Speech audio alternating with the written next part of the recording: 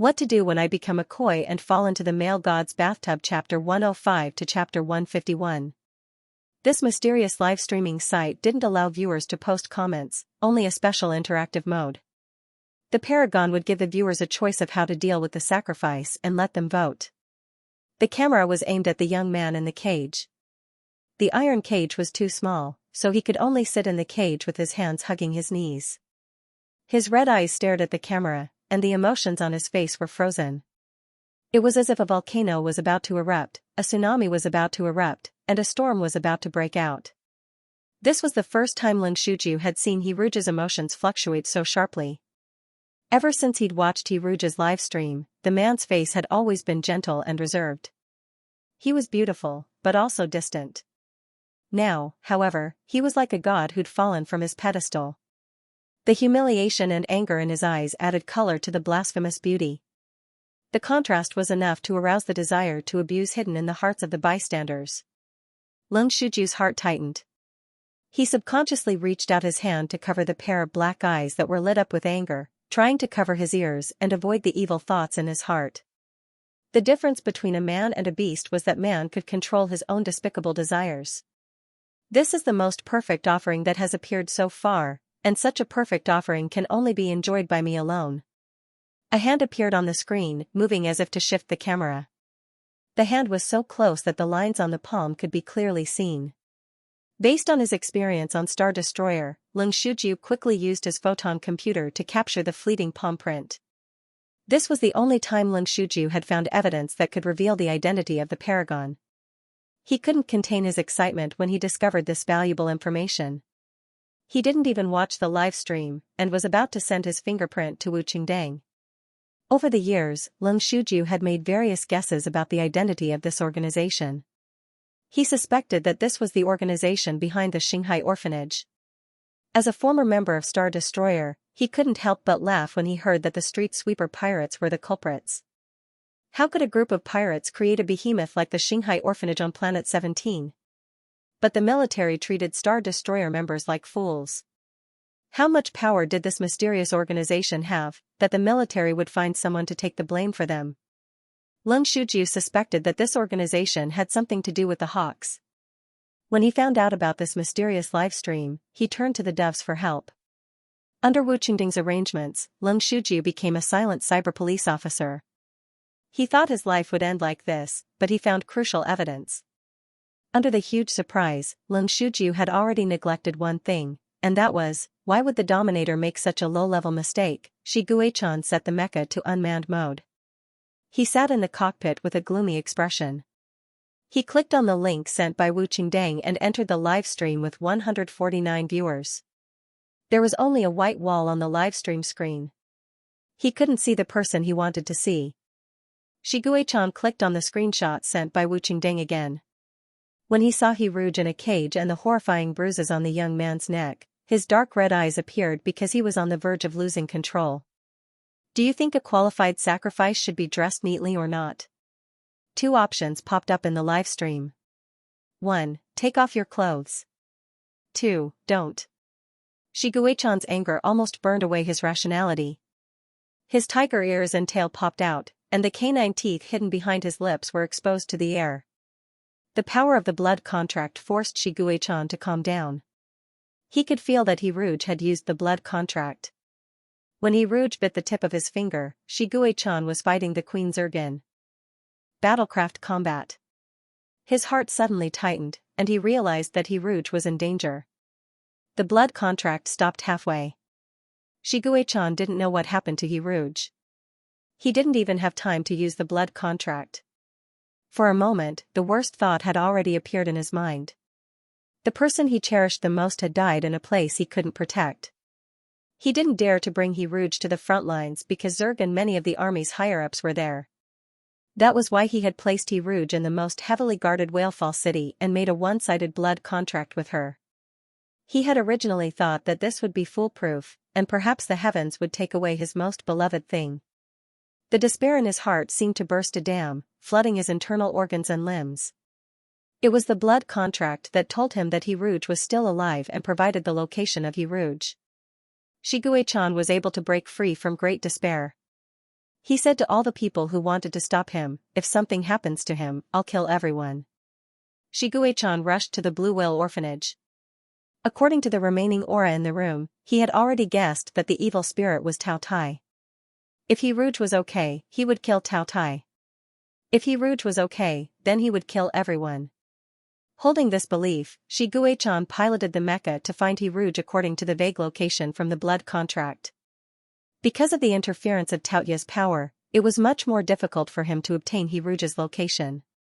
It was like using a compass to find a way out in the fog. He could only know that He Rouge was at the 17th star. The mecha was driving on autopilot, and the blood contract was also running. Now that the blood contract had been successfully activated, 1 day of protection had not yet passed. It was reasonable to say that under the protection of the blood contract, Tao Tai could not hurt He Rouge. He could not touch He Rouge's body, and naturally, he could not take off He Rouge's clothes. This made Shiguei-chan barely maintain his calm and choose the second option. No matter which option was chosen, the audience in the live broadcast room could not see the body of the sacrifice, because the live broadcast screen was only a wall. However, including Shiguei-chan's total of 150 viewers, 137 people chose the first option. In the rustling sound of clothes rubbing against each other, there were several sounds of He Rouge's Get Lost. There was only a white wall in the live broadcast room. The process of the matter could only be imagined by the audience according to the sounds. Human imagination was rich. Shiguei-chan almost fainted from his own imagination. Reason told him that it was impossible for Tao Tai to take off He Rouge's clothes, but when he saw He Rouge's clothes being thrown against the wall, the string called reason snapped. His brain, dominated by anger, did not realize that the strange background sound had faded in. The strange rhythm was like a ghost in the abyss chanting the Sanskrit Great Compassion mantra mournfully. This was the sacrifice. The strange and gloomy melody wrapped around the hearts of all listeners, as if the Styx River was washing the soul. Skeletal hands stretched out from the dark river and dragged the listeners into the bottomless abyss. If it were any other time, Shiguei-chan would not be disturbed by this song.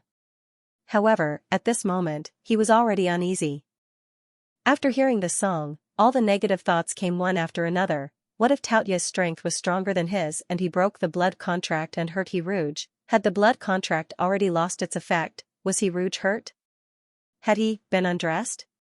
Which part of the sacrifice should be sacrificed first? Many options popped up in the live broadcast room: 1 hand, 2 legs, 3 tongues, 4 eyes. Impossible, impossible, the blood contract was still there, no one could hurt He Rouge. Okay, it's the eyes. The mournful screams of the sacrifice song sounded in his ears, and the screams seemed to gradually distort into He Rouge's painful cries, like weeping and complaining. Shiguei-chan tightly clutched his chest. His heart twisted into a ball in his chest, and Shiguei-chan could not help but bend down in pain. A cluster of blood splashed on the pale wall, splashing into a flower of blood. What part of the sacrifice should be next? The decision is in your hands. Sacrifice was repeated in the single, giving rise to countless despair. 1 hand, 2 legs, 3 tongues, 4 ears. No, you can't, you can't. Shiguei-chan suddenly raised his head and hysterically said to the light screen, I'm going to kill you, I'm going to kill you, I'm going to kill you. His eyes were bloodshot, and the man's expression was deranged, like an Asura who had crawled out of hell. But when he saw the blood-stained wall, it was as if all his spirit had been sucked away, and his back suddenly bent down. No, no, I beg you. His lips trembled slightly. I beg you, don't hurt him, I'll do anything you want, just don't hurt him. As if hearing Shiguei-chan's voice, the mysterious man in the live broadcast room suddenly added a new option: 8. Wings of slaughter. What should be sacrificed? He Rouge's hands, legs, tongue, nose, or your wings of slaughter? The choice is in your hands.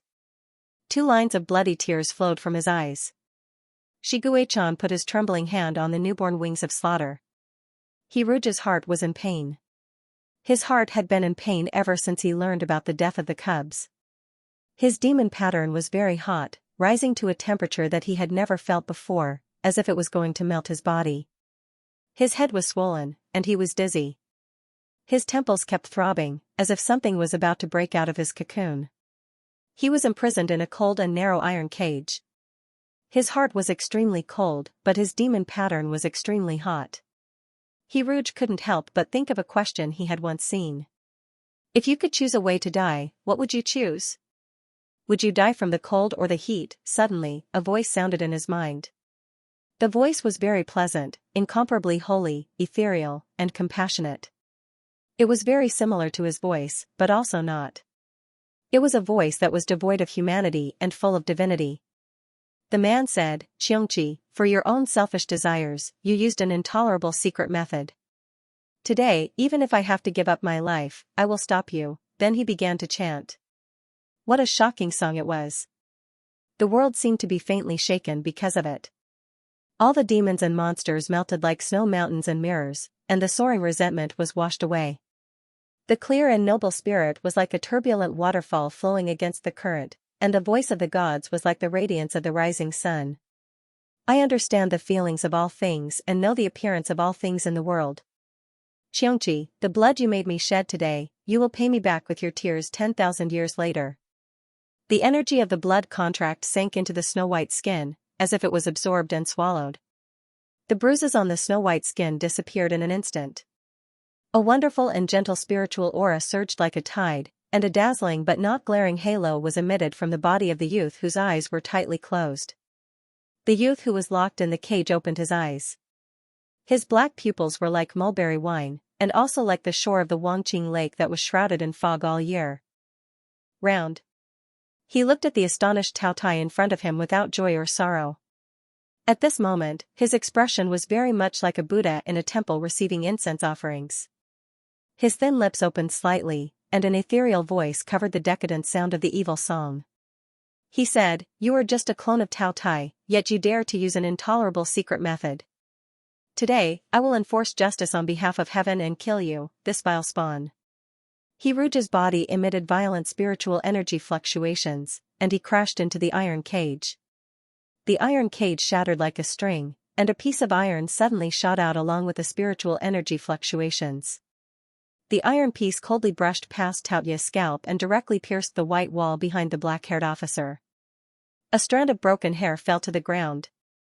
Taotia's pupils shrank, and he looked at the young man in front of him incredulously. He felt a strong sense of crisis. This change happened too suddenly, as if a fish that was still pressed on the chopping board a second ago suddenly turned over and took charge, raising a knife to chop the original ruler into minced meat. The live broadcast room faithfully recorded everything. The camera shot on the wall, in addition to the blood sprayed on it, there was also the iron piece that made a muffled sound and trembled slightly at the end. The live broadcast screen did not capture the person, but it captured the light and shadow on the ground. The thin and long shadow on the ground suddenly soared into a behemoth, like a shadow puppet show. When the shadow monster opened its bloody mouth, bright light suddenly surged out like a tide and suddenly tore the shadow monster apart. The shadow monster screamed as if it was burned by the light. It retreated in a panic and retreated to the corner, leaving only a small shadow in the camera. In the live broadcast screen, the young man walked calmly, as if he was taking a leisurely stroll in the courtyard. He walked towards the corner coldly and unhurriedly. His face, which was known as the face of God, was really full of the brilliance of divinity at this moment. Not only his face, but the young man's whole body exuded a soft halo. The soft halo in the eyes of the audience was a sharp weapon that could seal the throat of Tao Tai. He was like a mouse that had seen the light, shivering and hiding in the shadow of the corner. He somewhat collapsed as he shouted, Don't come over. The temperament of the previous psychopathic villain was not left at all. Rouge looked down at Tao Tai who was shrinking in the corner. The black-haired officer's middle hair was shaved off, and his Mediterranean hairstyle was fresh out of the oven. It turned out that perhaps a bald head could test a man's appearance, but when a man with a hard face encountered a Mediterranean hairstyle, he would become funny and ridiculous. Rouge wanted to raise the corner of his lips to show a mocking smile, but this action was a bit difficult for him. At this moment, his body seemed to have been cut into two parts. One part was his original self, and the other part was his past self. In the past, he was very powerful, so powerful that he was like a gorgeous firework blooming in the night sky. The colorful light could cover everything, but this kind of power was short-lived. Very soon, perhaps in the next second, perhaps in the next minute, he would truly die. And now, he was a star. Although the light he emitted was very weak, it was very firm. The two of them looked at Tao Tai together. One of them was like a god overlooking an ant, while the other was like a bullied primary school student who called his parents. The feeling of having a backer was really cool. Because his past self had the advantage in terms of strength, his facial expression and bearing were all controlled by his past self. It wasn't as simple as sticking out his chest and raising his chin slightly. His black eyes were slightly closed in exhaustion. Even if he couldn't see anything, Rouge could still guess that he must be acting like a textbook example of a pretentious prick at this moment. Rouge took a small step forward. This was also a big step for revenge. The dazzling light jumped to the shadow that had shrunk himself into a ball. Tao Tai screamed as if he had been splashed with hot water. The absolute suppression of power had imprisoned him in a cage of light. Ah. Tao Tai's eyes, which were originally like a deep pool, now seemed to have been thrown a boulder. Painful emotions splashed out. He hated his current humiliating performance. At this moment, he couldn't help but empathize with Rouge in the past. For so many years, it had always been him who had toyed with others in the palm of his hand. The huge disparity caused Tao Tai's complexion to become sinister. He suddenly grabbed the optical computer necklace around his neck, and as if he had opened Pandora's box, he pressed the optical computer. Countless negative emotions poured out. There was a trace of madness in his dark eyes. He threw all his eggs in one basket and pounced towards Rouge. The expanding monster shadow on the ground also became a clear monster with a goat's body and a human's face, tiger's teeth, and human's claws. In the live broadcast room, there was a mournful cry like that of a baby. It was like a long spike piercing into the listener's mind. The devilish sound penetrated their ears, making people shudder. Death is a blessing. Today, I will grant you death. A cold, self-contained, ethereal, and holy voice covered the baby's cry. The live broadcast could only see a snow-white hand reaching for the shadow of the monster on the ground. The fingertips were round and smooth, like white lotus petals stained with dew. The hand clenched into a fist in the void. The tongue of the shadow monster on the ground seemed to be caught by some invisible force, and it was forced to vomit out one shadow of plush and woolen after another, as well as silhouettes of naked jellyfish and small snakes. After making sure that the monster could no longer vomit out anything else, the hand that was like a work of art elegantly tore the shadow monster into two halves, then stacked them together, continued to tear them into two halves, and then folded them into four halves, and so on. The black-haired officer who had been possessed by Tao Tai collapsed to the ground. The possession of this ferocious beast had greatly damaged his vitality. It might take a day for him to wake up. In the past, his strength was rapidly draining away. Rouge dizzily held the shadow fragment in his hand and tried to use the light on his body to extinguish the shadow. He also didn't forget to pick up the plush and woolen and the naked jellyfish from the ground and put them into his arms. He seemed to have forgotten something. What had he forgotten? Rouge turned his head in a trance and looked at the live broadcast machine that was still filming. He also saw the Wings of Slaughter option. This was his Guay-can. Rouge was already very tired. He was so tired that he couldn't open his eyes.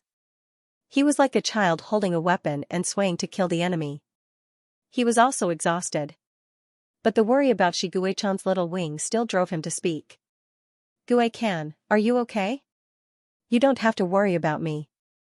I'm in good condition now. His eyelids were getting heavier and heavier. Rouge tried to squeeze out a smile and said, I'll read you a poem. 1 piece, 2 pieces, 3 pieces, 4 pieces, 5, 6, 7 pieces, 10 pieces.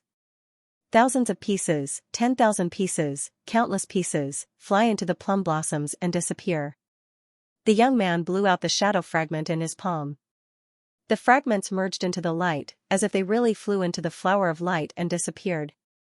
After using the last of his strength to turn off the live broadcast, Rouge closed his eyes and fell into a deep sleep. Rouge seemed to have a very, very long dream. This dream was intermittent and spanned a very long time. In the dream, he was by Zay. He understood the feelings of all things and knew the appearance of all things in the world. He had done immeasurable good deeds in his life and had never done a single bad thing. Even in death, he had died to save the common people of the world. In the battle where he perished together with Xianxia, they fought until the sky was dark and the earth was dark. On the verge of death, he paid a great price to predict the future.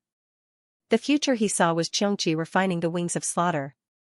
The people were in a terrible situation and the world was collapsing.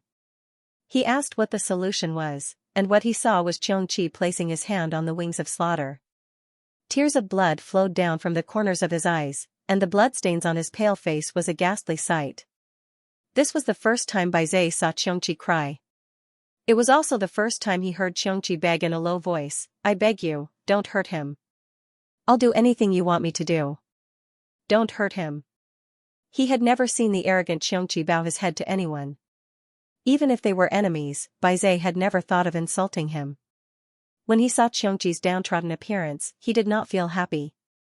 Instead, he felt a faint pity and surprise. So Xianxia also knew how to beg others? In the dream, he was very surprised. He wanted to know who Xianxia would care so much about in the future. Then, he saw his own face. Maybe his fate was already predestined. 10,000 years ago, Xianxia killed him for the wings of slaughter and made him bleed a lot. This was the cause. 10,000 years later, Xianxia broke the wings of evil for him and shed the only tears in his life for him. This was the result. In order to predict the future and obtain the solution, he paid the price of Baizé's identity. Although his reincarnation identity was not Baizé, he was reborn as a koi with the karma he had accumulated in his previous life. He left his remaining soul power in his reincarnation as a protective amulet. Shiguei-chan sat on the edge of the bed, holding Hiruja's hand and guarding him. He saw Hiruja's eyes moving slightly under his eyelids, as if he was having a long dream. The silver-haired man with blue eyes looked at the young man on the bed affectionately. The two snow-white wings on his back drooped slightly. One of the wings had a strange shape. It started to break from the root as if it had been forcibly broken by someone. However, the person stopped halfway, so it was fixed in its slightly deformed shape. Looking at his back, he looked like an angel with broken wings guarding his sleeping god. Shiguei-chan sat motionless on the edge of the bed, his eyes greedily tracing the young man's sleeping face. The young man he had been worried about had finally returned to his side safe and sound. Shiguei-chan wanted to thank God. He wanted to lean over and kiss his lover. But he did not dare. Hiruja's identity overlapped with that of Baizé in Xianxia's memory. When he heard the voice in the live broadcast room, he stopped his action of breaking the wings and his fingers nervously tightened. He had seen Xianxia's memory. In Xianxia's memory, Baizé was a character that Xianxia would never forget in his life. He was able to force Xianxia to the point where they almost perished together. Xianxia hated Baizé to the core. Even if he turned into ashes, Xianxia would be able to recognize him at a glance. In his memory, Baizé always appeared in his animal form, so Shiguei-chan did not associate Hiruj with Baizé at all. It was not until the indifferent voice that Shiguei-chan suddenly realized that Hiruj was the reincarnation of Baizé. Although he did not know what had happened to turn Baizé into a koi, it was true that Xianxia had killed Baizé. This knowledge made Shiguei-chan want to travel back in time and beat him to death on the spot for hurting Baizé for his wings. "Will you hate me?" Shiguei-chan stared blankly at the sleeping young man. In the midst of mixed feelings of sadness and happiness, he slowly leaned down and kissed the other person's lips as if he was bewitched. This kiss was full of sweet fragrance, like the hidden fragrance floating in a rose garden. It was so sweet that even if there was an abyss of no return in front of him, he would willingly jump into it. Shiguei-chan kissed this person in desperation. It did not matter if this person would hate him or resent him when he woke up. Even if he wanted him to die, at this moment, he just wanted to kiss and hug the other person. In the confrontation between Xianxia and Baizé, Xianxia won. But now, when he met Hiruj, he was completely defeated. He threw away his armor and willingly surrendered. From now on, he would only bow down to Hiruj. The long dream was like the sea. On the undulating surface of the sea, there were rays of light eroded by the seawater. He walked into the sea step by step. The seawater soaked his body. His soft hair became wet and turned into white or crimson scales. He was a new soul that became a fish in the sea. Maybe everyone was once a fish. Some fish were caught on the shore by the net of fate. Some fish died of old age and their bones fell into the shell. Some fish became kuan, and some became big birds called pung. He swayed his fishtail in the sea. Suddenly, he saw the ripples of the rain hitting the surface of the sea. The rain quietly hit the surface of the sea. He was the only fish in the deep sea who noticed the drizzle. So he floated to the surface of the sea and reached out to catch the raindrops. The raindrops dripped on his face. It was like someone was kissing his cheek. The dripping sound was in his ears. It was like someone was whispering. That person said, "He Rouge." All the dripping sounds became He Rouge's soft call. It was like the sky gently kissing the sea. But suddenly, the rain became heavier and heavier. It turned from a drizzle to a storm, and from a light kiss to a deep kiss. He Rouge was awakened by the kiss. The moment he opened his eyes, he seemed to hear something fluttering and retracting. He Rouge didn't think too much about it. His attention was completely focused on the saliva at the corner of Shigekin's mouth, and the silver thread connecting their lips that had yet to break. The wire was pulled out. It was quite embarrassing. Like a big cat that was caught cheating, Shiguechan's mind went blank. He held his breath and looked at He Rouge. The young man's black eyes were familiar and gentle, with a trace of indulgence. It wasn't like the compassion of a god overlooking all living things. The Xianxia in his memory especially hated Baize's distant compassion. Although it distributed its kindness equally to everyone only received a little care. This was his Rouge. The blue eye suddenly burst into a bright light, like the fire in the sea and the sky. Bathed in such a scorching gaze, He Rouge's heart seemed to be wrapped in a warm current. During his disappearance and coma, Shiguechan must have been very anxious and sad. He Rouge sat up and hugged the warm Shiguechan. He gently kissed the corner of his mouth, as if comforting a small animal. But when he finished the simple kiss and was about to talk to Shiguechan suddenly hugged his waist and deepened the kiss. They fell on the bed, breathing unsteadily. He Rouge indulged Shiguechan to kiss him and let his big hand stroke his cheeks and shoulders. The kiss was very long, making the corners of He Rouge's eyes and mouth slightly wet. Shiguechan's hands also rubbed from his shoulders to his fingertips. Their fingers were clasped tightly, and a thin layer of sweat appeared on one of their palms, giving off a dense fragrance. He Rouge looked at the ceiling. He thought he should have liked this kiss. The long and deep kiss, the warm embrace, and even the strong possessiveness seemed gentle because of the careful touch. I thought. The man's slightly hoarse voice sounded in his ear. You would hate me. Shiguechan hugged him and said sullenly. He Rouge reached out and patted his back. How is that possible? He recalled the nervousness in Shiguechan's kiss and immediately understood the reason. Are you worried that Baize will hate Xianxia?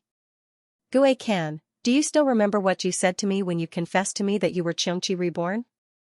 He Rouge looked at the pair of blue eyes and said attentively, you said to me that Xianxia is Xianxia, and Shiguechan is Shiguechan.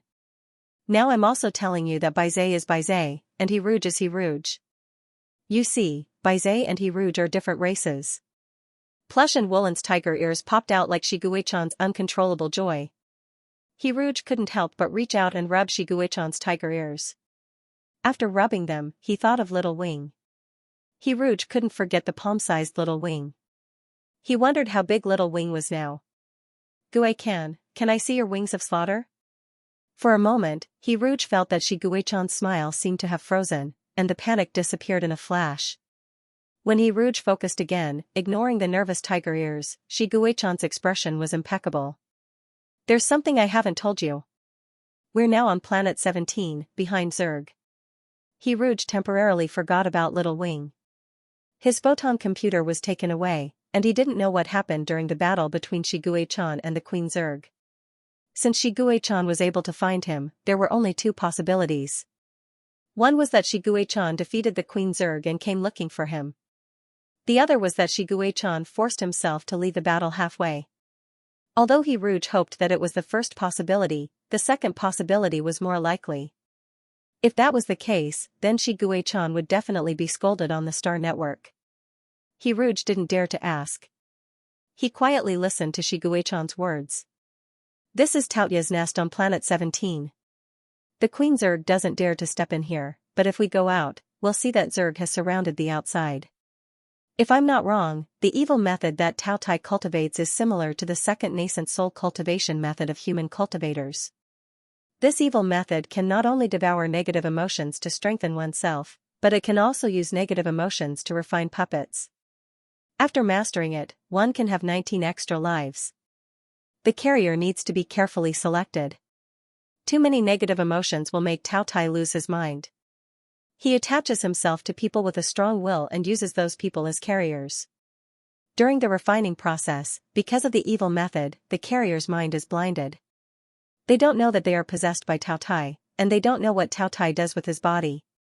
The killer whale Xianxia in the commander's office should be one of the carriers.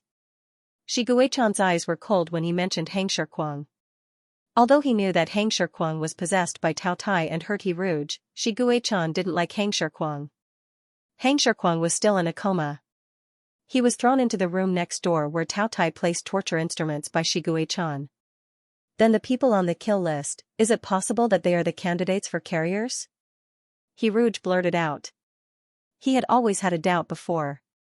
Since Tao Tai wanted to kill the people on the list 17 years ago, why were these people still alive after 17 years?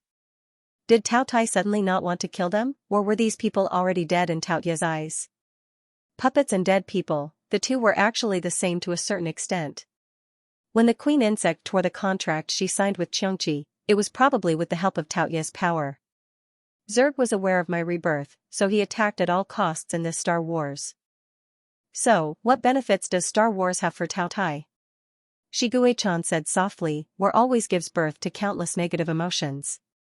Before the first Star Wars, there had never been a live broadcast of Star Wars in this world. The scenes of war were too bloody and violent, with mangled flesh and corpses everywhere.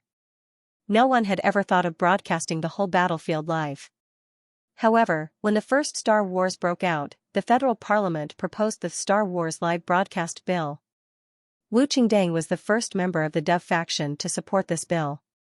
Once doubts arose about many things, doubts that had not been discovered at the beginning would come one after another. Why had the Federation been unable to shake the mysterious live broadcast for so many years? Was it because they were powerless, or did they simply not delve into it? Why was Tao Tai so sure that Shi Guichan would watch the live broadcast, and why was Wu Qingdang able to send Shi Guichan the live broadcast link at this time? He Rouge and Shi Guichan looked at each other, and they both had the answer in their hearts. Although He Rouge didn't know as much as Shi Guichan, he also vaguely guessed that the high-level members of the Hawks and Doves faction should have Tao Ye's avatar. We have to get out of here quickly. The souls of the pups and teachers of the land Class 1 are being kept by Baizé, but Baizé doesn't have much power left. It can only last for 2 days at most. If we can't send their souls back to their bodies within 2 days, we won't be able to send them back anymore. He Rouge's tone was a little anxious. Shi Guichan pursed his lips and said with some difficulty, I'm a little injured. I may not be able to take you out in a short time. The blood contract had consumed half of Shi Guichan's vitality and spiritual power, and the battle with the insect queen had consumed a lot of energy. In addition, he had taken the initiative to break the wings of slaughter and killed his way into the 17 stars level despite being seriously injured. Not to mention the great sorrow and joy that Shi Guichan had experienced after He Rouge was taken away by Tao Tai. His current situation was only a little better than when he was suffering from the vortex disease. He Rouge's heart clenched. With Shi Guichan's character, a little injury was equivalent to a serious injury. Where are you hurt?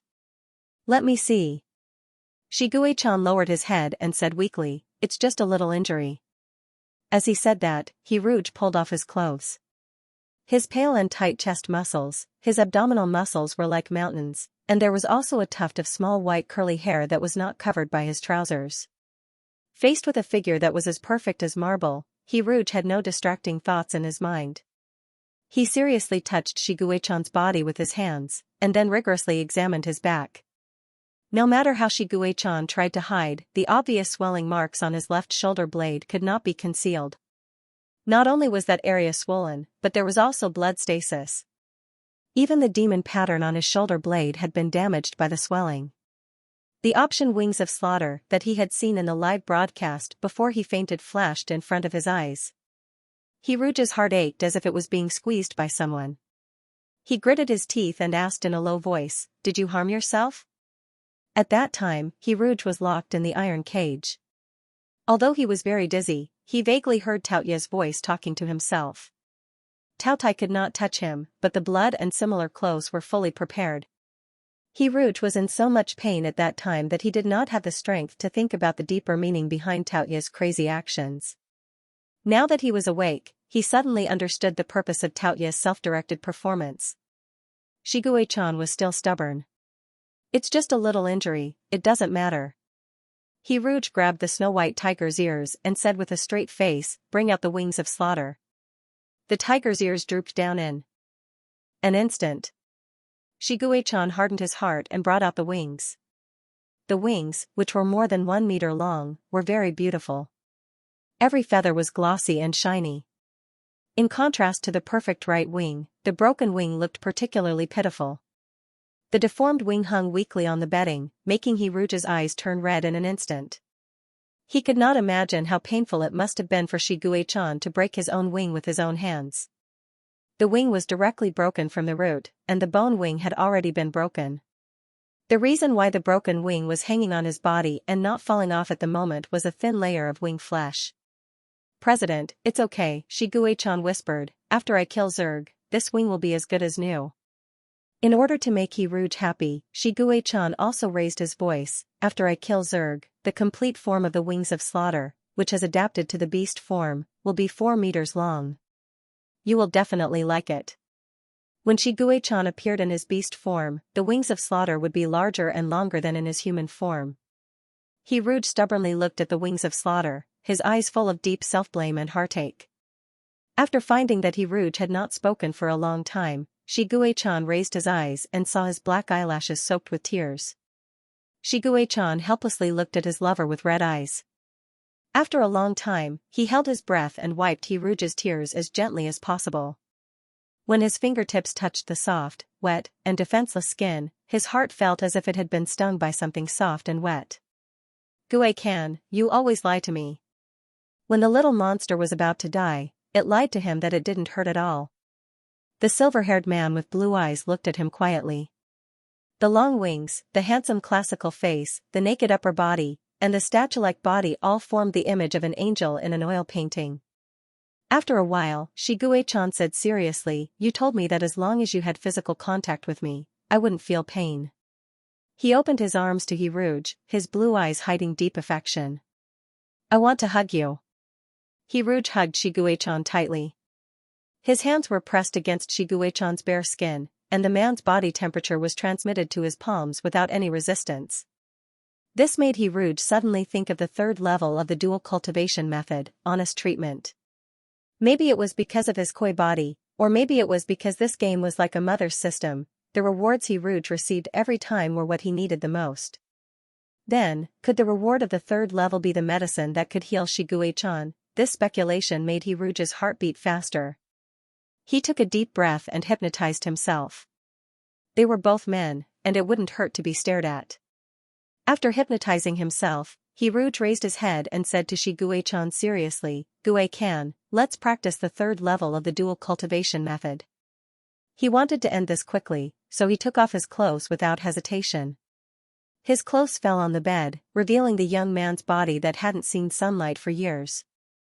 It was so white that it seemed to emit a soft light. Two equally white bodies overlapped each other, pale and snow-white, strong and weak. Hiruge felt as if he was about to melt. It was as if he was pressed against a big stove. It was so hot, but so reassuring. After the dual cultivation, both of them were glowing. Hiruge's skin was white with a hint of red. He wrapped himself in the cool quilt and put on his clothes under the cover of the quilt. They clearly didn't do anything, and were simply pressed against each other, but there was a strange feeling that couldn't be shaken off. Hiruge tried hard to get rid of the strange thoughts in his mind. Just as he was about to discuss business with Shigue-chan, his hand was held by Shigue-chan. Shigue-chan lowered his head and put on the optical brain ring for Hiruge. Hiruge was momentarily dazed by the way he lowered his head and had the illusion that Shigue-chan was putting on a wedding ring for him. Although Shigue-chan was sometimes like a young child, at this moment, He no longer saw Shiguei-chan as a cub, but as a partner that was worth entrusting his life to. Hiruj and Shiguei-chan logged into the game to check the rewards. Just as Hiruj had guessed, the reward for the third level could heal the Wings of Slaughter. Hiruj also took a look at his merit value and found that it had risen to 68%. Maybe after he killed all of the Taoya's avatars, his merit value would rise to 100%. He couldn't help but wonder what the reward would be after the merit value reached 100%. After finishing the game, Hiruj went to the Star Wars live stream to take a look. He saw the replay of the Star Wars, and there were many bullet screens that were cursing at him and Shiguei-chan. Hiruj didn't care if they were cursing at him, but when he saw some people cursing at Shiguei-chan, he almost laughed out of anger. It turned out that the merit of a hero who killed 10 super high Zerg and protected the Federation could be so easily erased. Shiguei-chan was also checking his game. The reward for the third level had already taken effect on his wings. The broken wings itched unbearably, as if they had been bitten by countless ants. However, Shiguei-chan had always had amazing endurance. He looked at the data on the game interface to distract himself, only to see that the data had become frowny face destiny deviation, 68% Hiruj frowny face fatherly love like mountains. Hiruj loves you very much, although occasionally it's the love of an old father for his child. Fatherly love deterioration progress 89%, Shiguei-chan. This was historic progress. Awakened, Hiruj has finally passed his awakening period and turned into a mermaid. You are developing the advantages of his race. Body, lips, sensitivity 40, he likes your kisses. Ears, sensitivity 42, his ears are very sensitive. When you blow, his toes will curl up. Waist, sensitivity 13, your fingertips are plucking the strings of an instrument. Tail, locked. Chrysanthemum, locked. Voice, clear. Holiness 85, such a clean and ethereal voice, you will never get tired of hearing it. Charm, charm 13. Such a voice will remind you of the pleasure in bed. Shiguei-chan recalled the low moan that Hiruj accidentally let out when they were cultivating the third level of the dual cultivation technique. He felt that he urgently needed to take a cold shower. Hiruj didn't notice Shiguei-chan's strange behavior. He and Shiguei-chan were discussing how to kill their way out of the 17th star. I've recovered most of my strength now. I'm confident that I can take you out of the 17th star unscathed, Shiguei-chan said confidently as he spread his wings. And Hang Shirkwang, Hiruj said. Shiguei-chan said reluctantly, I'll make sure he's still alive. So you can't kill the queen insect yet, right? Hiruj laughed. What if I join in? Don't forget that I was Baizé in my previous life. For this battle, let me sing the battle song for you. Then I'll broadcast everything live and clear your name. At 6 o'clock in the evening, the live broadcast of Coaxing You to Sleep started on time, and it almost shocked everyone. The screen of the live broadcast was a closed door. Before the door opened, the bullet screen was flooded with comments. What the F***, it's live. Didn't they say that the streamer was missing? Am I dreaming? I'm just used to refreshing the live broadcast room. I never expected to see a live broadcast. What the F***, Shiguei-chan deserted to save people, and now he has the time to do a live broadcast here? Is he playing with us like monkeys? He said he was going to save people.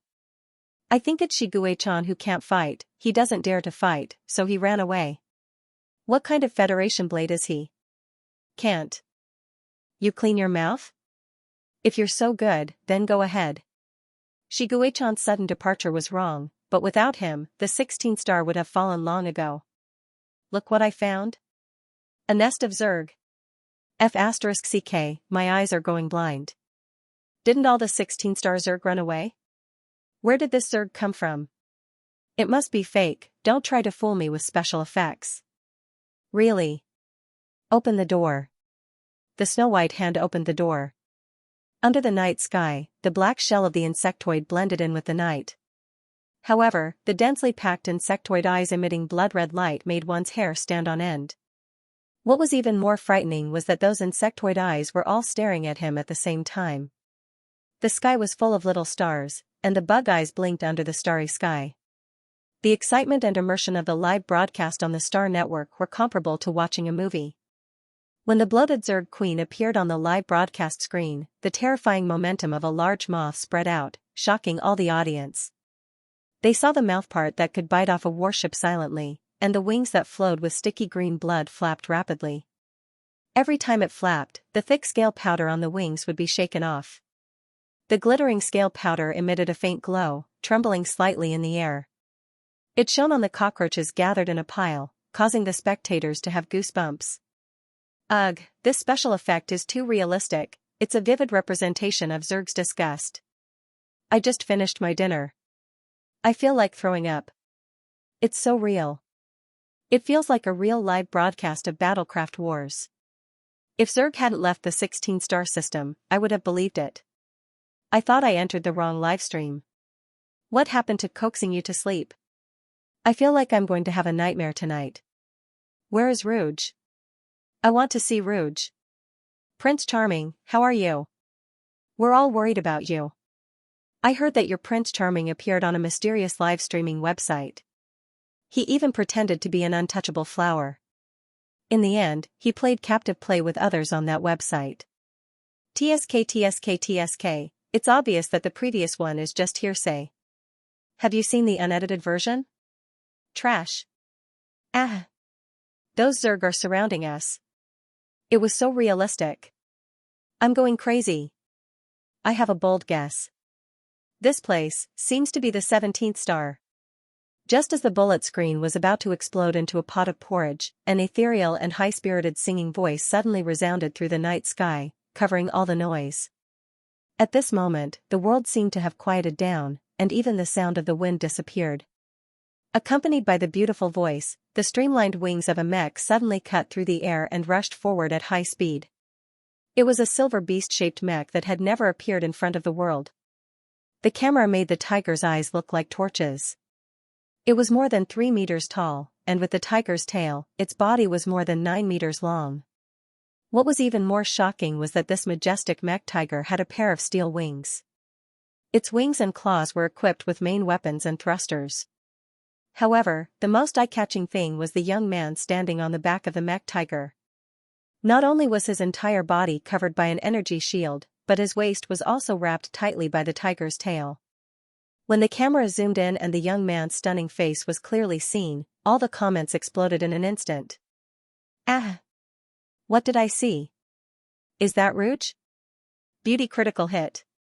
I'm dead. I'm alive again. This beast-shaped mech is very rare. Why do I feel that this mech has a very familiar style? Silver, he Rouge, white tiger. I seem to have guessed who is piloting that mech. I remember there was a report that Xianxia's mech was found in the superluminal channel between the 16th and 17th stars. If the rumors are true, then the location of the live broadcast is the 17th star that has already fallen. If this is not a movie or special effects, then what is he Rouge doing up there? Is he singing? Prince Charming doesn't seem to be singing a children's song this time, but a war song. The ethereal and high-pitched voice continued to rise in pitch. The young man with the perfect face closed his eyes and sang. As the pitch rose, the wings of the mech flapped continuously. The mech tiger flew to the same height as the queen insect, and then, the cold and huge wings of the mech suddenly lifted up. The antimatter and destruction cannons fixed on the wings and claws were fired in a concentrated volley. Above the sky, there was a loud explosion. The violent sound of the energy explosion could be heard even from 1,000 meters away. It could still be heard faintly. The energy ripples spread from the explosion high in the sky, and the low-level Zerg was forced to retreat quickly. Boom boom boom, bang bang bang, the sound of the cannons hitting and exploding was like the violent and impassioned accompaniment of percussion instruments. There were only 2 people, but they created the aura of thousands of soldiers and horses. The aggressive and arrogant feeling overflowed the screen. The war was imminent, and the next moment, the 2 armies would fight to the death. The originally beautiful and ethereal voice became more and more majestic. The high-pitched melody gave birth to a magnificent and powerful feeling. He Rouge closed his eyes and opened his arms. He imitated Baize's singing in his memory. Since the day his memory was awakened, Baize's singing had been reverberating in his mind. It lingered in his mind and was soul-stirring. Only he could hear the 2 voices passing through time and space, miraculously overlapping each other. The power contained in the voice flowed into Xianxia's body. He couldn't help but roar towards the sky. The powerful tiger roar joined the voice, and the mighty and majestic aura rose and fell one after another. It was like the epic dubbing in an interstellar movie, and it made people's blood boil. Epic melody, chicken blood rhythm, I can't breathe after listening to it. Explode. Neil, when I opened my mouth, I was wrong, I shouldn't have looked down on He Rouge as a nursery rhyme contestant QAQ. He can make me feel like I'm on chicken blood when he sings the battle song, as expected of a male god. Why do I feel like I'm full of energy when I listen to it? I'm over, as a weakling, I actually want to fight Zerg alone now. I feel like I'm listening to violent heavy metal music. No, it's more like an auditory feast of violin and rock music intertwined together. While everyone was mesmerized by the intertwined voices and tiger roars, the silver-white mech flapped its wings and rushed straight into the smoke of the explosion that had yet to dissipate. The overclocking vibration sword fixed on the tiger's claws suddenly expanded and slashed towards the Zerg queen with a sharp whistling sound. As long as there were wings, every Zerg had a fatal spot on their body, and the Zerg queen was no exception. However, its 7 inches was hidden very deeply and would constantly move within its body. With He Rouge's help, Shiguechan's body reached its peak.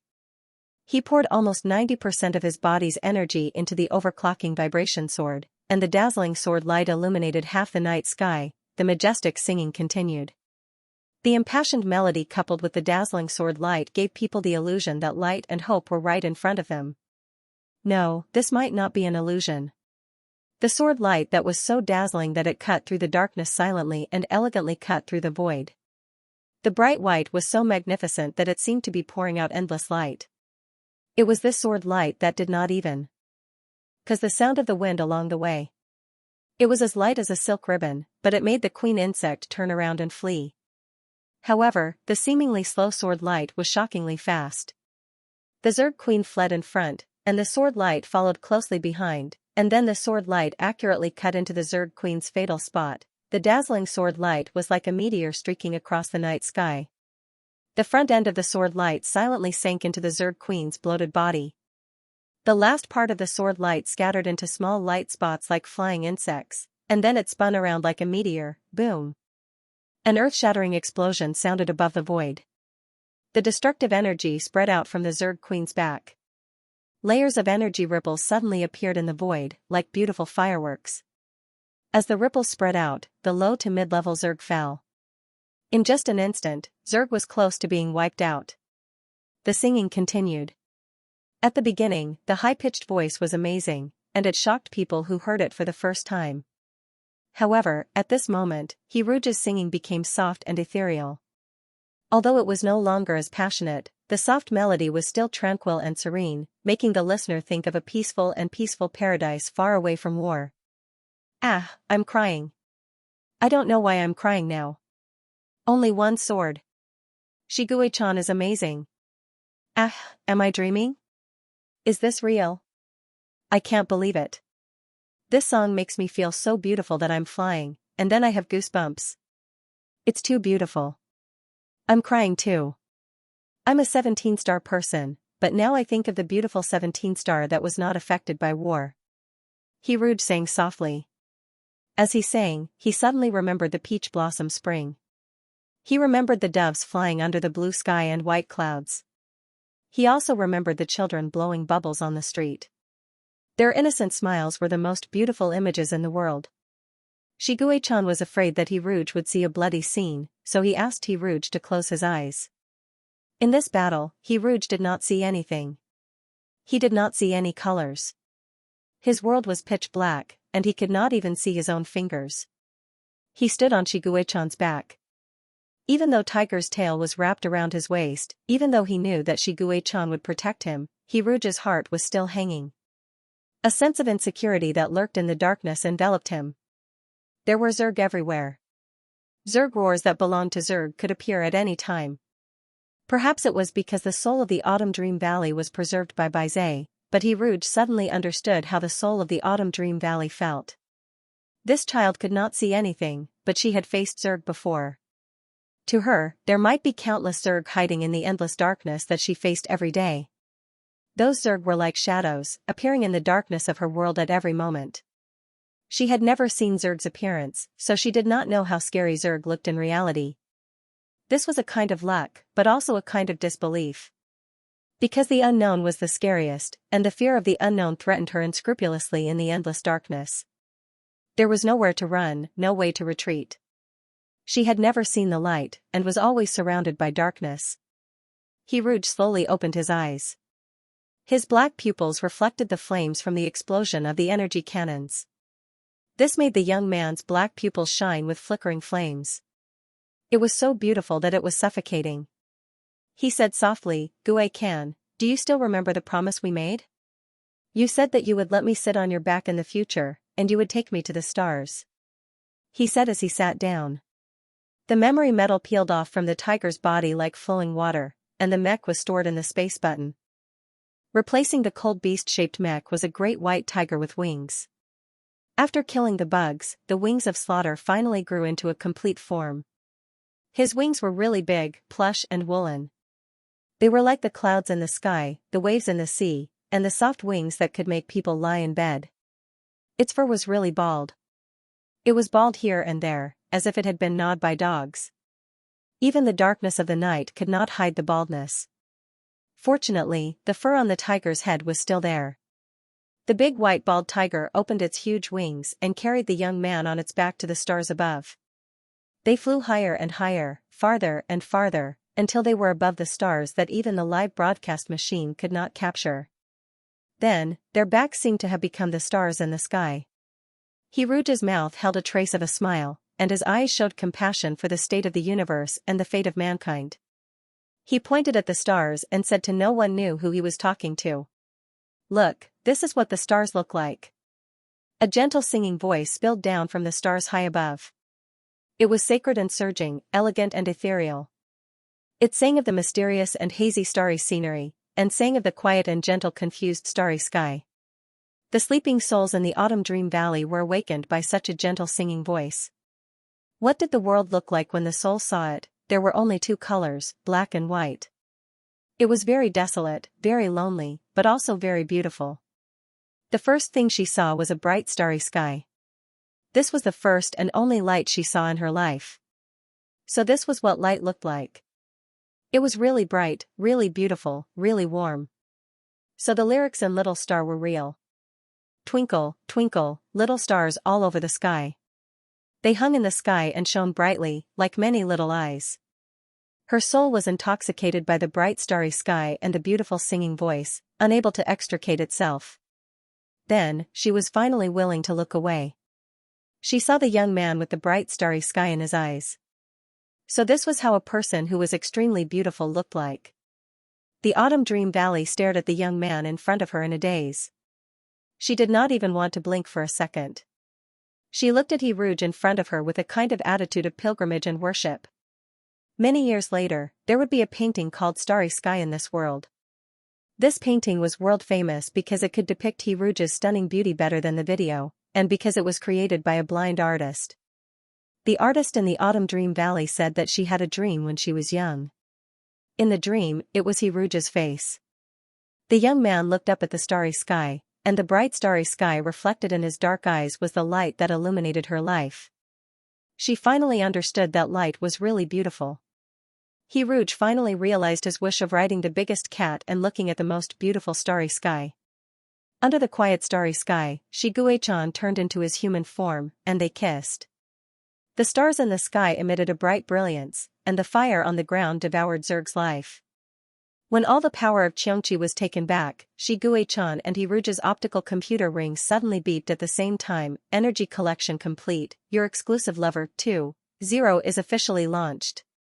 Dear players, in your exclusive Lover 1.0, we had a good time playing the game together.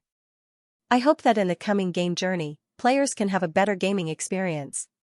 Let's take down the boss together. Contact with the following special characters can trigger a game segment: Akira Kamaya, City of Sin, Wu Qingdang, Net of Lust, Xiang Zhongjing, Day of Judgment. Other characters to be unlocked: Current Mode, Team Mode. Brothers fight the tiger, father and son go into battle. Husband and wife of one heart, together they can break gold. Rouge and Shiguei-chan looked at each other. It seems that our initial guess was correct. He Rouge said, let's hurry back to Whale Fall City and send everyone's souls back to their bodies. Then we can consider which game plot to start first. By the way, don't forget Admiral Hang. Shiguei-chan, who was forced to interrupt the kiss, nodded with a sullen face. He used his spiritual power to wake up the unconscious Hang Shirkwang. As soon as Hang Shirkwang woke up, he saw the place where Tao Tai placed the torture instruments. He looked around a little blankly. Without Tao Tai's help, the black-haired officer's eyes were firm and righteous. Although he was flustered in a foreign land, he still spoke in an orderly manner. Admiral Shi, where is this place? Why are you, me, and Mr. He here? How is the situation on the front line? He Rouge looked at Hang Shirkwang with complicated feelings. His biggest feeling was that temperament really had a great impact on appearance. The same face, but the difference between a criminal and a police officer was like heaven and earth. Also, should he tell this innocent admiral that being bald in his prime was actually not a big deal? He just went to the live broadcast room to take a look. One of the hottest comments in the live broadcast room was about Shiguei-chan's baldness. Many fans of Shiguei-chan stubbornly insisted that it was the illusion of baldness caused by the dark, and then they were constantly slapped in the face by the technical experts' data. In the end, the style was like this: Shi fan, no, you guys are all slandering our Major General. He's not bald. Just a single strand of hair from Prince Charming could blow you haters to death. Crying, you're baldness technologist, I am indeed bald. Shiguei-kan is also bald. This is the intuition of a bald man towards his own kind. Heizi, ha, bald tiger. Technical expert and Shi fan, get lost. He Rouge looked at Shiguei-chan, who knew nothing about it, and the worry of an old father appeared in his eyes. In fact, Shiguei-chan's baldness was not obvious now, so there were still many fans who didn't know the truth who firmly believed that it was just a problem of the night and angle. These cute fans had experienced Shiguei-chan's slander a few days ago, and now no matter what the haters said, they expressed that they didn't believe it. Unknowingly, Shiguei-chan had completed a series of operations to abuse the fans. Today, Shi fan was still fighting to protect Major General Shi's reputation on the front line. Baldness was actually not a big deal. He Rouge looked at Shiguei-chan and Hang Shirkwang with tolerance. Hang Shirkwang, with his Mediterranean hairstyle, was still oblivious to Shiguei-chan's reply. Under Shiguei-chan's distant and cold gaze, Hang Shirkwang suddenly felt a little cold on the top of his head. Major General Shi's eyes were getting more and more murderous. Soldiers who killed countless insects would indeed be stained with a gloomy and cold murderous aura. The naive Hang Shirkwang thought so.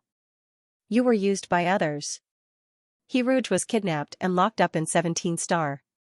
I've already killed the insect queen. Shiguei-chan looked at Hang Shirkwang with a scrutinizing gaze for a long time. It was rare for him to be able to face a Mediterranean hairstyle without changing his expression. Under Hang Shirkwang's astonished gaze, Shiguei-chan showed Hang Shirkwang the screen recording of the mysterious live broadcast website and the Battlecraft Battle live broadcast.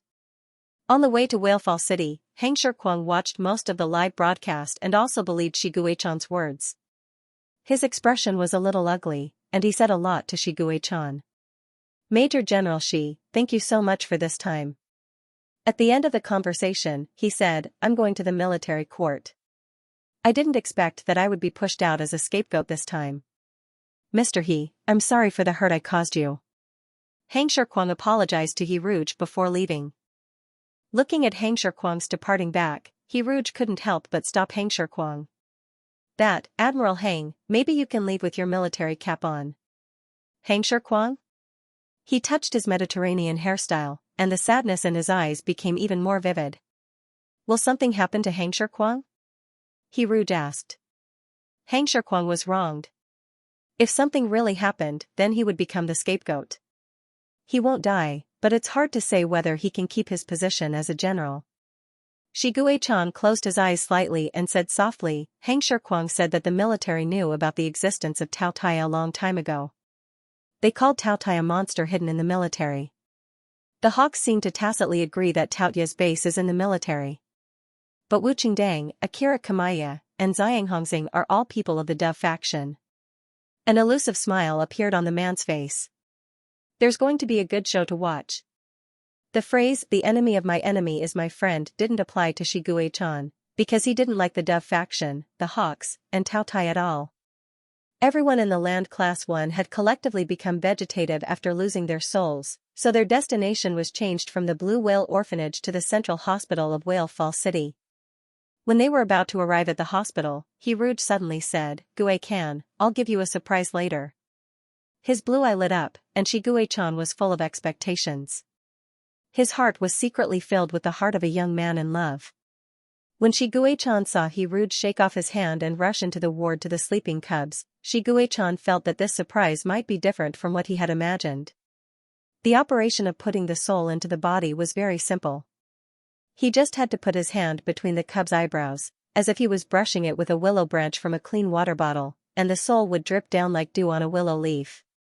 Mr. Xiaoxue and the cubs woke up one after another. When Hiruj stood in front of the last bed, Hiruj suddenly waved to Shiguei-chan, who was standing at the door. The young man slightly turned sideways, revealing a small snow-white ball lying on the bed. Shiguei-chan's footsteps paused. He was less than half a meter away from the bed, but he couldn't take the last step. His long rabbit ears shook, and the little rabbit opened his red eyes. He first looked at Hiruj and called out sweetly. When he turned his head and saw Shiguei-chan, the little rabbit was stunned. He sniffed and smelled a familiar scent. However, the tall man in front of him, who was wrapped in a pitch-black military uniform, was completely different from the little white tiger in his memory. "Number 20? Soft called out softly. "Number 20. It was a name that seemed to come from a lifetime ago. It was a code name that hid his countless humiliation and resentment. However, at this moment, when this number was called out by a childish voice, the first memory that came to Shiguei-chan's mind was the bits and pieces of his time with the little rabbit. The starry sky when the golden python died, the back of Crow as he left, and the remorseful gaze of the drug-seeking mouse. Everything seemed to have become very, very far away. A little white tiger stood in the distance, its shadow cast on the ground by the light. He seemed to be standing alone in a lonely, empty, and free place in the distance.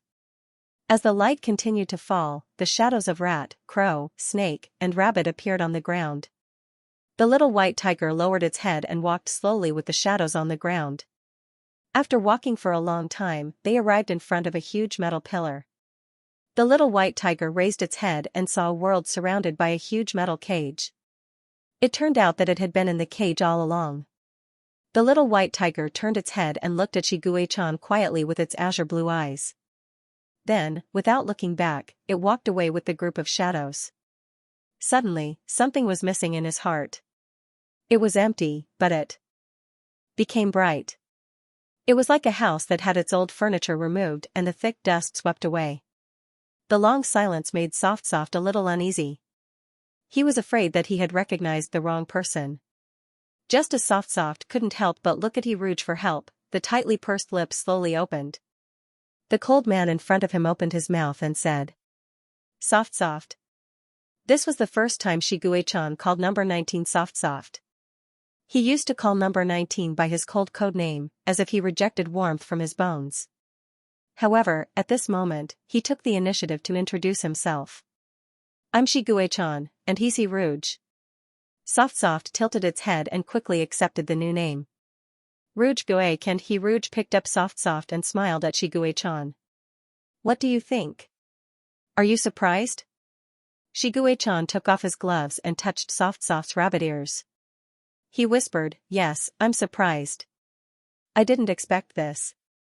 He didn't expect this game to be so powerful. Shiguei-chan began to look forward to what your exclusive lover version 2.0 would be like.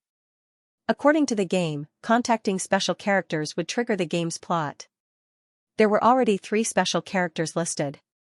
What would be considered as contacting? Hiruj didn't notice Shiguei-chan's thoughtful expression because he was now surrounded by countless plush and woolen. Hiruj not only had to deal with the cubs, but he also had to fool Shirue. While Hiruj was chatting and laughing with the land primary class 1, Shiguei-chan retreated to a corner.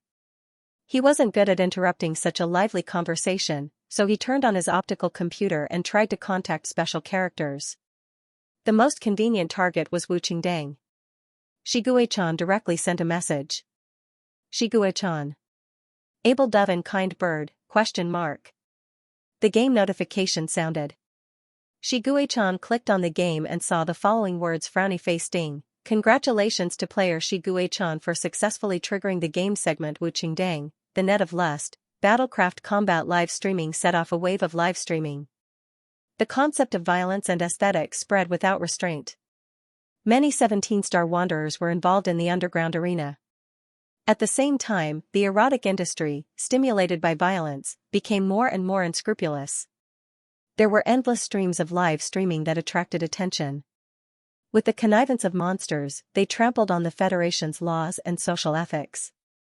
In the end, these unscrupulous and inhumane live streaming were covered up and hidden. It produced and sold the darkest evils of human nature to feed monsters with a bigger appetite. The Net of Lust eventually became the Net of Lust, capturing countless monsters in human form. Shigue-chan walked towards Hiruge.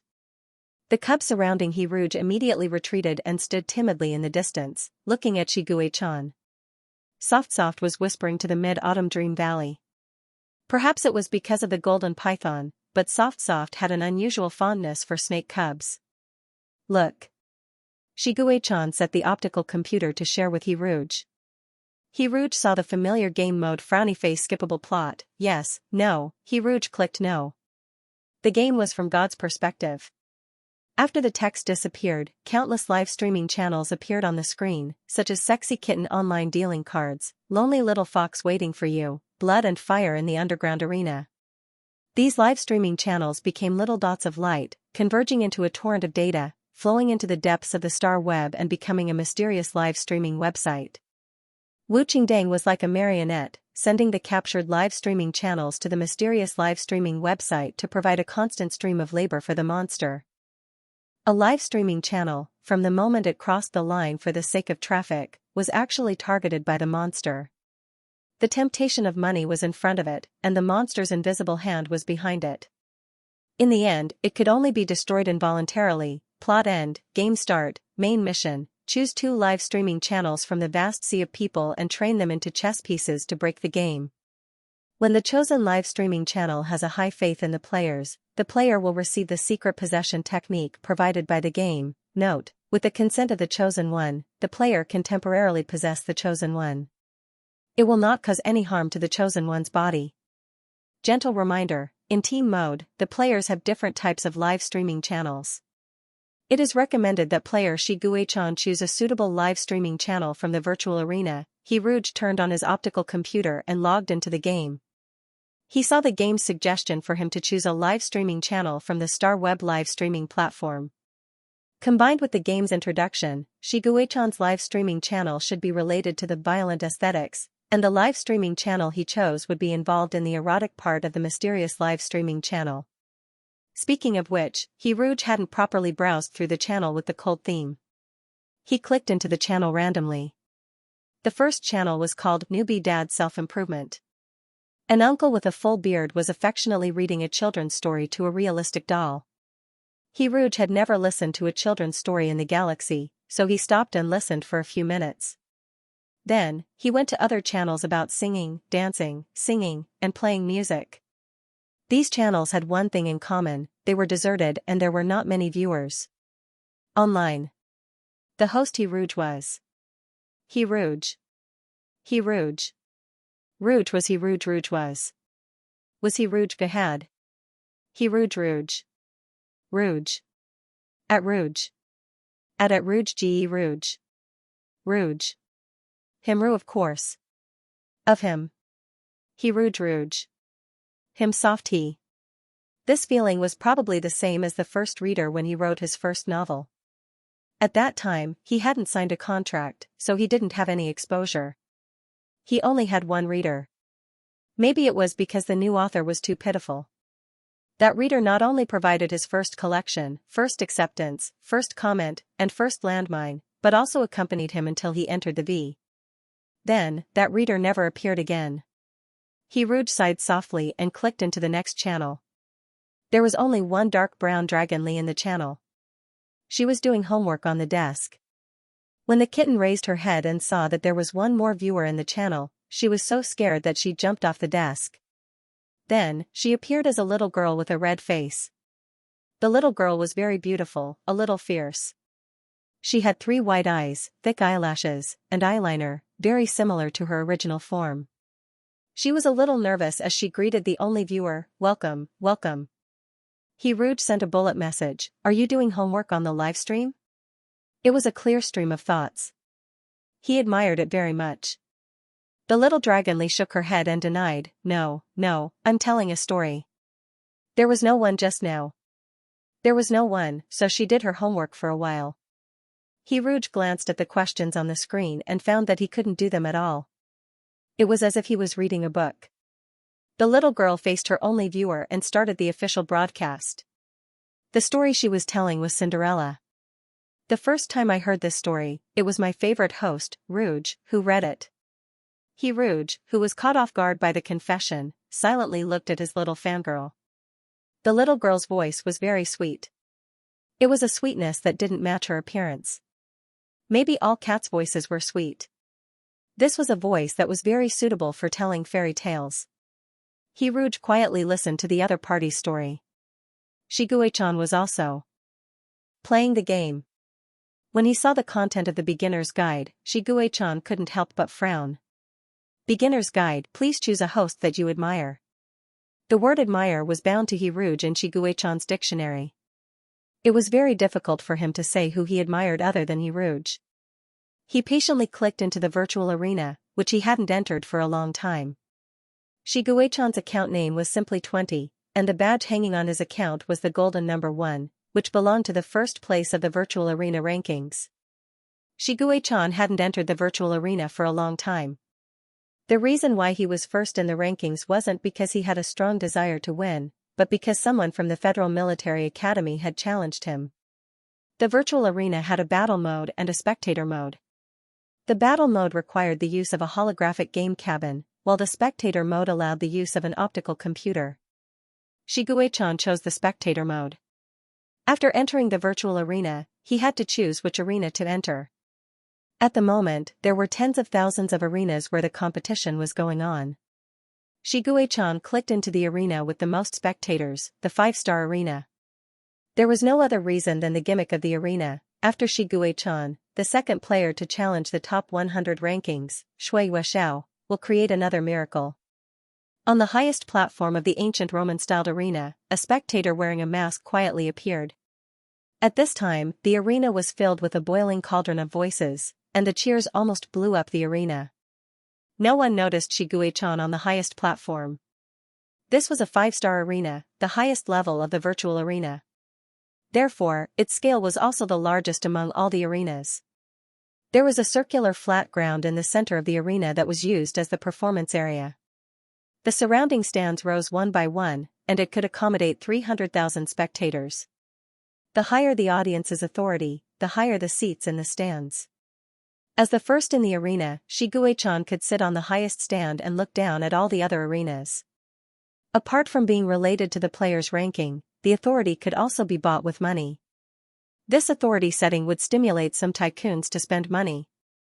This was because every match required the purchase of a seat, just like buying a concert ticket. However, it was also different because the price of the seats in the stands was the same. The only thing that determined the quality of the seats was the authority. The higher the authority, the higher the seats in the stands no matter which arena you entered. Not only that, the higher the authority, the higher the seats in the stands. For example, Xianxia, who had the highest authority, did not need to buy a ticket to enter any arena. He also had a seat in the supreme stands that belonged to him alone. Of course, he could also choose to sit in any seat. Sitting in the supreme stands, Xianxia looked down at the crowd expressionlessly. He coldly looked at Xianxia, who was shining in the arena. The contempt and indifference in his eyes could be summed up as trash. Xianxia, who thought that everyone present was trash, elegantly and coldly left the arena.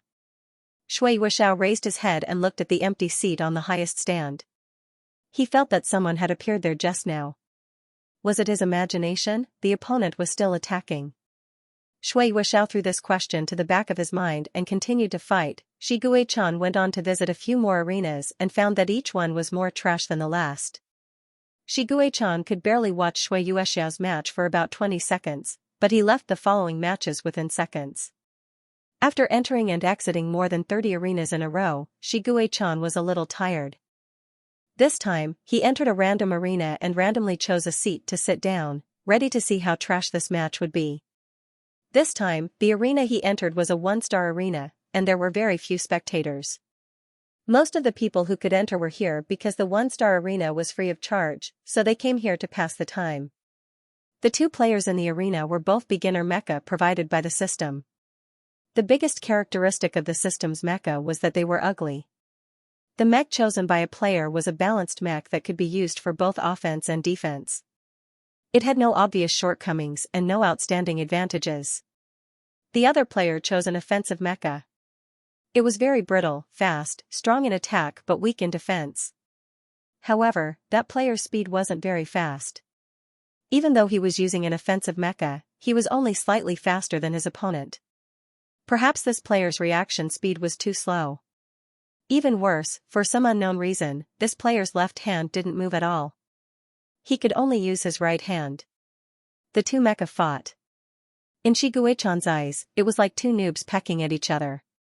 He thought with a cold expression, how could they be trashed to this extent? Just then, the few spectators let out a cry of surprise. It turned out that the offensive mecha operator had suddenly abandoned all defense and rushed up to fight. In Shigue-chan's eyes, this offensive mecha operator rushing up to fight was a stupid move. This player's reaction speed was slow, his defense was weak, and he could only use his right hand. In a fight, the number of strikes was determined by the number of strikes. Whoever could cut off more of the opponent's HP in the same amount of time would win. However, what Shigue-chan didn't expect was that the offensive mecha operator he didn't think highly of would win in the end. This mecha operator had extremely strong predictive abilities. He grasped the frequency and trajectory of his opponent's strikes and avoided most of the attacks. Then, he relied on his slightly faster speed to defeat his opponent when he only had 2% of his HP left. Shigue-chan raised his eyebrows in surprise. People with strong predictive abilities couldn't have slow reaction speed. He was also curious as to why his opponent didn't use his left hand. In holographic games, a disabled person could be no different from an able-bodied person. Shigue-chan didn't understand, so he asked. He tipped the mecha operator 1,000 star coins. Sitting in the stands, he asked, "Why don't you use your left hand?" The mecha operator first bowed 90 degrees to Shigue-chan. "Thank you for the tip. My left arm is broken." This was the voice of a middle-aged man. "I'm using a holographic game helmet now. Its technology doesn't allow me to use my left hand." Holographic game helmets had been phased out. Basically, no one would use them now. Shigue-chan thought to himself, this person is weak, poor, old, and miserable. He's quite pitiful. The player with the broken left arm went offline after he finished speaking. Shigue-chan turned off the optical computer in boredom and walked to Hiruge. "Did you find it?" he asked. Hiruge shook his head. The main content of the mysterious live broadcast was violence and pornography. Since Shigue-chan's chosen person was related to violence, then the person he chose might be related to pornography. Among the streamers he had just met, he liked the Dragon Lee the most, so he didn't want to choose the Dragon Lee even more. He was afraid that she would be involved in these dark side events. "There is no time limit in this game, we can take our time to find it," Hiruge said. When he turned off the optical computer, he noticed that the cubs were all looking at him eagerly. Taotai had the ability to erase other people's memories. These cubs, including Shui Shirue, had forgotten what happened that day, and there was no sign of Taotai possessing Hang Shirkwang in the surveillance footage. But this was good, the cubs would forget that terrible memory. Hiruge reached out to touch the cubs' heads, and Plush and Woolen scrambled to squeeze their heads under Hiruge's hand. Soft, who had a crisis of competing for attention, jumped into Hiruge's arms and waved its claws at its new best friend, Autumn Dream Valley.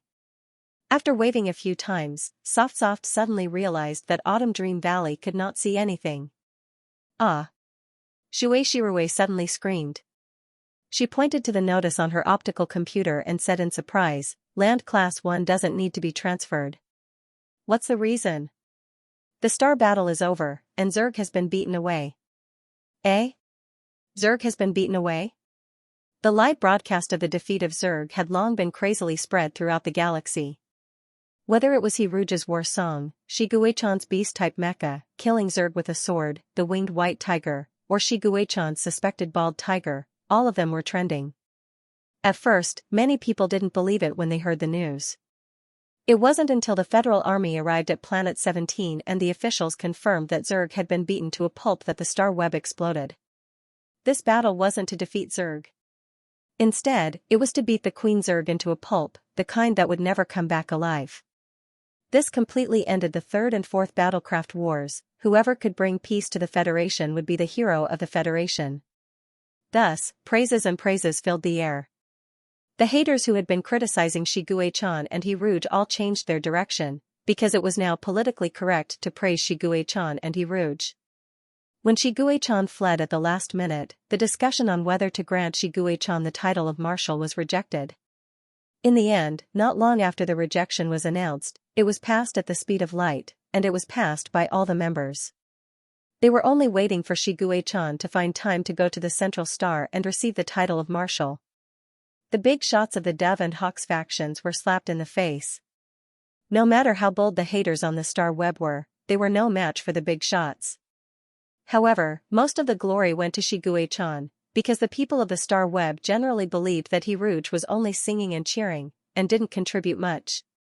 Even so, the amount of faith Hiruj absorbed was the highest in history. However, not everyone was unaware of the power of the war song. For example, the Mousy Association knew how terrifying the power of the war song was.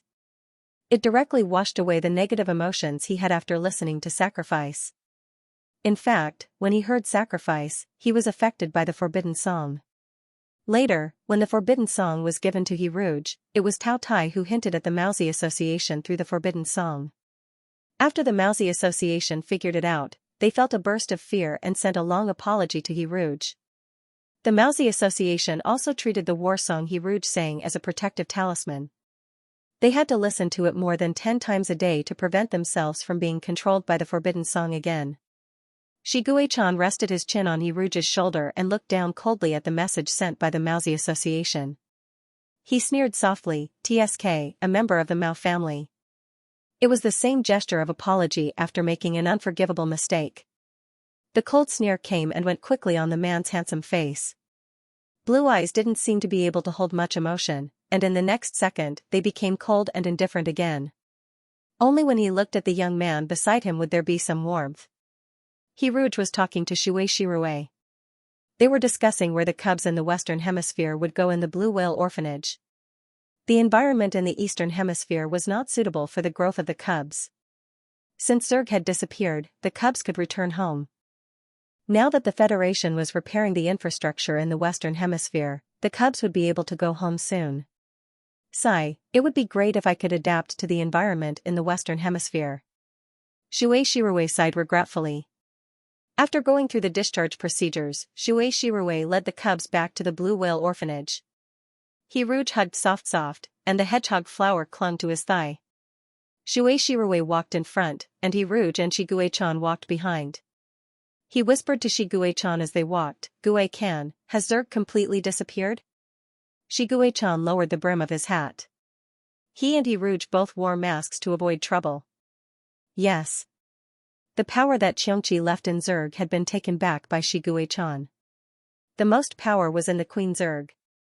The Queen Zerg gave birth to high-level Zerg. Without Xianxia's power, even if Zerg managed to escape, their offspring would only be low-level Zerg with no intelligence and low combat power. Then can the people of the 17th star go home again? Shiguechan continued to nod. There will be some low-level Zerg roaming around the 17th star. The Federation may eliminate these Zerg completely, and then consider letting the people of the 17th star go home.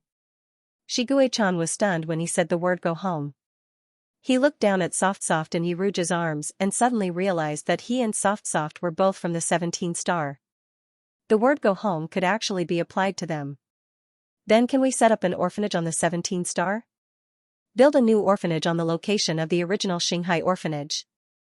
Hiruj's eyes were so bright that they seemed to be glowing. Under such a bright gaze, Shiguei-chan felt as if his heart was being scalded. He moved his lips, wanting to ask why. Why on the 17th star? Why on earth would they build an orphanage on the location of the original Shanghai orphanage? But in the end, he didn't ask anything. He just agreed in a low voice. Hiruge and Shuei Shirue entered the Blue Whale orphanage. Shiguei-chan didn't follow them in. With him around, the cubs would be afraid. Shiguei-chan stood at the gate. He was wearing a black military cap, a black military uniform, leather gloves, and military boots. He was dressed in oppressive black. The man stood upright, like a painting brush that was dipped in black paint to draw a straight line. It was early in the morning. The cubs had already finished their morning exercises and returned to the classroom for their morning reading. Their childish voices and the morning light created by the people of Whale Fall City sprinkled in the air. Shiguei-chan raised his head and saw rows of blue and white windmills in the sky. When the wind blew, these windmills would whirl like carefree waves. He seemed to have never seriously looked at an orphanage other than the Shanghai orphanage. Shiguei-chan raised his hand. His fingertips seemed to touch the rows of windmills in the air. His fingers moved slightly, as if he was plucking the strings of a piano. The man's expression was still cold, but his snow-white eyelashes fluttered slightly in confusion. Why don't you go in? Soft skipped over to Shiguei-chan's feet. Shiguei-chan retracted his hand and looked down at the little rabbit at his feet. It's not necessary. Why not? Soft didn't understand. I'm not welcome, Shiguei-chan said. Soft's eyes widened in disbelief. How is that possible? I'm not the only one who wants you to go in. The children all want you to go in. Mr. Xiaoshui also wants you to go in. You're a great hero. Rouge told us that Shiguei-chan is a great hero. Soft had already sorted out the two different memories. He had always been a smart little rabbit. Not only was he not confused by the two memories, but he could also remember the trivial things, down to a certain sentence Rouge said.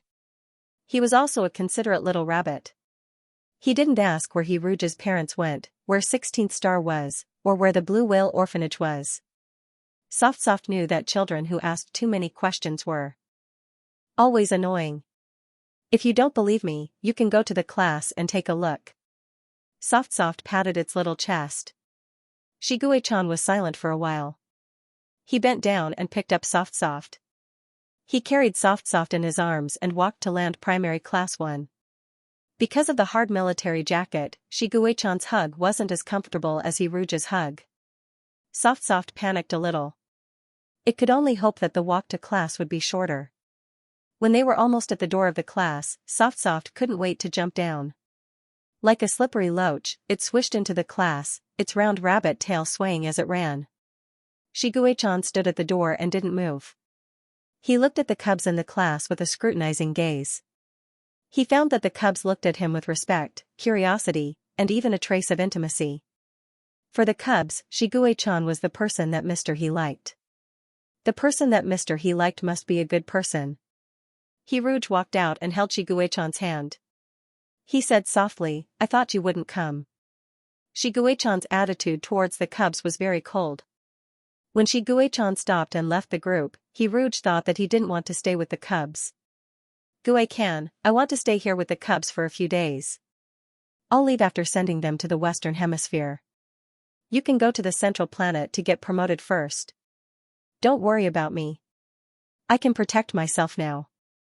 Rouge turned to look at the cubs and said softly, I was just wondering if the cubs in Land Primary Class 1 would like to go to 17th Star with me. The environment there is similar to the Western Hemisphere. Why? Shiguei-chan finally asked this question. Why do you want to build an orphanage on 17th Star? You and Soft are both from 17th Star.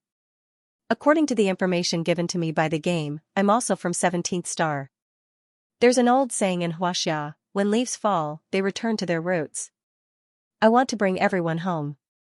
He held Shiguei-chan's hand and said with a smile, I heard that the Blue Whale Orphanage will organize an event.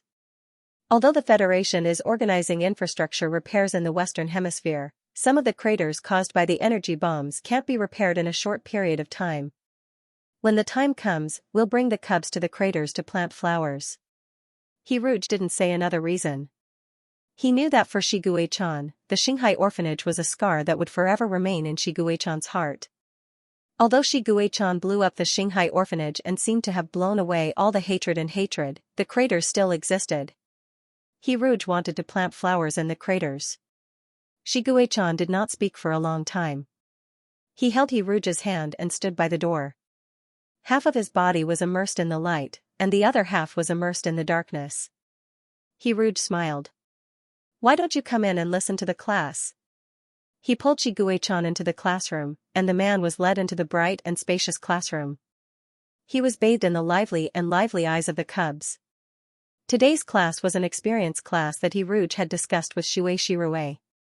All the cubs had to cover their eyes in this class.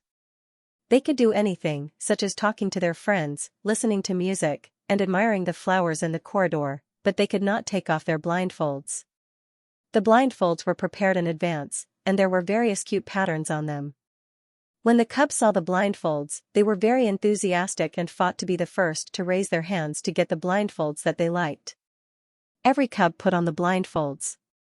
Even Autumn Dream Valley had a little blindfold with golden stars on it. This blindfold was chosen by Soft Soft. Soft Soft had become good friends with Autumn Dream Valley. He introduced the blindfold to her seriously. "There are 20 little golden stars on it. It's very beautiful. It matches the color of Valley of Dreams very well." Autumn Dream Valley asked softly, "What color is on my body?"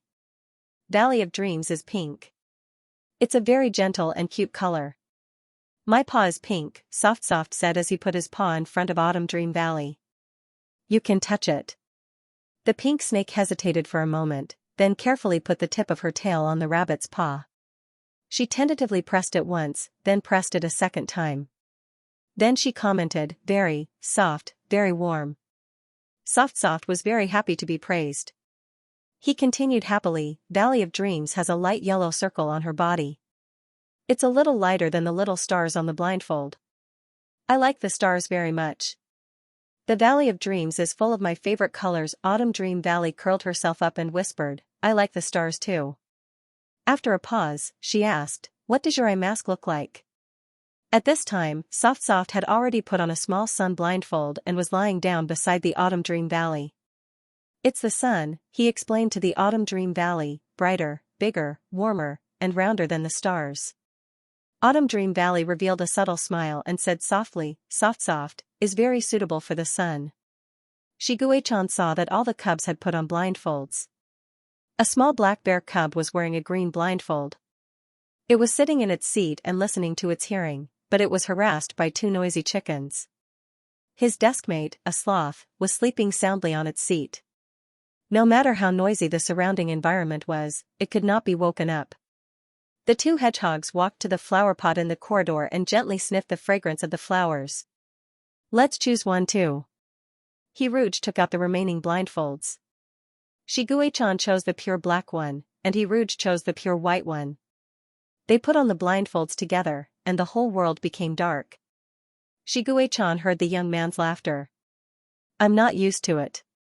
Just by listening to the young man's laughter, Shiguei-chan had already outlined the young man's faint smile in his heart.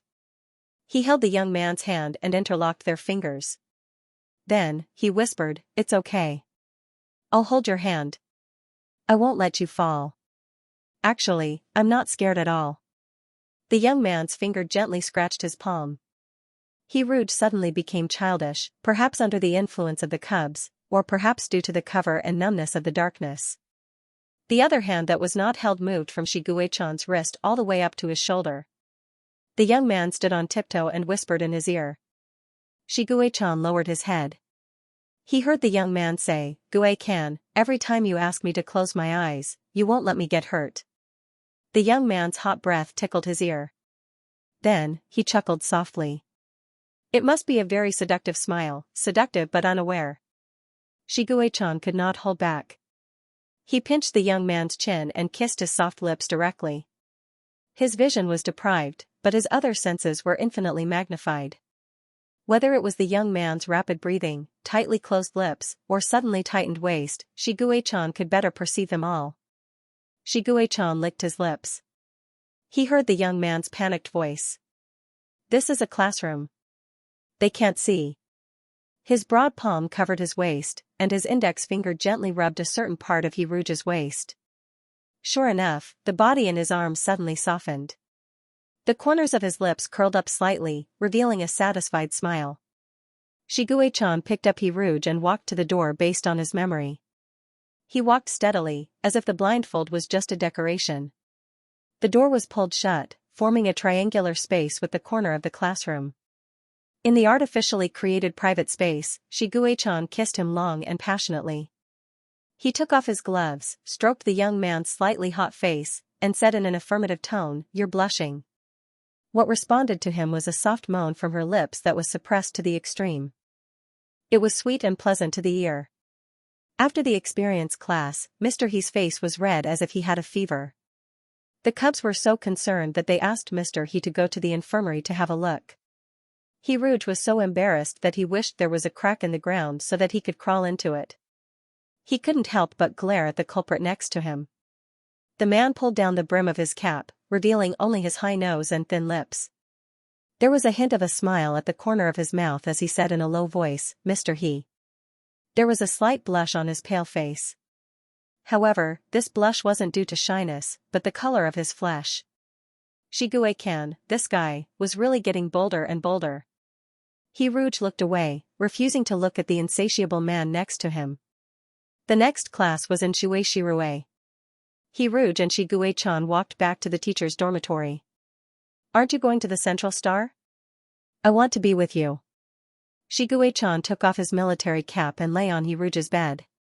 "It's just a ceremony to confer military rank. It doesn't matter where you go. I suddenly realized that it's quite interesting to be here, because Mr. He is here." The way Shigue-chan addressed him had inexplicably changed its meaning. Hiruge said with a straight face, "Don't do this again. What if the cubs open their eyes during class? So now that we're in the dormitory and there are no outsiders, I can do this?" "Mr. He," Shigue-chan said. It was obvious what would happen if a man and a woman were alone in a room. Hiruge didn't want to feel the prickly tiger's penis so early. "Speaking of which, we haven't completed the game mission yet. Since we're both free now, why don't we pick a streamer first?" Hiruge pretended to be deaf and dumb as he sat on the bed far away from Shigue-chan and opened the game. Shigue-chan looked at Hiruge's back.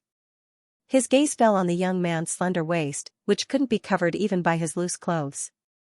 His fingers moved slightly. He missed the soft touch, and the desire in his heart spread silently. However, no matter how much he wanted to pounce on him, Shigue-chan tried his best to suppress his rising desire. Hiruge didn't want to force himself. The deterioration rate of fatherly love in the game was as high as 91%. He hoped that one day, when the deterioration rate reached 100%, Hiruge would be able to do these things with him without any reluctance. When the burning gaze behind him moved away, Hiruge's uneasy feeling disappeared. He quietly breathed a sigh of relief. Then, he began to worry again. How could the thorns on the tiger's penis disappear?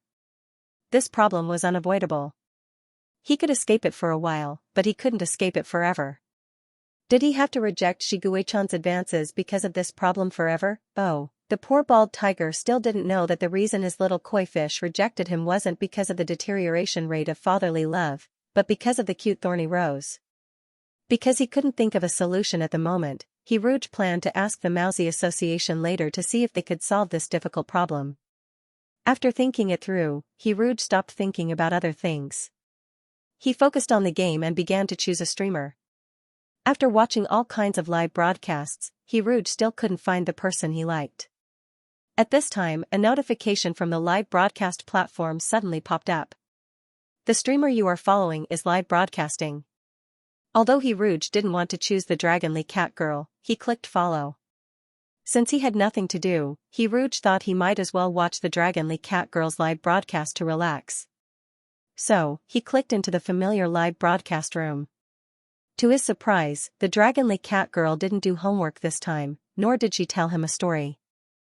Instead, she took a bunch of strange things and fiddled with her face. Hiruge watched for a while before he realized that she was putting on makeup.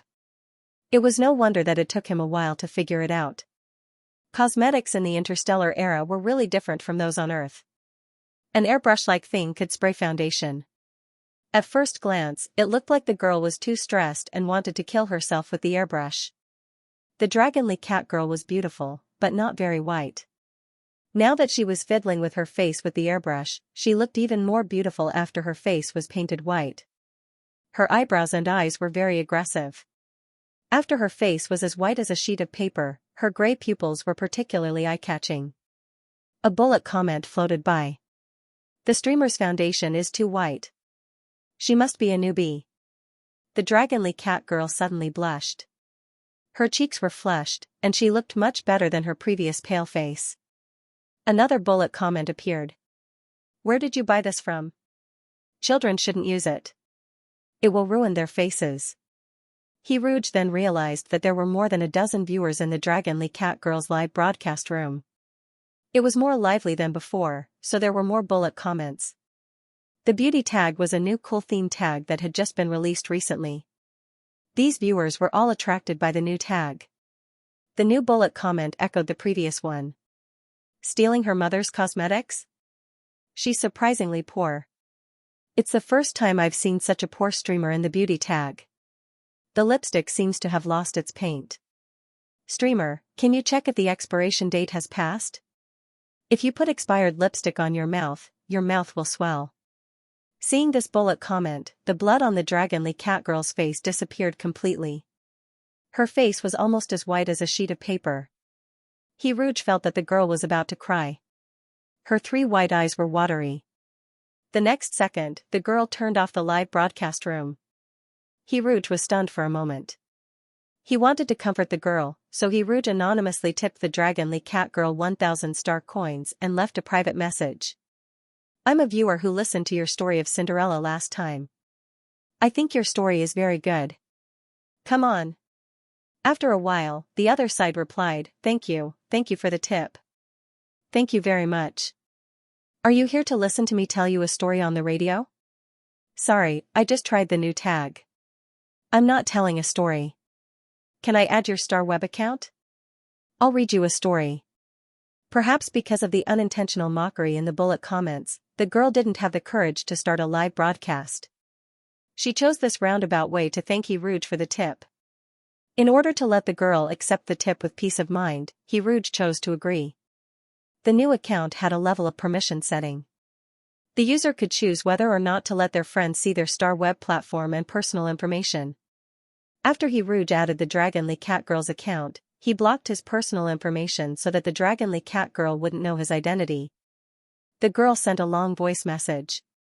Her voice was as sweet as ever, but it was a little hoarse, as if she had just cried. Rouge didn't know what to say. He wanted to persuade the girl not to care about these comments, but he was afraid to mention her sad memories. You're good. Come on. The Dragonly Cat girl replied with an O. Although Rouge blocked his information from the girl, the Dragonly Cat girl opened the highest level of permission to Rouge. Therefore, Rouge could enter the girl's personal platform and see her information. The latest message from the Dragonly Cat girl was, is this person a liar? I'm a little tempted. If the beauty tag is really popular, then can I test the waters on the Star Web live broadcast greater than over equal to asterisk. The attached picture was a private message sent to her by someone on the Star Web. The content of the private message was about the new beauty tag. He was a staff member of a small live broadcast website. He liked the Dragonly Cat girl's appearance and wanted to poach the girl to be a beauty blogger on their website. He also promised a tempting salary. Rouge hadn't heard the name of this small website. He went to search for the website and found that it was newly established. There were not many anchors. The most popular live broadcast channels' anchors were borderline and made all kinds of suggestive actions, such as wearing short skirts and revealing thighs, or wearing revealing clothes. The bullet screen was also extremely vulgar and unbearable to look at. Rouge frowned after reading, and his eyebrows became tighter and tighter. Especially when he thought that the website wanted to poach the Dragonly Cat girl, Rouge was a little angry. The Dragonly Cat girl was obviously just a child. This kind of live broadcast website that harmed children had no bottom line. Report, He Rouge reported the live broadcast website expressionlessly. The reason for the report was that it was spreading obscenity and pornography. He Rouge, who had hidden his achievements and fame, left this small broken website and continued to choose anchors in the cold tag section of the Star Web live streaming platform. Xianxia was also choosing. To Xianxia, everyone was trash. If he had to choose from these trash, then there were only two choices. One was to choose the less trash, such as Shui Weishao. The other was to choose the trash that was original and left a deep impression on him, such as the middle-aged man with the broken arm. Xianxia was now watching the game of the middle-aged man with the broken arm. His original intention was to see if the other party's speed would increase after changing to a holographic game cabin. A cheap holographic game cabin could be bought for 1,000 star coins. In order to promote the holographic game cabin, the price of the low-level game cabin was more affordable. Last time, Xianxia rewarded the middle-aged man with a holographic game cabin. However, to Xianxia's surprise, the middle-aged man's movements didn't improve at all. His left hand still couldn't move, which meant that the middle-aged man was still using the holographic game helmet. Sitting in the stands, Xianxia couldn't help but be lost in thought.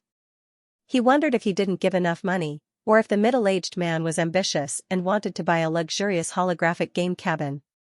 The middle-aged man won by a narrow margin. This time, Xianxia rewarded him with 10,000 star coins. To him, money was just a number.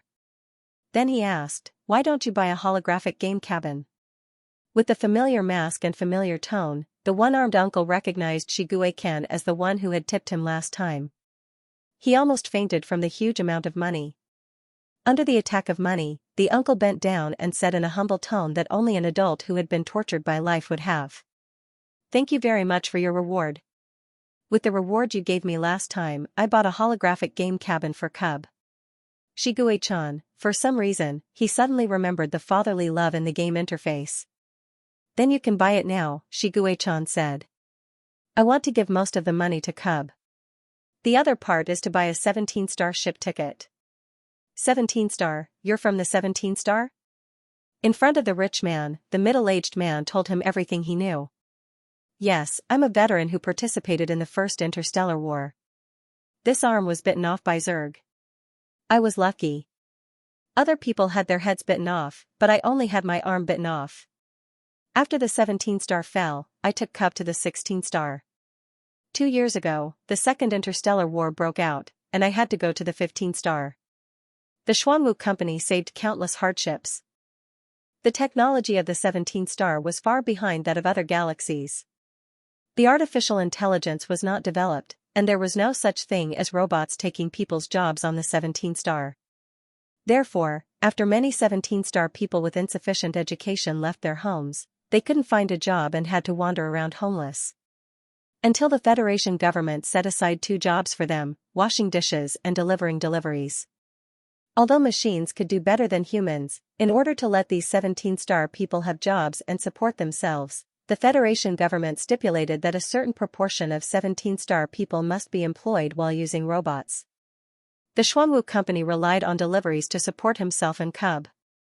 His wife died in the First Interstellar War. If it wasn't for the fact that he had to take care of Cub, he might have left this world with his beloved wife. At that time, Cub was very young.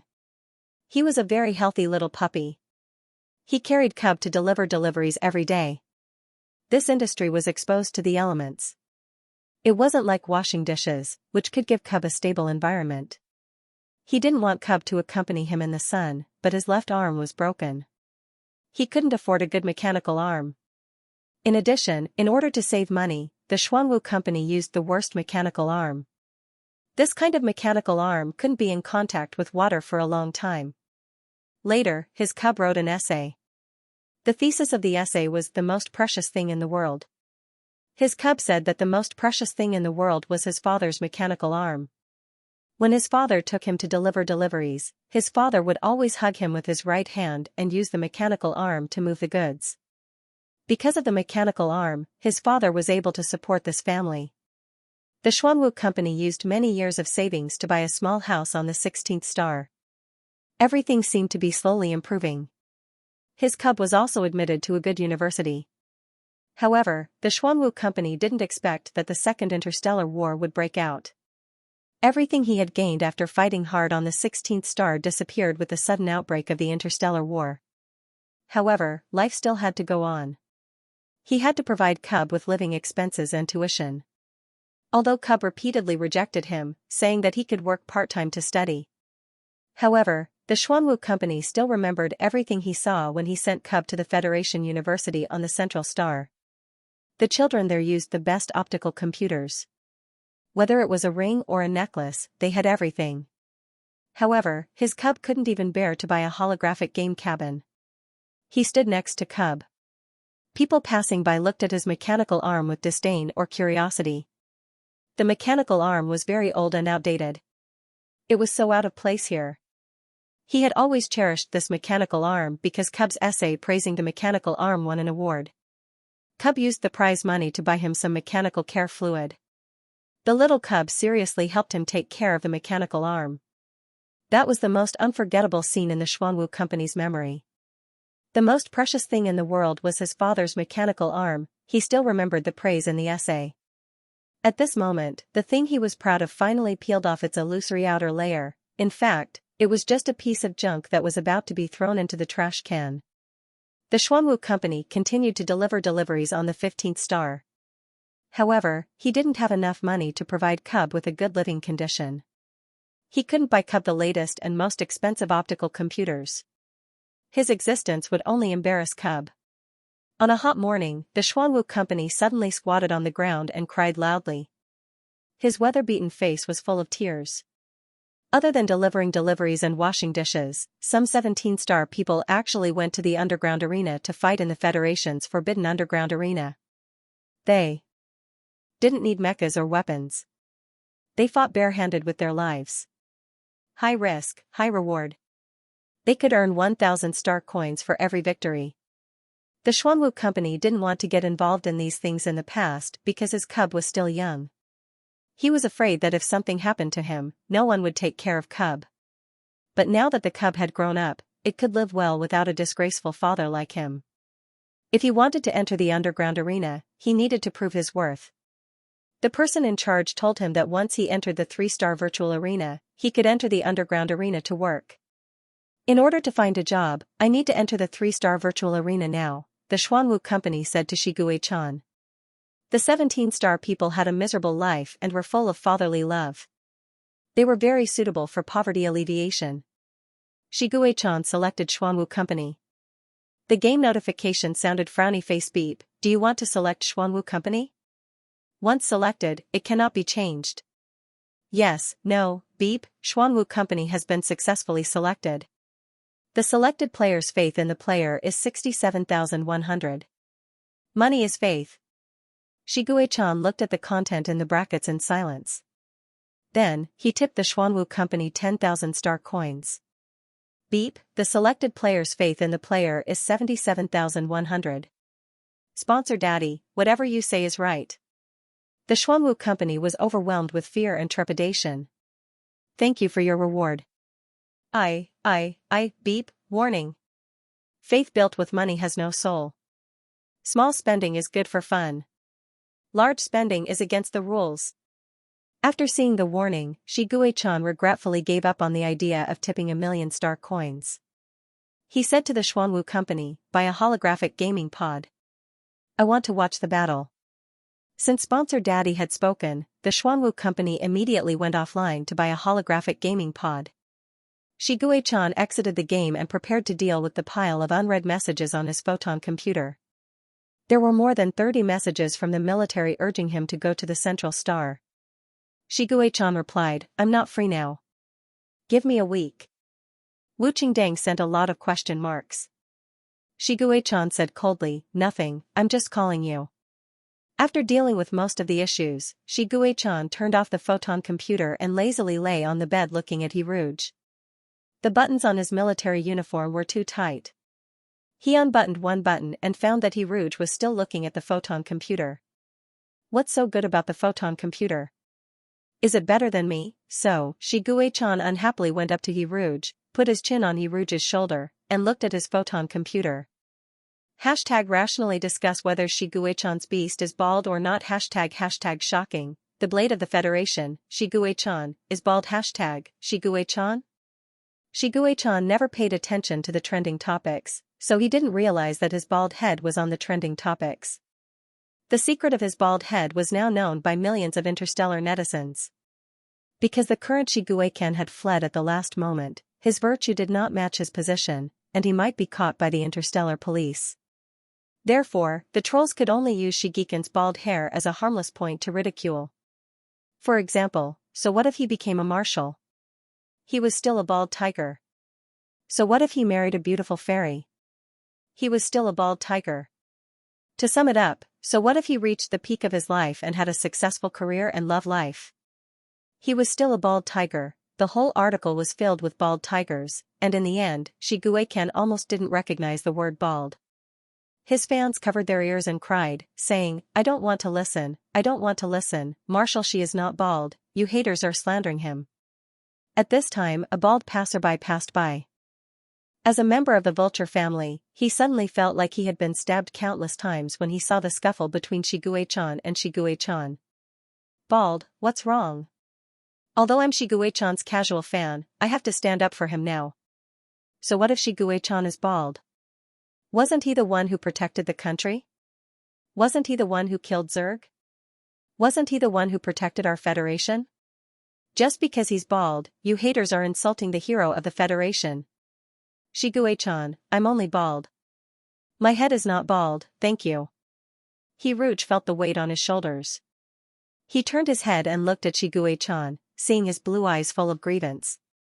Sorry, although it's very pitiful, I really want to laugh. Hiruj tried hard to hold back his laughter. He stroked Shiguechan's thick hair and said softly, your hair has grown a lot longer than before. You won't be bald soon, and then we can slap these haters in the face. Did you bring the medicine bag? Do you want to take a bath? With Shiguechan's current hair volume and the effect of the hair-growing bath, he would be able to regrow his hair in 2 or 3 days. Although he wouldn't become a great white tiger, he definitely wouldn't look bald. Shiguechan nodded solemnly. He no longer had the urge to release his male hormones. At this moment, he unbuttoned his shirt quickly only because he wanted to soak in the hair growth bath. By the way, Guay-kan, when are you going to the central planet? Hiruj looked up and asked. When he saw the unbuttoned shirt, his chest and abs were exposed, he quickly looked away. In a week, Shiguechan said. Hiruj suggested, your fur should have grown back in a week. You can appear in your animal form during the military conferment ceremony. You don't have to be in your animal form the whole time. You just have to appear for a while to prove that you're not bald. Shiguechan felt that Hiruj's words made a lot of sense. He decided to make full use of all the time he had to soak in the hair-growing bath this week to wash away the shame of the bald tiger. After successfully tricking the bald tiger into the bathtub, Hiruj breathed a sigh of relief. Although he didn't choose a streamer, this was just a game. There was no rush. Hiruj remembered that he had already written a new manuscript of 6,000 words. He planned to edit the first chapter today and then start writing. There was no rush to save manuscripts. He could write 5,000 or 3,000 words a day and save the remaining 2,000. Hiruj wanted to contact PC to spell, but in the end, he deleted the text in the chat box. What if PC wanted to see his new novel? How was he going to tell PC that he had transmigrated? PC would probably think that he was a lunatic who had gone crazy while writing. Just as Hiruj was feeling a little melancholy, the great white tiger poked its head out of the bathroom and complained to Hiruj, the bathtub in the bathroom isn't big enough. Interstellar people's animal forms were usually not large beasts like Shiguechan. Most of them were small and exquisite like the Shueishirue. No one would specially build a luxurious bathtub, so the bathtub in the bathroom could only hold 2/3 of the great white tiger. Miserable, it was really miserable. Shiguechan could only order a bathtub online. Before the new bathtub arrived, he used the small bathtub to soak in. Hiruj edited the first chapter and was ready to send it out. But before sending it out, he had to fill in the title of the text. Hiruj spent a long time coming up with the title, I've Become Stronger. Very good, very fitting for the theme.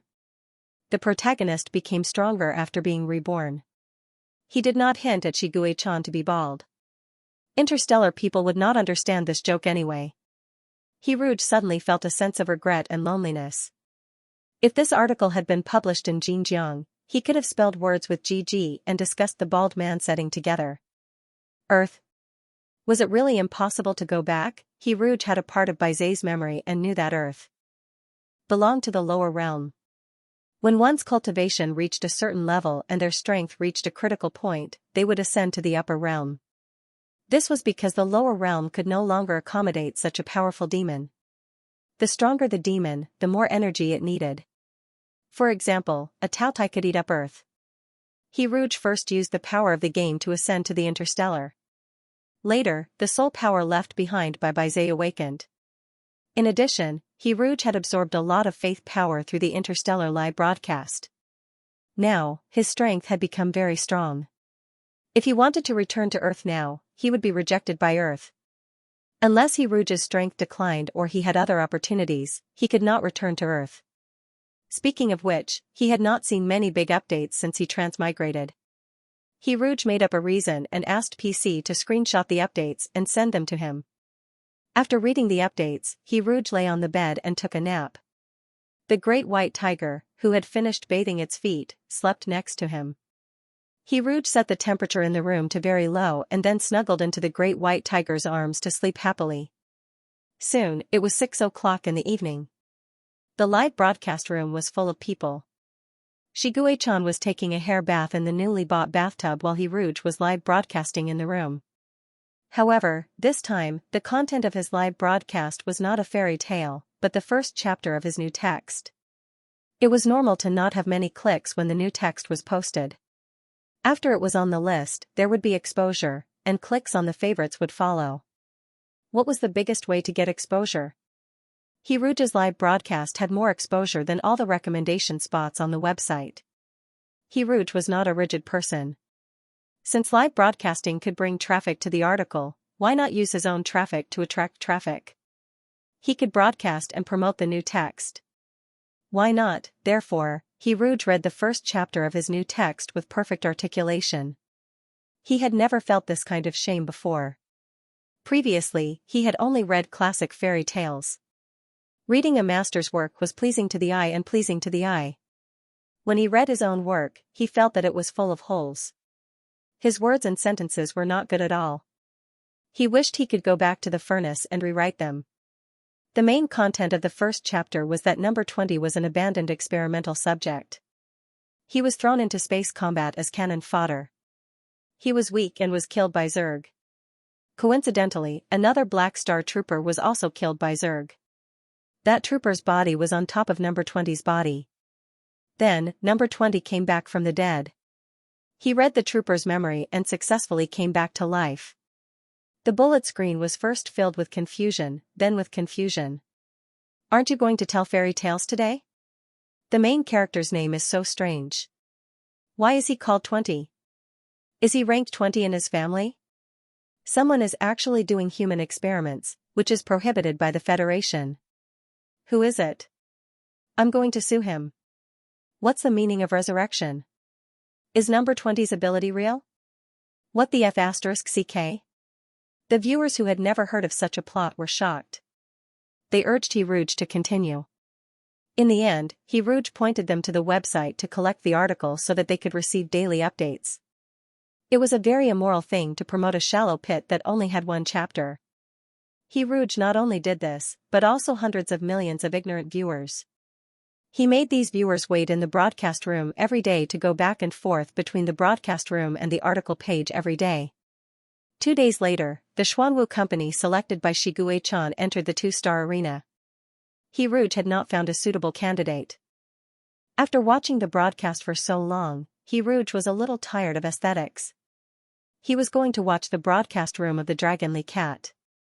However, to Hiruj's surprise, the account of the Dragonly Cat committed suicide. Her broadcast room was dark and would never be opened again. Hiruj quickly clicked on the personal platform of the little girl's Star Web account and saw her latest status. Maybe we really don't deserve happiness. Many friends left messages asking what happened to the Dragonly Cat, but the little girl did not reply. He Rouge was shocked by the discouraged words. He ran to ask the little girl what happened, but there was no reply for a long time. The internet could connect two people who were thousands of miles apart and had no interaction. However, this connection was extremely fragile, just like now. What happened? Did something happen to the little girl's family? Shiguei-chan noticed He Rouge's anxious expression and asked, "What's wrong?" He Rouge told him about the dragonly cat. Shiguei-chan heard him and said, "Don't worry, I'll check her information." As a marshal, Shiguei-chan had a high level of authority. He immediately got the information of the dragonly cat. The dragonly cat's name was Mu Lingying. She was an 11th star. Her parents were both dead, and she and her sister depended on each other. 2 days ago, her sister was diagnosed with an STD in the hospital. In order to earn money for her sister's medical expenses, she signed a contract with the Fingyao Live Broadcast Company yesterday. It was the live broadcast website that He Rouge had reported for obscenity. Now she was a small streamer in the Fingyao Live Broadcast Company. Because she was beautiful, she had a good recommendation spot as soon as she started broadcasting. He Rouge was so angry that his chest felt stuffy after reading the information. He turned his head and asked Shiguei-chan, "Can you clean up this live broadcast website?" "Yes." Shiguei-chan patted He Rouge's back to calm him down. He Rouge wanted to save Mu Lingying immediately. In his heart, the Fingyao Live Broadcast Company was a big yellow dye vat, and Mu Lingying was as clean as a piece of white paper. A child was ruined just like that. He Rouge didn't choose Mu Lingying before because he was afraid that the little girl might come into contact with this thing. He didn't expect things to turn out like this. He Rouge simply chose Mu Lingying. After he made his choice, the game prompt sounded frowny face beep. "Do you want to choose Mu Lingying? You can't change after you choose." "Yes, no, beep, Mu Lingying has been chosen successfully. The chosen player's faith in the player is 36,100, high mountain flowing water seeking bosom friend.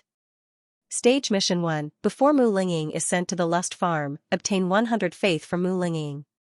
Use the secret possession technique to save Zhang Lingying. Lust Farm, the place where Tao Tai breeds lambs that produce lust. Gentle reminder, Mu Lingying has been controlled. Except for the live broadcast on this platform, she can't communicate with the outside world. Countdown, 1 o'clock, 00:00:00. There was only 1 hour left. What could be done in 1 hour? How could he make Mu Lingying's faith in him reach 100 in 1 hour? Shiguei-chan sincerely suggested from the side, "Why don't you give her 1,000,000 star coins as a reward?" Money was faith. He gave 20,000 star coins to the Xuanwu company, so her faith was much higher than 36. He Rouge entered the Fingyao Live Broadcast website with a confused heart and clicked on Mu Lingying's live broadcast room. He saw that the little dragonly cat girl was wearing heavy makeup and a revealing dress. She had a cold face and deep sorrow in her eyes. When she didn't smile, she looked like a cold beauty. She was like a flower that was prematurely ripened and was about to wither. The bullet screen flooded. "The host is so beautiful. Why don't you smile? You come out to be a whore and want to have a chastity? How old are you? Are you an adult? Your breasts look small. Uncle will help you make them bigger."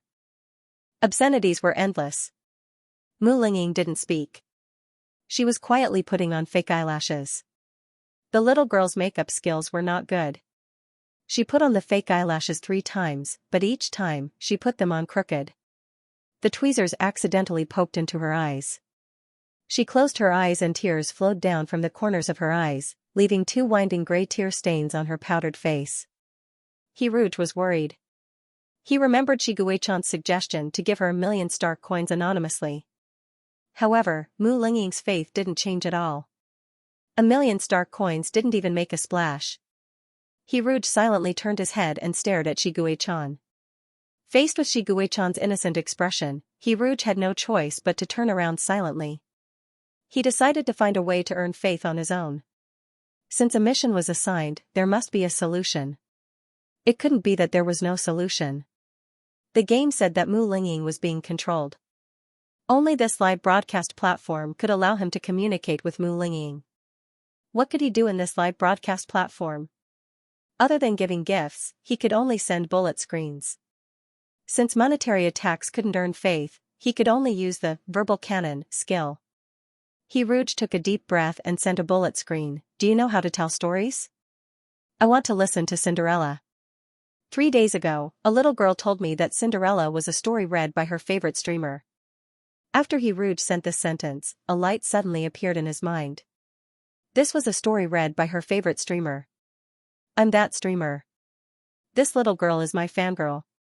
Rouge realized that he seemed to have found a way to earn faith.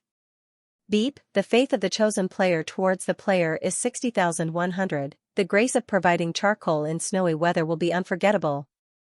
Mu Lingying suddenly opened her eyes and stared blankly at the bullet screen. Rouge's bullet screen was a dazzling golden color because he had given her 1,000,000 star coins. It was extremely eye-catching. I will. The little girl's voice was a little hoarse, with a hint of sobbing. Once upon a time, there was a little girl. Rouge looked at his current 60 faith and hesitated for a moment. He didn't know what to say. Should he say that he was Rouge? How could a fan recognize their idol if the idol didn't make a sound or show his face? Unless she didn't love his appearance, but his talent. Rouge didn't have any outstanding talent, but he had a bunch of fairy tales that he hadn't read in the live broadcast. So Rouge typed a lot of fairy tales, such as Thumbelina, Lettuce Girl. Finally, the golden bullet screen said, Cinderella met her fairy godmother. That little girl actually met the person she had always liked that night. Who do you think she met that night? Gray eyes widened in disbelief. Beep, the faith of the chosen player towards the player is 100,100, my idol, I'm your true fan. Beep, the requirement of the secret technique with full faith is to use the secret technique of possession? Yes, no, beep, possession successful. What kind of experience would it be to have a soul occupy another person's body? Rouge felt like he had entered a movie theater. Mu Lingying's life was edited into a movie and quickly played to him. He saw a little dragonly hiding in the wardrobe, watching her father abuse her mother with her eyes wide open. Her sister covered her eyes and snuggled with her. Her mother couldn't bear the years of domestic abuse, so she drugged her father and cut off his lower body. She watched the violent man lose too much and die. The little dragon Lee's last memory of her mother was the woman's haggard face washed with tears in prison. She didn't have parents. It was her sister who raised the little dragon Lee. When the accident happened at home, her sister was still studying. The government's subsidies were very little. Her sister chose to sell her body in order to survive. This memory was one of debauchery. His elder sister would use poor quality cosmetics to smear her face. Her face was as white as a sheet of paper, and her lips were red as if they were smeared with blood. Even with such heavy makeup, his elder sister's smile was still very gentle. Every time her sister went to work, the little dragon Lee would follow her like a little tail, shouting, Sister, sister, I want to go to work with you. At this time, her sister would shake her head and say, No, you're still young and need to study. The little dragon Lee was not convinced. She said, But I'm very beautiful. The elder sister patted her little head and said gently, Our family's Lingying is the most beautiful, but Lingying doesn't know how to drink. This job requires one to drink a lot of wine, at least 20 bottles at a time. Lingying would get drunk after drinking a mouthful of wine. The little dragon Lee had to stay at home. She squatted at the door and waited for her sister to come home. Her sister always came home very late. The smell of alcohol and cigarettes was very unpleasant. The little dragon Lee would help her sister take a bath. The two sisters would chat while taking a bath. Her sister said, Lingying doesn't want to fall in love. Even if she doesn't want to sleep with her boyfriend. Does Lingying know how much a beautiful girl's first time is worth? The little dragon Lee shook her head blankly. Her sister said a number that sounded like a lot to the little dragon Lee, so the little dragon Lee opened her mouth and said, Wow. The elder sister began to laugh. She laughed until tears came out. After wiping her tears, the elder sister pointed at the little dragon Lee's nose with her wet hand and said, I lied to you. Money is not important. If you meet someone you like and can entrust your life to, you don't need to think about money. Later, when the little dragon Lee grew up, she said to her sister that she didn't want to study. Because the tuition of college was very expensive, other children's dream was to enter a good college, but the little dragon Lee's dream was to be kept by a rich man. After listening to the little dragon Li's dream, her sister said seriously, "This can't be. Now the rich man keeps a girl. Not only must she be beautiful, but she must also have a high education." The little dragon Li thought about it and felt that it was very reasonable, so she began to study hard again. The days passed like this. She grew older and older, but her elder sister showed signs of aging. Over the years, her sister's body had been hollowed out by wine and women, and she had a lot of problems. The little dragon Li advised her sister not to work in this line of work. But her sister shook her head and said, "Ling Ying, you don't understand. I can't do any other work." Later, the little dragon Li heard a fairy tale read by a broadcaster. The voice of the broadcaster was very nice and warm, like her father and mother, and more like her sister who always took care of her. The gentle voice read beautiful fairy tales, which were the things she lacked in her twisted childhood. She liked this broadcaster very much. Every time she closed her eyes and listened to the fairy tale read by the broadcaster, she would think of the strange time in her childhood. Her father beat her mother, and her mother killed her father. The blood flowing from her father and mother was the color of Snow White's lips, which was also the color of her sister's lipstick. Was there really a witch in the world who cursed Sleeping Beauty? Could she be the witch's apprentice? This way, she would be able to learn the curse that would cause people to fall asleep and cast it on those who were lying on her sister's body. Those people would fall asleep and sway in their sleep, and she would step on these people as if she was stepping on corpses. She walked step by step towards her sister who was sleeping in the center of the castle. Beautiful sister. Gentle sister, the sister who treated her the best. Her sister's lips were as red as blood. She lowered her head and kissed the red. Ah, my sister woke up, and no one would bully my sister anymore. Her sister opened her eyes and shed tears. She showed her the hospital's medical record. The world began to spin, as if it was a nightmare that she would never wake up from. Cinderella has her fairy godmother to save her. Then who will save me? I will save you. He Rouge whispered. He Rouge opened his eyes, and he saw the camera aimed at him, and the little girl with heavy makeup on the screen. He frowned, and the little girl frowned. He blinked, and the little girl blinked. He temporarily occupied the crying body, and the crying soul fell into a deep sleep. He picked up the foundation spray gun and reapplied the makeup that had been ruined by the tear stains. Beep, stage task 1 has been completed. Reward, the medicine to cure Mu Ling Yue. Stage task 2, destroy the lust farm and destroy one of the farms where Tao Tai obtains negative emotions. The next task was to enter one of Tao Ya's lairs and then destroy it, He Rouge thought while touching up his makeup with the mascara. Making up seemed to be quite interesting. He Rouge suddenly found a little fun when brushing his eyelashes. The barrage was still unpleasant to hear, and He Rouge automatically ignored it. Meow meow, I'm fine. He Rouge put down the mascara and said to the camera. The countdown for the first stage task was an hour, and now it was almost time. Sure enough, after a while, He Rouge was forced to go offline. Two tall men walked into the room. One of the men whistled when he saw He Rouge, and his eyes flashed with an evil light. The little girl's body was very short, and He Rouge could only look up at the two men. What made He Rouge even more uncomfortable was that one of the men wanted to touch He Rouge. Stop. He Rouge's face was cold, and he poured his spiritual power into his throat and ordered. When the delicate female voice sounded, He Rouge was somewhat uncomfortable. The man who originally wanted to take advantage of her suddenly stopped, and really stopped. The voice of the mermaid could bewitch people's hearts. Even if she changed her body, her soul was still the same. For a great demon like He Rouge, if the two men in front of him were to kill themselves, they would not hesitate to do so. Powerful people could really do whatever they wanted. The girl was wearing black stilettos, and the slit of her skirt reached her thighs. He Rouge had to walk very slowly to avoid being exposed and falling. When he walked out of the room, he saw many young and beautiful girls in the corridor. They had snow white and soft skin, and their eyes were blank and lost, like lost lambs. They were herded into metal cages. The cages weren't big, and each one had to fit more than 20 girls.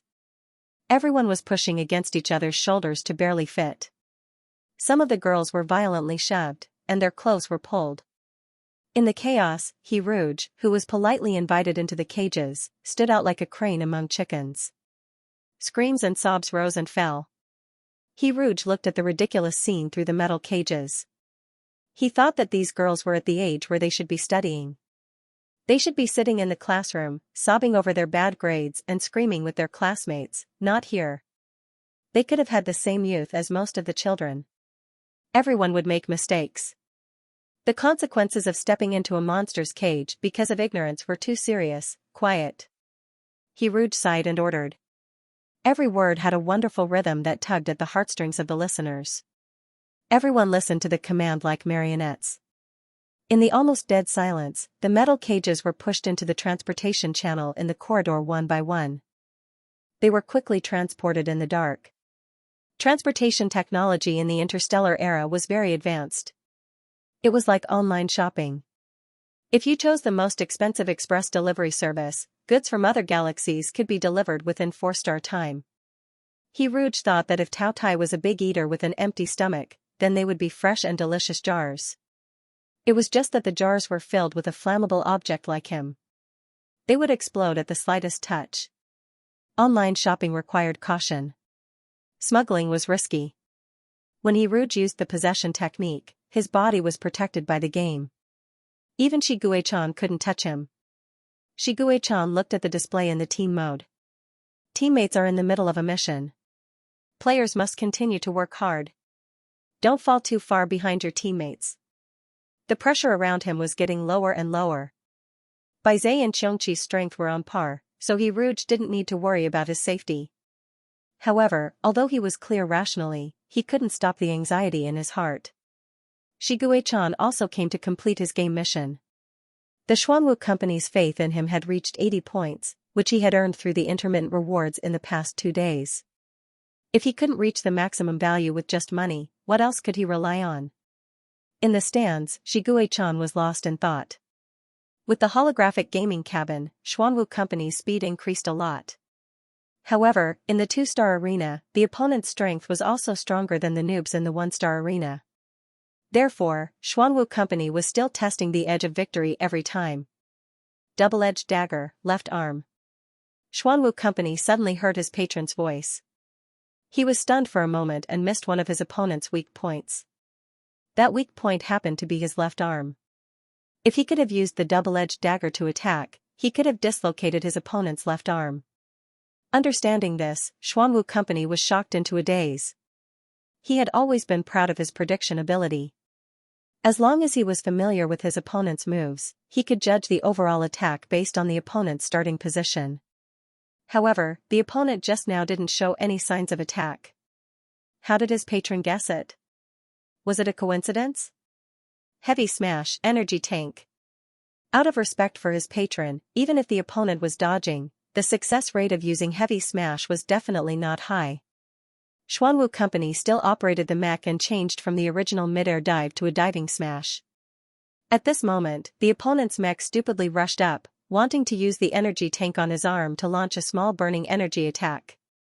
The small energy tank met Xuanwu Company's heavy smash like a sheep entering the tiger's mouth. With a roar, the energy tank was crushed to pieces. Half of the mech's energy lines were instantly destroyed. The outcome was decided. Xuanwu Company, who had won easily, was in an uproar. He watched the man in the stands walk down. Every step he took was as precise as if measured with a ruler. His whole body was cold and iron-blooded. When the man took off his mask and revealed a face that was known by everyone in the galaxy, Xuanwu Company's legs went soft. He said in a trembling voice, "Marshal. Born on the 17th planet, saved the 17th planet, and allowed all the people of the 17th planet to return to their roots. Beep, the faith of the chosen player is 100,100, you are the glory of the 17th planet, Marshal, beep, faith is full. Requirements for secret technique. Do you want to use the secret technique of possession? Yes, no, beep, possession successful, stage mission 1, help Xuanwu Company enter the Samsung Arena. How long would it take to fight from the 2-star arena to the Samsung Arena? Shiguei-chan remembered that it took him 20 minutes more than 10 years ago. Because all the enemies he faced were killed in seconds. Beep, stage mission 1 has been completed. The reward is a mechanical arm suitable for Xuanwu Company. Stage Mission 2, destroy the ruthless farm and destroy one of the farms where Taotai gains negative emotions. When he successfully entered the Samsung arena, Shigue-chan was ready to contact the person in charge of the underground arena according to the memory he had read. First, he had to exit the game and come out of the game cabin. The silver game cabin was the cheapest game cabin. It was so cheap that it needed to be manually pressed. Shigue-chan, who was used to the game cabin opening automatically, lay down for a while before he realized that he had to press the button. He wanted to reach out his left hand, but he saw an empty sleeve. Shigue-chan sat up in the game cabin uncomfortably and saw the basement that was smaller than his bathroom. This basement was very clean. Even the quilt was folded neatly into tofu blocks. The only clothes were folded and placed on the quilt. In addition to a hard bed and a holographic game helmet at the head of the bed, there was only the holographic game cabin that Shigue-chan was sitting in. Oh, no, Shigue-chan also saw boxes of nutrient solution under the bed. The cheapest nutrient solution without any taste. This nutrient solution gave Shigue-chan a sense of familiarity. He drank this nutrient solution in Shanghai orphanage. There was an old mechanical arm hidden behind a box of nutrient solution, and a piece of essay paper with yellowed edges. In an official essay competition, the entries would be in electronic and paper forms. This piece of essay paper had survived the Second Space War and was still cherished until now. Shigue-chan got up and left the narrow and damp basement. The area where the Xuanwu Company lived was a 15-star slum. Most of the residents here were refugees who had fled from the neighboring galaxy. They were so poor that they didn't have a dryer. The washed clothes were hung in front of the door to dry. On the street, there were cubs holding obsolete weapons as toys. 3 or 4 of them played the role of Zerg. They opened their mouths wide and hissed, spittle flying everywhere. The cub surrounded by Zerg stood up and played the role of Marshal Shi. He said in a childish voice, "You bugs, why don't you obediently accept your death when you see me, Shigue-chan?" His little friends also fell to the ground and wailed, "Ah, Marshal, please spare our lives. Marshal, you are so powerful." After hearing his name, Shigue-chan couldn't help but stop and watch these cubs play the Space War game. The sun shone on these cubs, plating a layer of gold on plush and woolen. A cub who was rolling saw Shigue-chan and said happily, "Uncle Xian, can you play with us? You can be the queen." The other cubs rushed up and surrounded Shigue-chan, chattering, "Uncle Xian, I want to eat candy. Uncle Xian, where's your iron arm? Play with us, Uncle Xian, you are the best." Shigue-chan didn't say anything, but the cubs thought that Shigue-chan had acquiesced. The Zerg happily surrounded their queen. Marshal Shi still wanted to be the marshal, but he was criticized by the other cubs. "You have been the marshal for a long time. No, this time it's my turn." In this game, Shigue-chan was the most popular existence. All the cubs liked him. Shigue-chan suddenly remembered what Soft said to him the other day. Soft said that he was a big hero. Not the Federation's blade, not the title given to him by the Federation government. But the big hero in the hearts of the cubs, as he rude said. The man's lips twitched. If this expression was on Shigue-chan's originally handsome face, it would have been evil and cold. However, on the weather-beaten face of Xuanwu Company, it was closer to Shigue-chan's true feelings. He looked up at the clothes in front of the door that hadn't been dried yet. He looked down at the cubs playing around. Shigue-chan slowly pulled out a smile. He walked on this long and narrow street that was full of sunshine and noise. He heard people calling Uncle Xian, and this time it's my turn to be Shigue-chan. Why do you think Uncle Xian left? Uncle Xian has to work. Uncle Xian's smile is so ugly. Is he sad? But I think he is a little happy. I will be Shigue-chan. No, I want to be the marshal too. The underground arena was under a bar on the slum street. When Shigue-chan walked into the bar, he smelled a strong smell of alcohol. The whole room was filled with the smell of alcohol.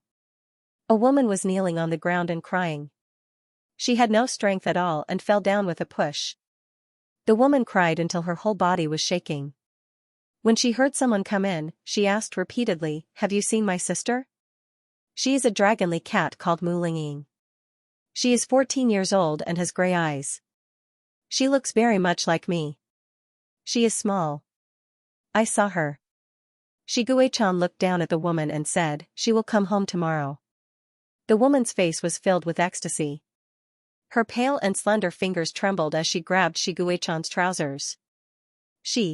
Where is she? Please tell me. I will do anything you ask me to. The dark red vertical pupils faintly appeared. Shiguei-chan said in a low voice, "You are very tired. Go home and sleep. You will see your sister when you wake up tomorrow." The woman nodded as if she was bewitched. She stood up with the help of the wall and staggered out of the bar. "Well done, Xuanwu Company. You are really something." The bartender looked at the woman's back and said, "Zhang Lingyue is a crazy woman. Her baby sister is missing. She has been acting crazy here for a long time. If it weren't for the fact that she is pitiful and there are no customers during the day, we would have kicked her out long ago." He originally wanted to pat the Xuanwu Company's shoulder, but when he saw the other party's eyes, the bartender's heart tightened and he withdrew his hand somewhat embarrassedly. Shiguei-chan showed the bartender the game notice of the promotion to Samsung Arena. The bartender led him inside. The floor of the bar was wet with traces of alcohol spilled on the ground. Shiguei-chan smelled a faint smell of blood amidst the strong smell of alcohol that covered all other smells. There was a small door next to the wine warehouse. When the small door was opened, the smell of blood rushed out. The dazzling red and the ground was full of blood. This was a completely different world. There were densely engraved runes on the ground. In the eyes of the people of Xingji, they were scribbles, but in the eyes of Shiguei-chan, they became an array that gathered negative energy. Killing, revelry, violence, and blood. The curtain of death had fallen. The lambs that were sent to the stage dyed the array lines red with their own slender blood. Despair and violence rolled like clouds and mist in the underground arena. This was the atmosphere that every evil spirit would like. Even if Shiguei-chan didn't feel anything about it, the part of his body that belonged to Xianxia felt as comfortable as soaking in a hot spring. However, this kind of heartless evil art should be destroyed as soon as possible. At the same time, a dark high-heeled shoe stepped in the blood. It was impossible to tell the gender of the person, the old or the young. It was gentle and ruthless, as if it had passed through time and space. He said, "Close your eyes." The trembling girls huddled together, crying and closing their eyes. Rouge opened his eyes and looked at all the filth in front of him. His gray eyes showed a holiness that bemoaned the state of the universe and pitied the fate of mankind. He still had the body of a young girl, and there were 2 light gray tear stains on his face, but at this moment, his expression was like a god overlooking all living beings. He said, "Lust enchantment, break." As a result, the invisible barrier snapped like the strings of a zither. There were hundreds of farms, and each farm was a key node in the formation. However, with a simple sentence from Rouge, one of the hundreds of nodes began to break. It was like dominoes pushing all of the lust farms down. At the same time, the power belonging to Xianxia overbearingly occupied the position of one of the ruthless farms, and was not satisfied with one of the nodes. With absolute power, they occupied all the ruthless farms. At this point, 80% of Taotia's food source was completely cut off. The net of lust task was successfully completed. Reward kill list obtained. What did it feel like to wake up from a nightmare? Mu Lingying opened her eyes and found herself lying next to her sister, holding a medicine box in her hand. It was the medicine box Rouge gave her. Was she still dreaming? The little dragon Li opened the medicine box in a daze and fed the pill to her sister. "This medicine can cure your sister's illness." Rouge's voice still echoed in her mind. Under her nervous gaze, her sister opened her eyes, and the moment her beautiful eyes saw her, tears flowed out. Lingying. They hugged each other. Xuanwu Company's door was constantly knocked, but Xuanwu Company was sitting on the bed in a daze. He remembered the memories that appeared out of thin air in his mind, memories that he couldn't believe. Was he dreaming, or was he sick? Otherwise, how could he think that His Excellency Marshal had once possessed his body? "I'll borrow your body, and you'll get a reward when you wake up." His Excellency Marshal's cold voice. The knocking on the door continued, and the cubs kept calling, "Uncle Shen. Your express delivery." A brand new mechanical arm was waiting for Xuanwu Company to sign for it. After the mission was completed, Shiguei-chan and He Rouge returned to their bodies, and the complete kill list appeared in front of them. The people on the kill list were all carriers of Tao Tai. There were a total of 20 people, 10 of which were from the Dove faction, 7 from the Hawks, and 3 from the Independents. On the kill list, 5 of the 10 from the Dove faction were counselors, and 3 of the 7 Hawks were counselors. It's easy to solve now that we know who the carriers are. Shiguei-chan memorized all the names and said, "We'll go to the Central Star in a few days. Nearly half of the counselors are carriers of Tao Tai. We'll catch them all in one fell swoop. I want to go with you." Tao Tai cut itself into 20 pieces. One Tao Tai was very weak, but 8 Tao Tai carriers put together made He Rouge worry about Shiguei-chan's safety. Blue Eye looked deeply at He Rouge, and Shiguei-chan nodded. Okay. For some reason, Shiguei-chan's expression reminded He Rouge of a big cat staring at dried fish. At this moment, Shui Shirue's video call came in. As soon as He Rouge picked up the video call, he saw the chaotic classroom behind Shui Shirue. All the cubs were gathered together, craning their necks as if they were looking at some rare species. "Mr. He, Soft and Valley of Dreams have turned into human form." Hearing this, He Rouge remembered that it was indeed time for Soft and Valley of Dreams to turn into human form. It only took a moment for the cubs to transform from beast form to human form.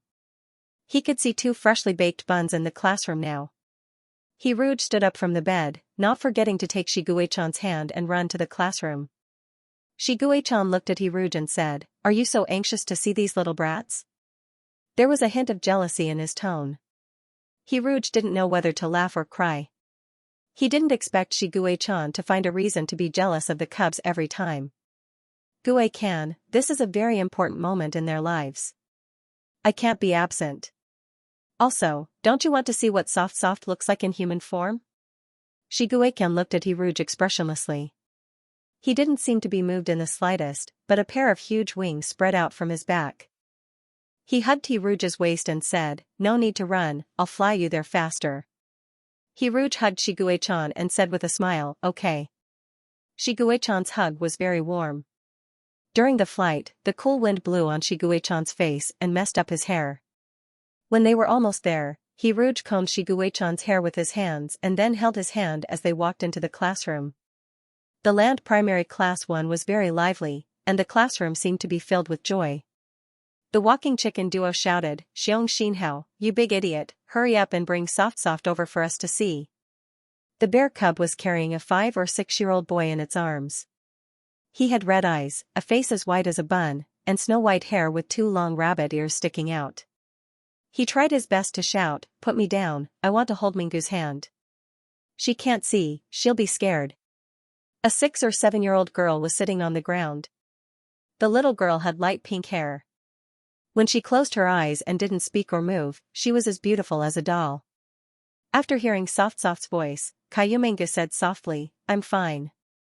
When He Rouge walked over, Soft had already come out from Xianxia's arms. He wagged his rabbit tail and walked towards Autumn Dream Valley. "Come, I'll hold your hand." Although he was shorter than Autumn Dream Valley, Soft was like a big brother who carefully took care of a child in need. The 2 little turnips held hands and bathed in the curious gazes of the other cubs. "I also want to turn into a human. I also want to grow up quickly." Walking chicken number 1 said enviously, "When I grow up, I can have beautiful feathers. Peacocks are very beautiful." Walking chicken number 2 clicked his tongue. "Forget it. You're an ugly long-legged chicken now." Walking chicken number 1, "You look so stupid." Walking chicken number 2, "You're ugly." Xianxia mediated, "Stop arguing." The 2 bad gugus said in unison, "Go away. You're stupid and ugly." He Rouge walked around the 2 noobs and walked towards Soft and Autumn Dream Valley. He couldn't help but reach out to pinch Soft's face and lovingly pat Autumn Dream Valley's head. "You're so obedient." He Rouge was about to touch her again when a big hand pulled him back. Shiguei-chan said softly to He Rouge, "Mr. He, I'm very obedient too." He Rouge nodded perfunctorily. Yes, I know." Then he looked at Soft and smiled. Soft's rabbit ears and rabbit tail are both here. He took the opportunity to touch the rabbit ears. Soft, don't worry. This is normal. Shiguei-chan pulled Hiruju's restless hand again. I can change my tiger ears and tiger tail too. Hiruj nodded without turning his head. He smiled and continued to squat on the ground and chat with the two little turnips. Shiguei-chan was speechless. I'm jealous. The kind of jealousy that kills me. That night, Mr. He tasted the jealousy of the tiger tongue for a long time. In the end, his mouth was swollen. His body also communicated with the thick, long, and flexible tiger tail. If it weren't for the fact that he was afraid of the thorny rose, they might have been able to communicate in simple terms. Soon, it was the day to send the cubs to the Western Hemisphere. This morning, Shirue and Hiruj received a lot of farewell cards. The hedgehog flower even prepared a rose bookmark for Hiruj. I didn't pick it. It fell on the ground by itself. I saw it and picked it up, Huahua said seriously. After sending the cubs to the Western Hemisphere, they went to plant flowers in the bomb craters. There were already blooming flowers and flower seeds in the flower distribution area. 2 people in a team picked a bomb crater and started planting. The hedgehog flower only planted roses. The Autumn Dream Valley and Soft planted sunflowers together. The cubs picked up the seeds first, so when it was Shiguei-chan and Hiruju's turn to choose, the choices were very limited. Shiguei-chan didn't know much about flowers. He knew that roses could be given to people who liked them. However, the rose seeds and potted roses were taken away by the hedgehog flower. So Shiguei-chan casually picked up a bag. He rolled up his pants and sleeves and planted them quite well. Mr. He, look.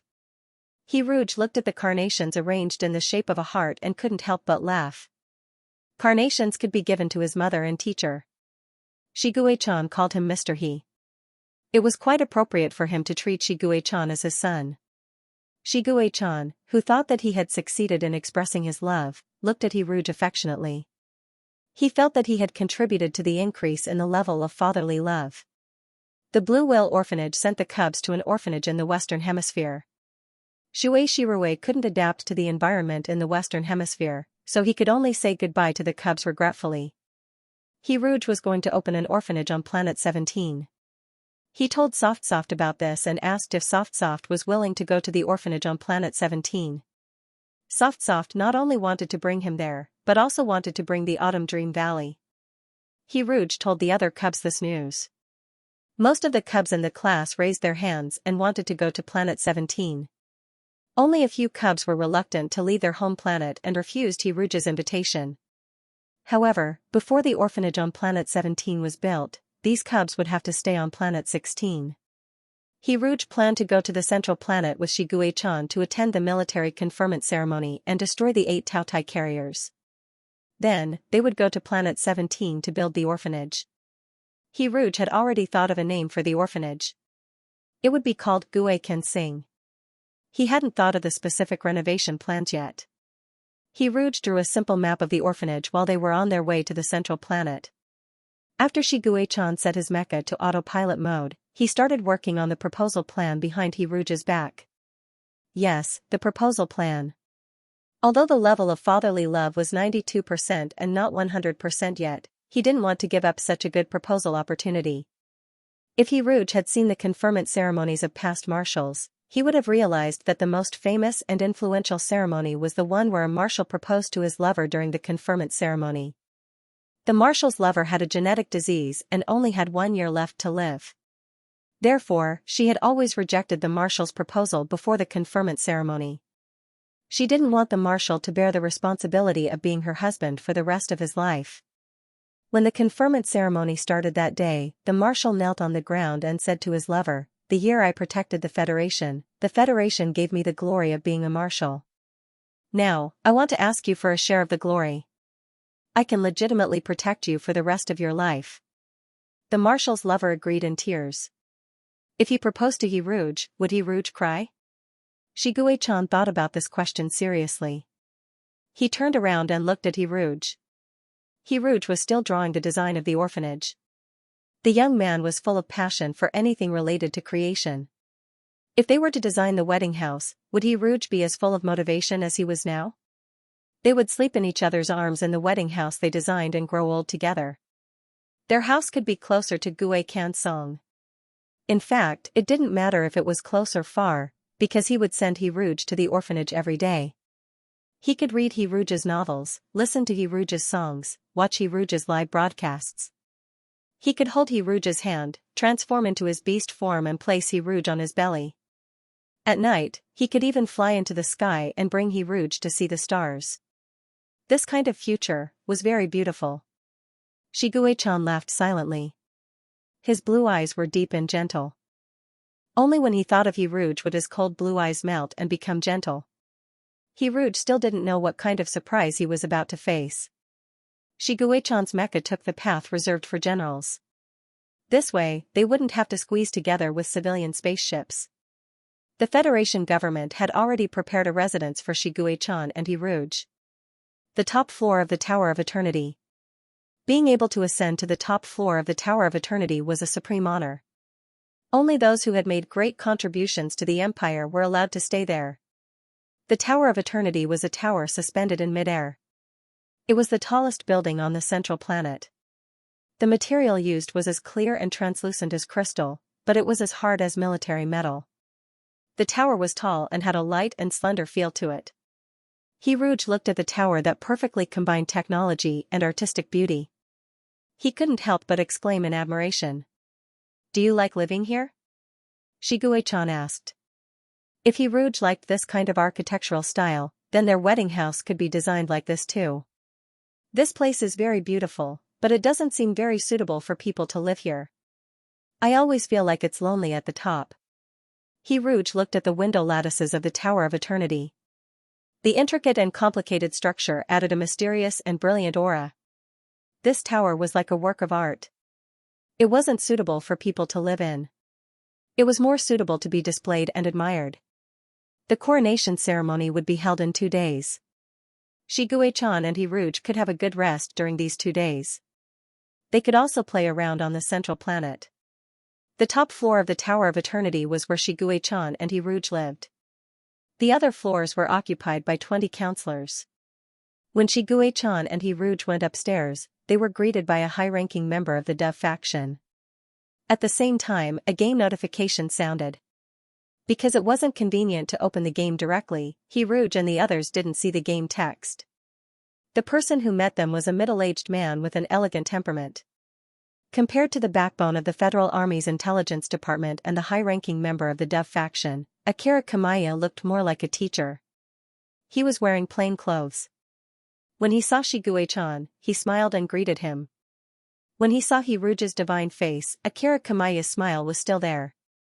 He didn't lose his composure at all. "He's not a counselor." Xianxia looked at Akira Kamaya's back as he left and said, "What is he doing here?" It was inconvenient to talk in the hall, so Xianxia and He Rouge planned to discuss it after they went upstairs. The news that Xianxia and the others had arrived at the Tower of Eternity had reached the counselors' ears. As they went upstairs, almost all of the counselors came out to greet Xianxia. Along the way, the game notification sounded twice. It sounded once when they saw Xianxia, and once when they saw Mao Xingqi, a counselor of the Dove faction from the Research Institute. When they reached the top floor, Xianxia and He Rouge turned on their optical computers and logged into the game. Beep, congratulations to the player for successfully triggering the game segment Akira Kamaya, City of Sin. How many people can a city hold? How many dark sides can a person's heart hold? How many sins can a dark side breed? The city we are in is a city of sin. In the shadows of the city, sinners are reveling. We may never know that strangers in cars are smuggling drugs, that people are being killed behind closed doors, that drunken strangers are suffering from incurable STDs, and that crying babies are being sold by human traffickers. But Grey Dove and the others know that they are walking on the border between white and black. Their small eyes have seen countless sins. Who, they say, killed the robin, conscience, the law, greed, prejudice, Xianxia, Day of Judgment? I am willing to punish the criminals that the law cannot punish with my own hands. Mao Xingqi, heart of a healer, with flesh as soil and blood as water, let the flower of sin bear the fruit of good. Skippable plot, yes, no, he Rouge clicked on no. The plot was played in the form of a cartoon. A grey dove stood in the shadows and saw a bad guy doing evil. The grey dove was very angry. It flew to the elephant's ear and reported it. The elephant heard it and punished the bad guy. The elephant wanted to kill the bad guy, but he was standing under the sun. He was not a ferocious lion or tiger. He was a just and gentle elephant. No matter how angry he was, he could not kill the bad guy. So the elephant knocked the bad guy out. The mouse climbed onto the body of the fainted bad guy and gnawed on his face, limbs, and heart. They worked together to get rid of the bad guy. They were very happy. The shadow on the ground was also very happy. It turned into a huge shadow monster and swallowed the pigeon, elephant, and mouse. This animation revealed a lot of things. The gray pigeon represented Akira Kamaya, which could detect the traces of bad guys. The elephant represented Xianxia, which meant that the bad guys would lose their ability to fight back. The rat represented Xianxia, which meant that he ate the bodies of the bad guys. What did it mean, using flesh as soil and blood to water it, let the flower of sin bear the fruit of good? What did this sentence mean? He Rouge fell into deep thought. This animation tells us that Akira Kamaya, Xianxia, and Xianxia are partners. In the animation, the gray pigeon stood in the shadows from the beginning. Perhaps it was hiding in the dark to collect information. Then at the end of the animation, the gray pigeon's shadow grew bigger and turned into a monster. Hey, no! He Rouge suddenly raised his voice. The gray pigeon's shadow didn't suddenly grow bigger, but slowly. At first, the shadow was very small. After the elephant appeared, the shadow grew bigger. When the rat gnawed on the corpse, the shadow grew bigger.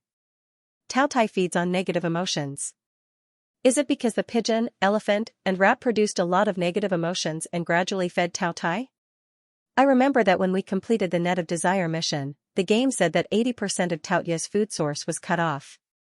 So, is our current mission to destroy the remaining 20%? The game prompt sounded again. Frowny face. Plot end, game start, please select the game mode, decryption mode, this is a tragedy caused by a notebook. Adventure mode, this is a tragedy caused by a dead pigeon. When he saw the diary, Shiguei-chan remembered that the Mousy Association had told him that the second half of Mao Xingyong's notebook had been torn away. This notebook probably refers to Mao Xingyong's notebook. Mao Xingyong's notebook? Guei-kan, have you seen Mao Xingyong's notebook? He Rouge asked. This notebook was definitely an important clue. If they had the notebook, they would have more assurance in choosing the decryption mode. I've seen it, but only the first half of the notebook was left. The second half was torn away. The notebook is in the hands of the Mousy Association. Then let's get the notebook from the Mousy Association first. He Rouge happened to have something to do with the Mousy Association. It was about the thorny rose. As he spoke, he found the Mousy Association from his contact list. Shiguei-chan had no opinion. He didn't care about the two game modes. The most important thing now was to kill Tao Tai's carrier. While He Rouge was contacting the Mousy Association, Shiguei-chan walked out of his room and went downstairs to find Wu Qingdang. He wanted to try and see if he could kill the Tao Tai hiding in Wu Qingdang's body. But in the end, he returned empty-handed. If Tao Tai didn't want to appear in the carrier, then Shiguei-chan wouldn't be able to catch Tao Tai's trace. However, Shiguei-chan's trip was not without gain. He asked Wu Qingdang why he agreed to the Star Wars live broadcast proposal. The Star Wars live broadcast provided a lot of negative emotions for Tao Tai. Shiguei-chan wanted to know if Wu Qingdang was already controlled by Tao Tai when he proposed the proposal. The parrot answered him like this: in the first Star Wars, I suspect that the Hawk's top management deliberately threw the game on the front line in order to fight for power and profit. They deliberately lost some battles to Zerg and dragged out the time of the Star Wars to increase the power of the Hawks. Wu Qingdang wanted to let the people of the Federation supervise the Hawks through the live broadcast. Shiguei-chan mentioned the link to the live broadcast website that Wu Qingdang sent him last time. You knew about the existence of this live broadcast for a long time. Why did you let it exist? Wu Qingdang, who was happily eating melon seeds, was silent for a while before he said, I wanted to eradicate this live broadcast, but every time I was stopped by the Hawks. Hang Shirkwang is involved in it this time. There are too many things involved in it. I can't solve this cancer with my strength alone. The two Star Wars have weakened the strength of the Hawks too much. The Hawks have developed rapidly during the war and strengthened their own strength. Marshal Shi, you were accidentally involved in this mysterious live broadcast this time. After you left the Star Wars live broadcast for special reasons, some people on the Star Wars network started to take the lead and point the finger at you and Rouge. I think someone in the Hawks is targeting you. I don't know if Marshal Shi still remembers the accident you had in the Star Wars 2 years ago. It was that accident that caused Marshal Shi to be diagnosed with the Vortex mental void devouring disease. Wu Qingding's expression became serious. What are you trying to say? Marshal Shi's mecha has been tampered with. From the beginning of the mecha's design, a trap was set for Marshal Shi. Wu Qingding took out the mecha's blueprint, flipped to a page, and said to Shi Guichan, "There's a Schrödinger pulse behind the energy tank. It's a type of biological wave weapon that can disrupt normal neuronal signal transmission and randomly cause irreversible damage. When the energy tank explodes, the explosion can completely conceal the self-destruction process of this button-sized biological wave weapon." His memory seemed to return to the day of the accident. When he was fighting with a super high-level Zerg, the mecha's energy tank had been attacked by the Zerg. With the sound of the energy tank exploding, the mecha had stopped moving for a moment. Mecha made of memory metal had very strong self-repair abilities. This should have been a harmless matter, but his consciousness had suddenly received a huge impact. Now that he thought about it, it was actually at that moment that the Schrödinger pulse had attacked his consciousness. Shi Guichan had always known that there was something fishy about that accident, and now he finally understood what the problem was. Marshal Shi's mecha was custom-made for Marshal Shi by the Hawk's best mecha maker from the Federation using precious memory metal. At the time, many Hawks were shocked by the Hawk's generosity, and I was no exception. The Hawks had spent a lot of money to win over Marshal Shi, but I didn't expect that the Hawks had actually planned to destroy him if they couldn't get him. Wu Qingding's face was full of pain as he spat. "The Hawks are really despicable, Marshal Shi. As the saying goes, the enemy of my enemy is my friend. I think we can work together to fight against the Hawks." Faced with his performance, Shi Guichan's expression didn't change. He knew that no matter how indignant Wu Qingding was now, he was actually no different from those Hawks who had plotted against him. They were all carriers of Tao Tai. The Maozi Association had said that the second half of the notebook that was torn away recorded the method to make the vortex mental emptiness relapse. The person who came up with the idea of tampering with the mecha was the one who took the notebook. But did the people who tampered with his mecha have to be the Hawks? Not necessarily. The carriers of Tao Tai were both Hawks and Doves. As long as one carrier had the notebook, the information of the other carriers could be shared. In that case, it was better to ask directly. "Do you know where the notebook Mao Xingyong used in Shanghai orphanage is?" Shi Guichan's question stunned Wu Qingding. He didn't expect the topic to cross so far. "I don't know. If you had to guess a person based on your intuition, who do you think would have taken the notebook?" Wu Qingding thought that Shi Guichan was joking at first, but when he looked into those blue eyes, Wu Qingding realized that Shi Guichan was asking this question very seriously. "Mao Xingqi? By the way, I ran into Akira Kamaya in the hall. Did he also come over to discuss the awarding of military ranks?" Wu Qingding shook his head. It seems that he was discussing something about a criminal information system in Xianxia. Shi Guichan nodded. When he got up and was about to leave, Wu Qingding stopped him. "Marshal Shi, are you really not going to consider joining the Dove faction?" "No." His answer was as cold as ever. Wu Qingding sighed with some regret, but he was never the type to give up easily. Since Shi Guichan was unwilling to join the Dove faction, then pulling Rouge into the Dove faction was also a good choice. Rouge was much easier to talk to than Shi Guichan. Wu Qingding stuffed the melon seeds he had painstakingly cracked into his mouth and chewed happily. Then, he sent a link to Rouge. Rouge was currently staring at the door like a thief, constantly watching to see if Shi Guichan was coming back. He was discussing a private matter with the Maozi Association, such as, how to remove the thorns. Rouge had searched for this question on the star web, but he couldn't find the answer. At first, He Rouge used very tactful words to hint at the Mousy Association, but the Mousy Association couldn't understand. He Rouge was forced to explain the situation in crude terms. The Mousy Association was surprised. This is the first time I've heard of this situation. This should be considered an extremely rare remnant of an animal. Thank you for your hard work. He Rouge was speechless. Don't be so polite. I'll go to the Central Star now and give you the notebook. Then, I'll check on Marshall She's body, the Mousy Association finally said. He Rouge ended the call with mixed feelings, thinking about how to tell Shi Gui-chan about this. Just as he was having a headache, he suddenly saw the link sent by Wu Qingdang. Mr. He Rouge, this is the forum of a mysterious live streaming website.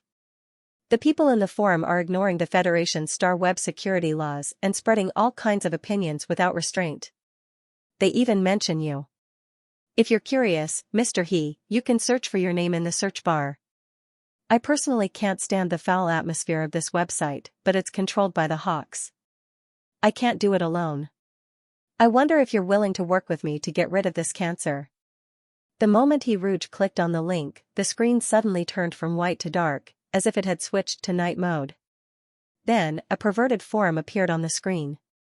The forum's style was like this: #business, drug dealers frequent customers get discounts #business, human trafficking disabled, understand, #idle chat, want to eat the new neighbor #water, what kind of people you want to rape the most #idle chat, talk about the first time I killed He Rouge. WTF? What kind of perverted forum is this? He Rouge randomly clicked into a post with a business tag and skimmed through the post. She was disgusted by the words that clearly stated the price of human lives. In these posts, the transaction was the same as shopping, where the money and goods were cleared. There were even additional purchase discounts and frequent customer discounts. He Rouge found the search bar, entered his name, and saw a bunch of posts discussing him. He clicked on a red post. #idle chat, about He Rouge #0 as a vulture, perhaps it's in my nature to eat scavengers. My previous dream was to rape He Rouge, then kill him, and then eat him. But after watching that live broadcast, it changed to wanting to be raped and killed by He Rouge first. Maybe I'm really crazy. I don't want to profane God, I just want the high and mighty God to rape me. Is there anyone who has the same idea as me? What kind of nonsense are you talking about? To get lost. You don't deserve to mention He Rouge's name. Killing you will dirty Rouge's hands. If you really want to die, give me your address. I'll send you to hell for free. 3 replied 2. When did you guys become so righteous? I don't believe that you didn't have any murderous intent towards He Rouge. 4 uninterested. I was dragged to watch He Rouge's live broadcast. I held back my yawn the entire time. 5 If you want to find acceptance, then get lost. Don't covet my wife. 6 replied 4 If you're watching Star Web, you'll definitely feel nothing. Guide our website's live broadcast number 157944036. He Rouge, a deity whose voice can drown out the background music of Dominator. 7 I just want to know when I've become stronger will be updated. If there's no update, taking drugs won't feel good. Won't the author's conscience hurt if he doesn't update? He Rouge couldn't continue reading after reading the beginning of the post. When he thought about how his live broadcast would be spied on by these people, he felt as if he had found a cockroach in his room. He Rouge never thought that he would see this kind of post urging him to update. He Rouge didn't write yesterday. He was busy comforting the cubs and making designs, so he asked for a day off from the readers. He Rouge touched his conscience. It did hurt a little. He Rouge was no longer the passionate writer he used to be. Ever since he had more money than he could spend in a lifetime, a lover to play games with, and a house full of plush and woolen, He Rouge lost the motivation to make money. The only thing that could motivate him to write was love. He Rouge thought of those pigeons in Xinjiang who had won the lottery or inherited tens of millions of yuan. They had become rich overnight and left. Sure enough, money made people fall. However, it was wrong to stop updating. He would update today to make up for it. He Rouge closed the forum where perverts gathered. He opened Mu Lingying's live broadcast and prepared to wash his eyes. The little girl was doing her homework. She was preparing to study hard and get into a good university. Looking at the young girl studying hard in the live broadcast room, Rouge was reminded of the time when she studied hard in the past. The more she watched, the more ashamed she felt. The young girl was studying, yet she still had the nerve to watch the live broadcast and waste her time. Rouge watched Mu Lingying's live broadcast of her homework while opening a document and starting to write. When he started writing, Shiguei-chan came back. He took off his clothes and turned into a great white tiger with an astonishing amount of fur. He lay beside Rouge and wagged his tail. "Help me take a look. Is my fur all grown out?" He raised his head and showed Rouge the results of his hard work in the hair growth bath. Rouge, who was originally determined to write, was tempted by Plush and Woolen's tiger ears. He gave up writing and went to the big cat without hesitation. He stepped on the pink meat pad and climbed onto the great white tiger's back. His feet felt as comfortable as stepping on clouds. Rouge lay in the soft white fur happily. Half of his face was covered by the fur. He took a deep breath and smelled a trace of medicine from the hair growth bath. "Gue-can, let's go and get some sun." This way, he could hug the great white tiger and smell the sun in the fur. "Okay, the food in the Tower of Eternity is pretty good. We can order first."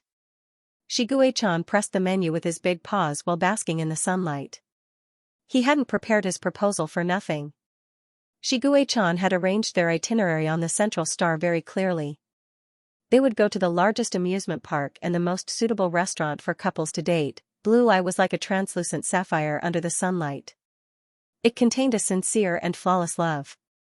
"Let's go to the amusement park tonight," Shiguei-chan said expectantly.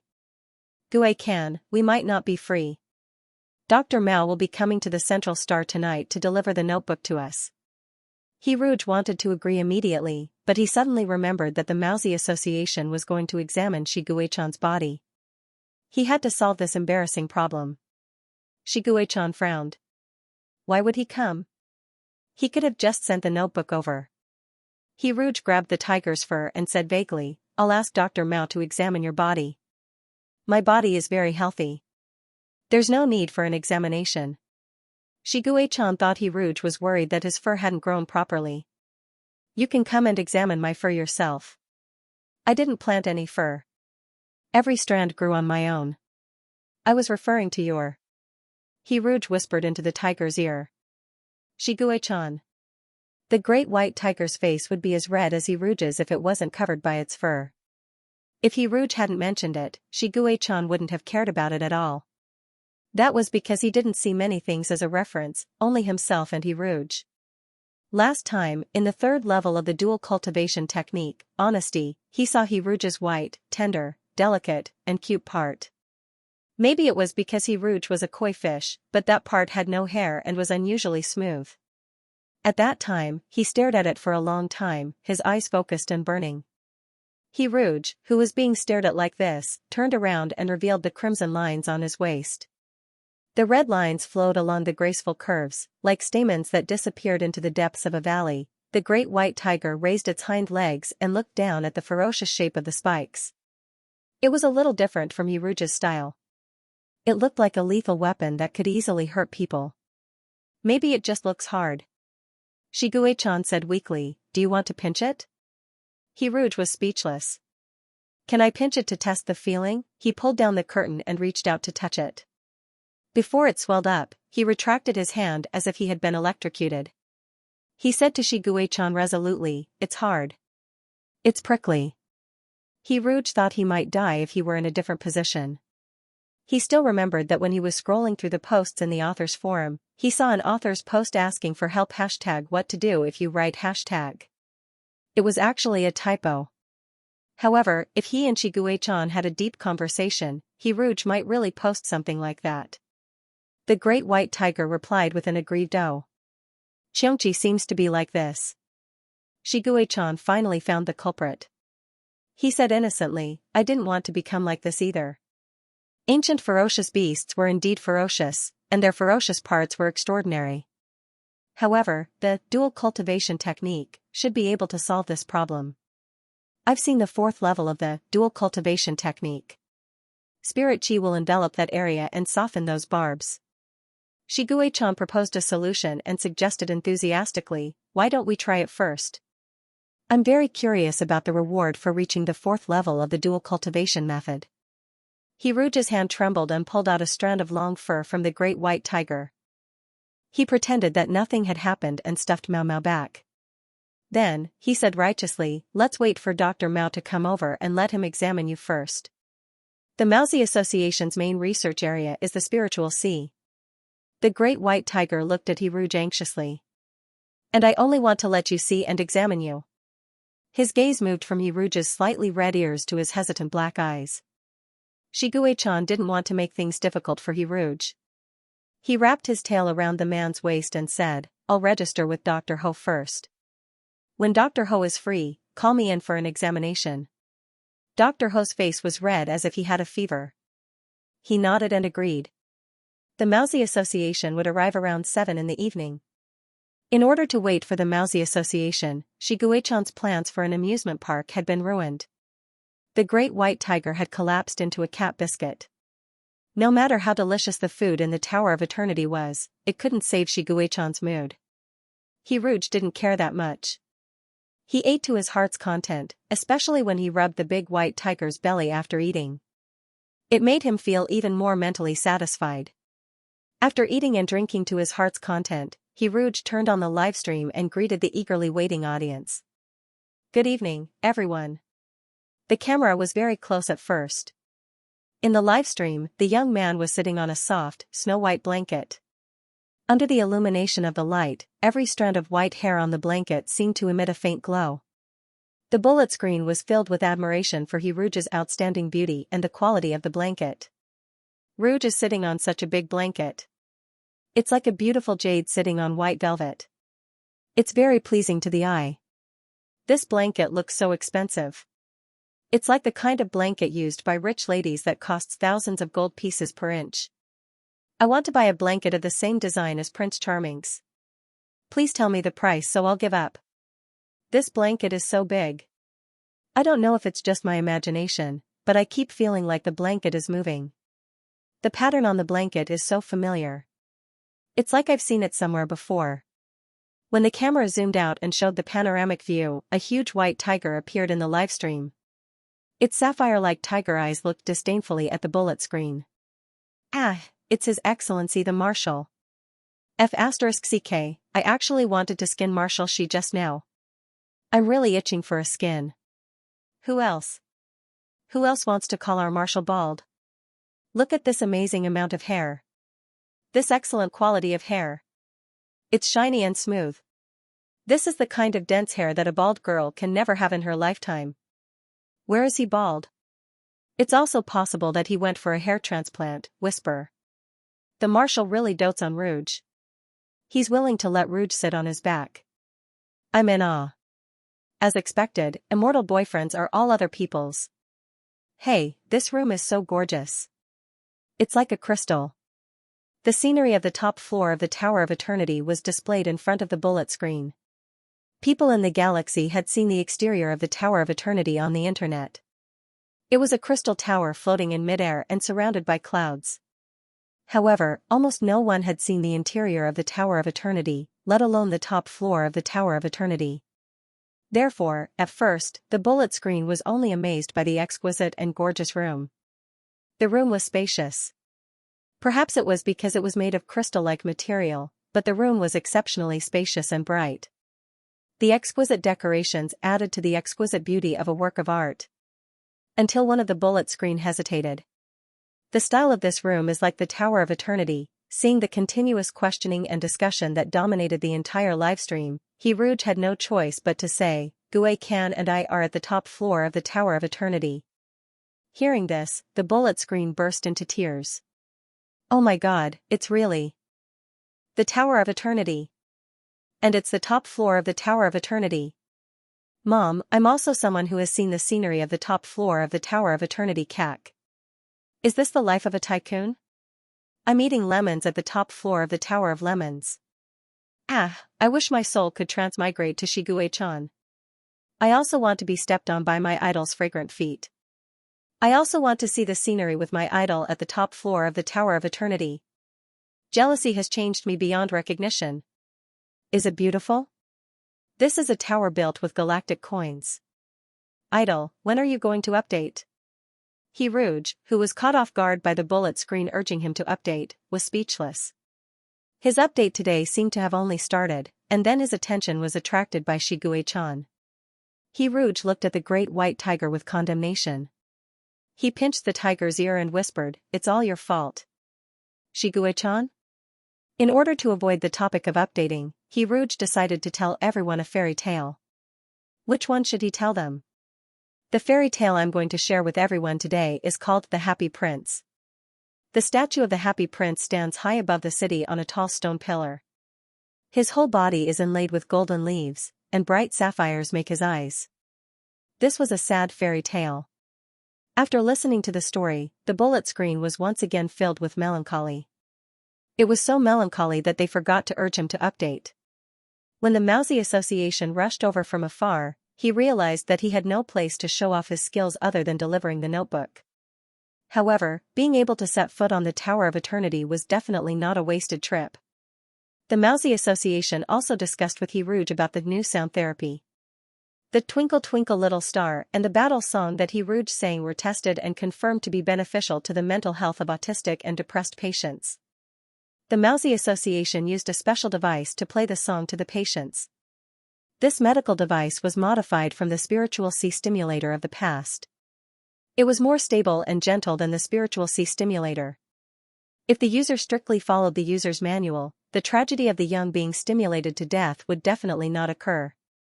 The thick user's manual clearly stated that for young children between the ages of 1 and 2, the stimulation should not exceed 1.85. The user's manual, which was accurate to 2 decimal places, had been compiled from the data that Mao Xingyong had given to the research institute. Mao Xingyong had provided all sorts of detailed data on the Spiritual C stimulator. Behind every simple number was a bloody human life. However, the people who enjoyed these benefits would never know how many human experiments had been conducted to come up with these tedious steps. In order to give He Rouge a more direct explanation of the treatment method of the song, the Mousy Association played a video of the treatment for He Rouge to see. In the video, the patient would first wear a white helmet. This helmet was smaller and simpler than the metal helmet in the game, but He Rouge instantly recognized the front of the helmet. He subconsciously looked at the great white tiger beside him. The great white tiger's blue eyes were emotionless as it stared coldly at the video. He Rouge couldn't help but reach out his hand to touch the Wong character. The snow-white tiger's ears trembled slightly. The great white tiger under his palm took the initiative to rub against He Rouge's palm. The great white tiger was so big that one hand couldn't completely cover it. Similarly, the metal helmet from back then couldn't be stuffed into this big head. Shiguei-chan was no longer number 20. He was the powerful and respected marshal. After understanding this, the anxiety in He Rouge's heart disappeared. He hugged the great white tiger and continued to watch the video. In the video, some of the autistic young children would react to the outside world when they heard "Twinkle Twinkle Little Star." When the parents saw their children drawing star patterns on paper and heard their children's request to see the stars, they cried tears of joy and were so excited that they were incoherent. At this time, the parents were even willing to pluck stars from the sky, let alone see the stars. The Mousy Association originally wanted to use the battle song for soldiers. However, now that the Battlecraft War was over, the Mousy Association changed its use. They found that the battle song had a very good motivational effect on depressed patients. It was very motivating, so they used the battle song as a treatment song. The Mousy Association hoped that He Rouge could sing these 2 songs again. This way, he could use these songs in medicine as soon as possible. These 2 songs won't be used for profit, but I prepared a reward for you. As he spoke, the Mousy Association took out his secret stash of money. He Rouge didn't want to take the money, but under the gaze of the great white tiger, He Rouge silently took the money. The Mousy Association scratched its head. By the way, you and I have also been nominated for the Anlejos Medicine Prize this time. However, we might not win because my granduncle is also participating in the Anlejos Medicine Prize. In this world, the Anlejos Medicine Prize was equivalent to the Nobel Prize in Medicine. He Rouge didn't expect the Mousy Association to nominate him without a word. Even if he didn't win the prize, being nominated for the prize was still a great honor. However, your granduncle? Is he Mao Xingqi? Mao Xingqi and Mao Xingyong only differed by one character. It was easy to think of them as relatives. The Maozi Association nodded. Yes, but granduncle is from the main branch. We are from the side branch. We don't have much contact. All these years, granduncle only came to grandfather's funeral. The speaker didn't mean it, but the listener did. After the Maozi Association left, Shi Guichan said to Hiruj, I think I know who has the second half of the notebook. The Maozi Association had found the notebook among Mao Xingyong's belongings. Mao Xingqi had also attended the funeral. In addition, Mao Xingqi was on the kill list. Since they knew the whereabouts of the second half of the notebook, it was obviously more secure to choose the decryption mode. Hiruj flipped through the remaining half of the notebook and slowly exhaled. This was a sinful notebook. It recorded the data of human experiments. However, the data now made a great contribution to the medical field. Do you want to choose the decryption mode? Yes, no, decryption mode successfully activated. The notebook in Hiruj's hand suddenly glowed. The words peeled off the paper one by one and floated in the air. They arranged themselves and formed a new story. My name is Mao Xingyong. I have a younger brother. His name is Mao Xingqi. He has always been a proud son of God. He held an important position in the research institute at a young age. I changed my field of research for Zixi and began to research on the sea of consciousness. In order to make breakthroughs as soon as possible, I reached an agreement with the leader of the street sweeper and agreed to do human experiments in Shanghai orphanage. In the beginning, the person they wanted to invite was Shogi. Shogi was much better than me. When I left the research institute, Shogi was very disappointed in me. Later, Shogi persuaded me to turn over a new leaf. I agreed and decided to be a spy in Shanghai orphanage. But one day, I suddenly thought of a question. Why did I think that Shogi was not in cahoots with those people? In this world, Shanghai orphanage is not the only place where human experiments can be done. Main mission, find Mao Xingqi's laboratory. There was no indication of the location of the laboratory. Who knew if the laboratory was on the central star? Or on another planet? If he had known that the decryption game was so difficult, he would have chosen the adventure mode. Hiruj had no clue. He turned to Shi Guichan and asked, how do we find it? Mao Xingqi is also in the Tower of Eternity. If there is no other way, we can torture him. Blue Eye's eyes were as cold as ice. When his eyes fell on Hiruj's shocked face, Blue Eye smiled. Shi Guichan said in a low voice, I'm just kidding. Hiruj blinked. The surprise in his heart did not disappear. His Shi Guichan had learned how to joke. In fact, during this period of time, many things had changed without him noticing. Hiruj suddenly remembered the bits and pieces of his daily life that he had neglected. For example, Shi Guichan would sit in on his class. Every time Shi Guichan sat in the last row, the baby sloth did not dare to doze off. It was as if there was an open refrigerator releasing cold air to the cubs. At that time, Hiruj only thought that the cubs were very cute when they sat upright. However, Shi Guichan, who could tolerate the cubs' chatter and faithfully played the role of a refrigerator, was also very cute. He just sat in the corner, quietly watching Hiruj. Occasionally, he would look at the cubs without any hostility or annoyance. This was different from number 20, who looked at the cubs coldly from the sidelines. In the game, even if number 20 treated soft, he would only call her number 19. It was a cold codename without much emotion. But now, whenever Shi Guichan saw Bunny in the orphanage, he would follow Hiruj and shout soft. He would also call Hiruj Mr. He or Dr. Ho in a mischievous tone, instead of the monotonous and official Hiruj. In the past, Shi Guichan did not seem to know how to love. When he asked for benefits for himself, he would say dryly, Hiruj, I want to kiss you. But now, he would say some implicit dirty words. Just one or two short sentences, he was like a big cat holding a bowl of food and purring. This is how I feel when I have a son growing up, right? The corners of Hiruj's mouth slowly rose. He thought that since it was the first time Shi Guichan made a joke, he should act like he was amused. But at this moment, there was no need for Hiruj to form a smile. A smile spread from the corners of his eyes and brows. How about this?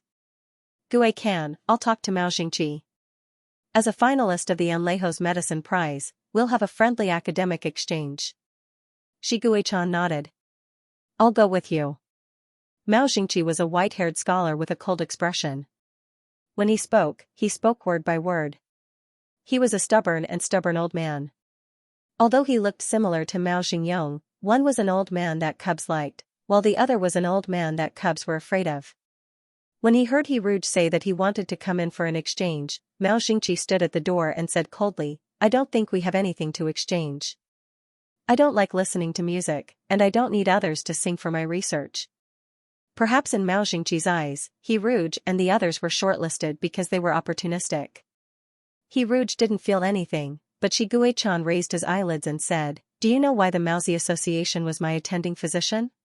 When Shi Guichan was diagnosed with the rare vortex mental emptiness syndrome, many powerful people in the field of spiritual sea research fought to treat Shi Guichan. After all, patients like Shi Guichan were hard to come by. If they could participate in the treatment of this rare disease, they would gain a lot. Mao Xingqi also tried to fight for it, but he failed. Why? Mao Xingqi asked. Shi Guichan said lightly, because I like listening to music. I don't like old doctors who don't listen to music. This sentence was obviously made up to annoy Mao Xingqi. Mao Xingqi's face turned pale, and his beard trembled. He put his hand on the door handle and was about to see the guest out. However, Shi Guichan inserted the notebook into the crack of the door and said, This time, I'm here to ask Mr. Mao to return the second half of the notebook. After seeing the notebook, Mao Xingqi's face changed. He reached out to grab the notebook and tried to take it away from Shi Guichan. However, Shi Guichan was much stronger than Mao Xingqi. Shi Guichan easily pulled back, and Mao Xingqi, who was holding the notebook tightly, almost stumbled. He Rouge was afraid that Mao Xingqi, who was so old, would fall and have problems, so he hurried to support him. However, Mao Xingqi shook off He Rouge's hand, stared at him, and shouted, Give it to me. It belongs to the Mao family. One is a direct descendant, and the other is a collateral descendant. Why didn't you say that you were a family when you separated from the family? This belongs to Mao Xingyong. After Mao Xingyong died, according to the law, this notebook should belong to his son.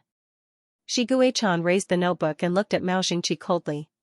You tore the second half of the notebook away without permission. If you take it without permission, you're a thief.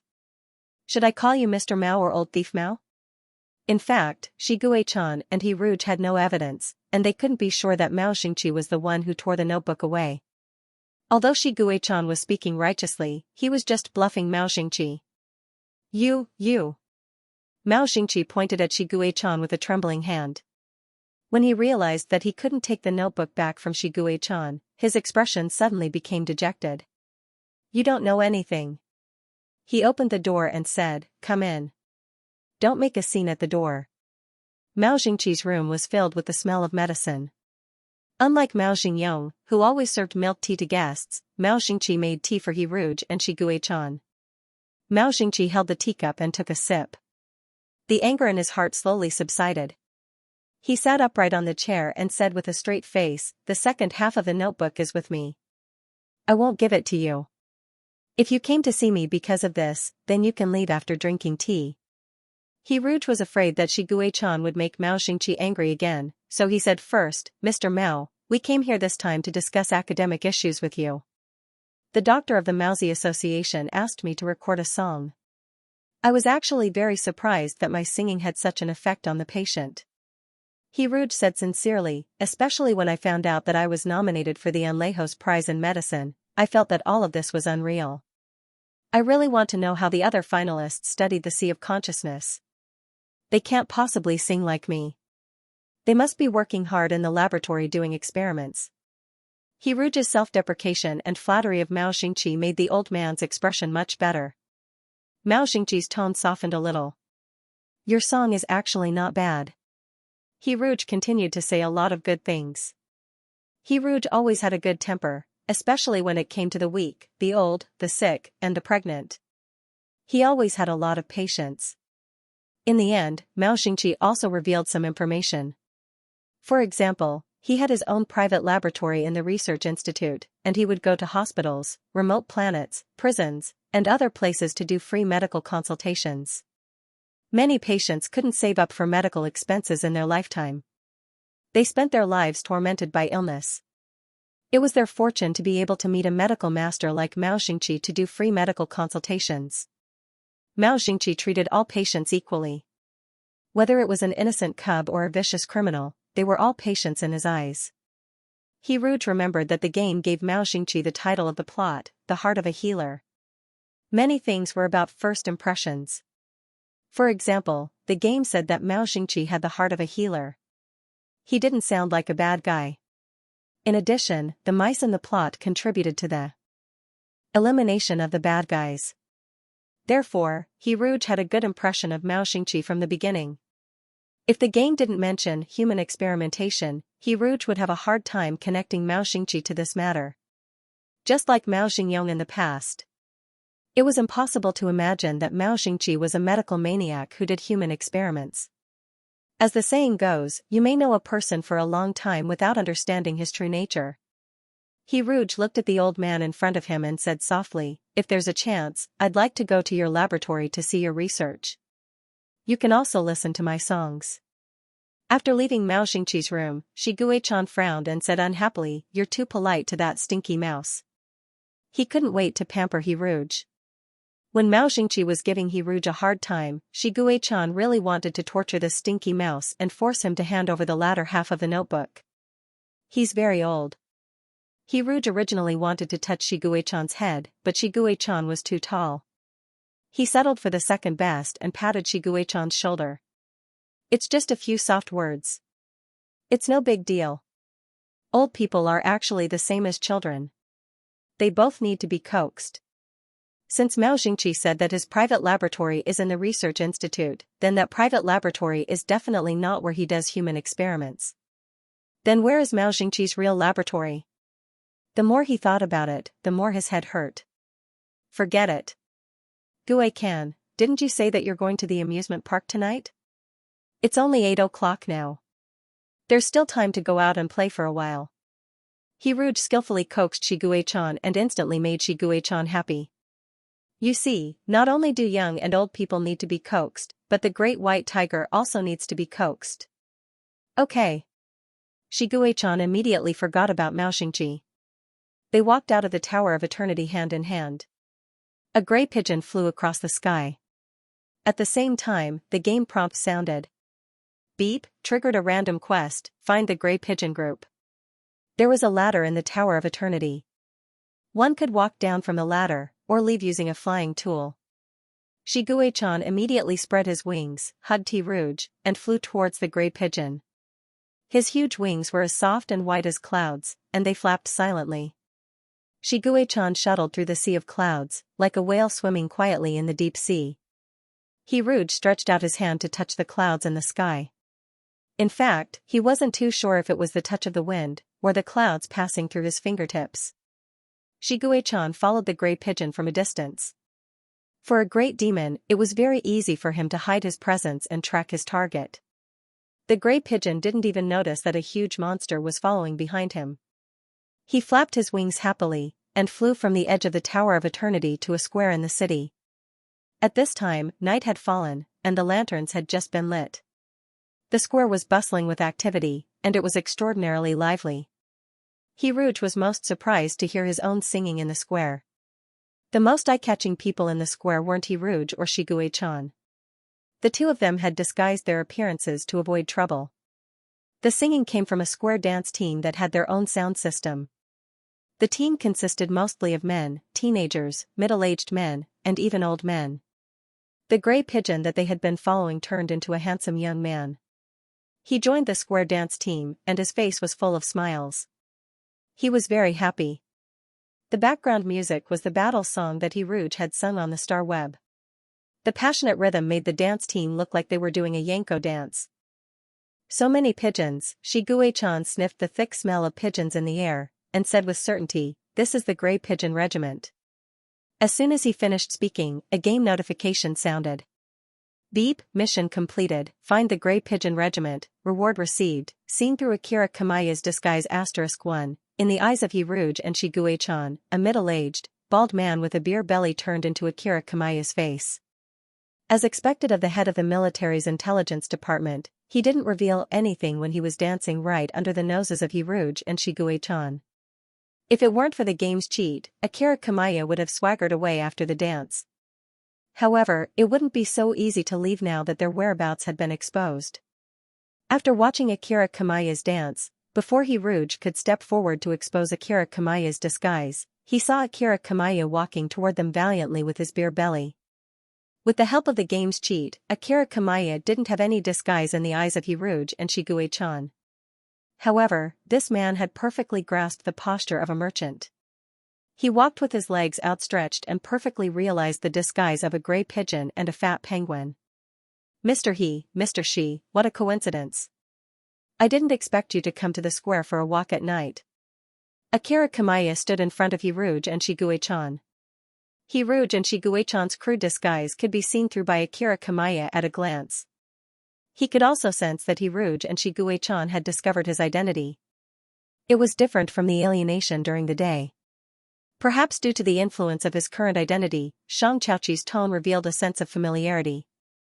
Hiruge had an inexplicable fondness for Akira Kamaya when he recalled that Akira Kamaya's animal form was a pigeon. We didn't expect Mr. Xiang to know how to dance. Akira Kamaya smiled.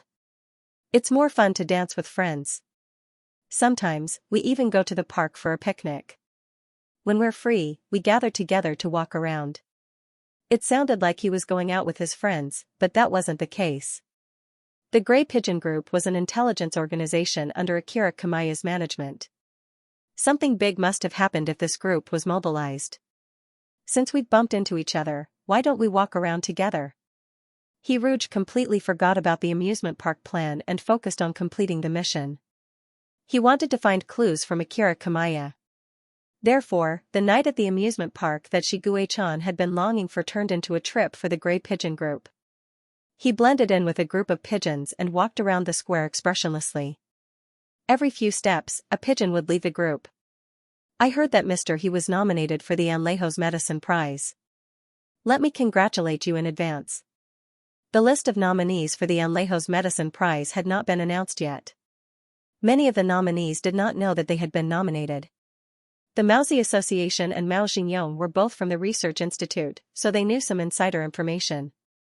Akira Kamaya was an excellent intelligence chief, so it was reasonable for him to know this information. Hiruge repeated the humble words she used to coax Mao Xingqi in the afternoon in a different form. However, Akira Kamaya was different from Mao Xingqi. Hiruge's songs could be seen from the way he played Hiruge's songs when he was dancing in the square. I like to play your songs when I'm dancing with my friends. Every time I listen to your songs and dance, I feel 10 years younger. Mr. Mao's research direction is different from yours. I wonder if Mr. He has seen Mr. Mao's research results? The night breeze was slightly chilly. They walked to the flower bed. Hiruge shook his head. He did not even know that the Maozi Association had signed him up for the competition. He did not even know what the Maozi Association was researching, let alone pay attention to the research direction of his competitors. Mr. He's songs bring happiness and hope to people. Akira Kamaya's expression could not be seen clearly in the dark. Mr. Mao's research makes people see despair and malice. In the past, there were lie detectors that could tell whether a person was lying or not. Now, there are good and evil instruments that can detect whether a person is good or evil at a particular moment. Akira Kamaya casually dropped this bombshell. Good and evil instruments? Hiruge was stunned. Had technology advanced to such a level? Then it would be very convenient for people to go to heaven or hell after they died. It would be just a test. It can only determine whether the person being tested is good or evil at a particular moment. Mr. He, people are always complicated. The good and evil instruments can't read a person's life to determine whether a person is good or bad. In fact, even if there is a day when a machine can read people's memories, it can't determine whether a person is good or evil. Perhaps only God can make this kind of judgment. As Akira Kamaya said this, he looked at Shigue-chan behind Hiruge, the man who still had a shocking presence even though he was wearing a mask. A vicious criminal. When he kills, sets fires, and loots, he must be evil. But if he sees an ant on the road and lifts his blood-stained foot to avoid the ant, then at that moment, he is good. Akira Kamaya reached out and touched his big belly as he spoke. Just like Doraemon reaching into his pocket, Akira Kamaya took out a small round ball from his fake belly. The good and evil instruments can detect the negative emotions emitted by the spiritual sea at a particular moment. Greed, murderous desire, lust, jealousy. The small black round ball was like a small marble. Akira Kamaya pointed the round ball at Hiruj. Everyone's spiritual sea is different. It is said that the spiritual sea of a newborn baby and an amnesiac is pure white, as clean as a piece of white paper. If you use the good and evil instruments to measure them, the value will be 0. The small round ball pointed at Hiruj lit up for a moment, and the detected value appeared on the round ball. Akira Kamaya's eyes widened in an instant, and he stared at the good and evil instruments in his palm. A crack appeared on his face, and the greasy temperament of a disguised businessman disappeared. He murmured in disbelief, "How is this possible?" Hiruj was also dumbfounded when he saw the value. Is the instrument broken? He was not a saint, so how could he not have any negative emotions? When he was locked in the iron cage by Tao Tai, Hiruj wanted to kill someone. There seemed to be more than one good and evil instrument. A member of the Grey Pigeon Regiment was about to give his good and evil instrument to Akira Kamaya. However, as soon as the little pigeon reached into his arms to take out the instrument, he met a pair of sharp blue eyes in the dark. The man who had been silent was like a resting beast. Once someone dared to invade his territory, this beast would bite the throat of the other party. If he moved again, he might die. The little pigeon was so scared that he trembled like a quail. Akira Kamaya's loss of composure was very short. He took a deep breath and said, "Maybe the instrument is broken. This is really a bad start. Mister, he might not believe what I'm about to say. If you have something to say, just say it." Shigue-chan, who had been listening to this old pigeon for a long time, was about to lose his patience. Make it short. In the face of this great white tiger, who could go berserk at any time, would the leader of the Grey Pigeon Regiment, Akira Kamaya, be afraid? Of course. Xianxia spoke quickly. In order to test the good and evil instruments, we have installed 100 good and evil instruments in public squares where there are a lot of people. If we detect that the negative emotions in a certain place exceeds the warning line, the members of the Grey Pigeon group will go there to check the situation. Hiruj thought about the members of the Grey Pigeon Regiment who had left the group one after another when they were taking a stroll. Did they go to check the situation? It had been more than 10 minutes since the pigeons left. If something had really happened, they should have sent a message back by now.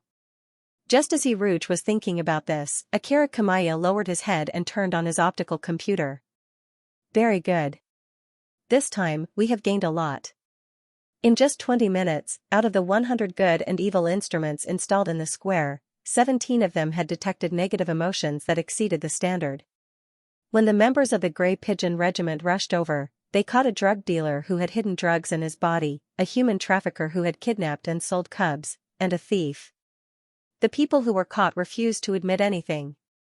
Their expressions were innocent and blank. Their acting skills were good enough to enter the entertainment industry.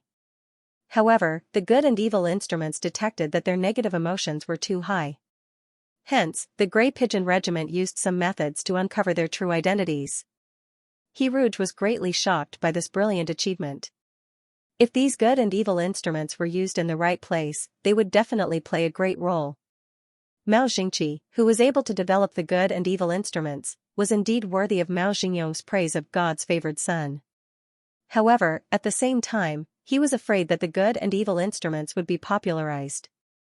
Mao Xingqi, Xiang Hongxing, and Akira Kamaya were in a cooperative relationship. At the same time, they were also people on the kill list. They were all carriers of Tao Tai.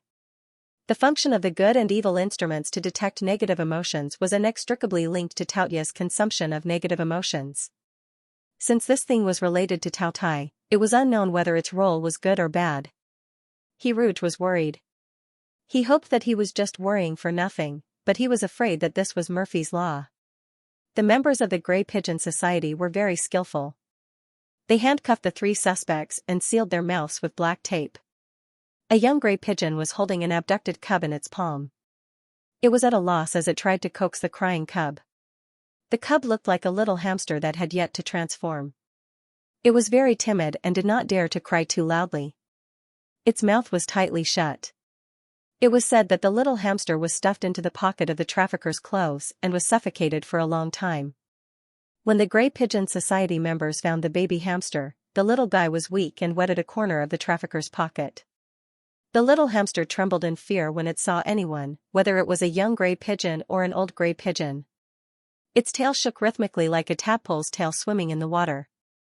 Akira Kamaya volunteered to step forward and showed the little hamster the possibly broken good and evil instrument in his hand. The good and evil instrument that was not activated was just like the cub's toy ball. When he remembered that the good and evil instrument showed a value of 0 when it measured Hiruja's negative emotions, Akira Kamaya could not help but press the switch on the good and evil instrument to measure the cub. The number on the good and evil instrument became 49. This was the negative emotions of fear, uneasiness, helplessness, and anxiety. The warning line for negative emotions was 60. No matter what kind of negative emotion it was, as long as it exceeded 60, it would cause harm to oneself or others. Mao Xingqi once used the good and evil instrument on a patient with depression, and the number that jumped out was 69. This meant that he had fallen into the mire of negative emotions. If he could not escape, he could only drown himself. Facing Akira Kamaya, who was clumsily comforting it with a toy, the little hamster retreated a step in resistance, covered its mouth, and cried silently. Akira Kamaya's smile gradually froze. He did not have a family or children, so he did not have any experience with cubs. Hiruj could not bear to see a cub cry.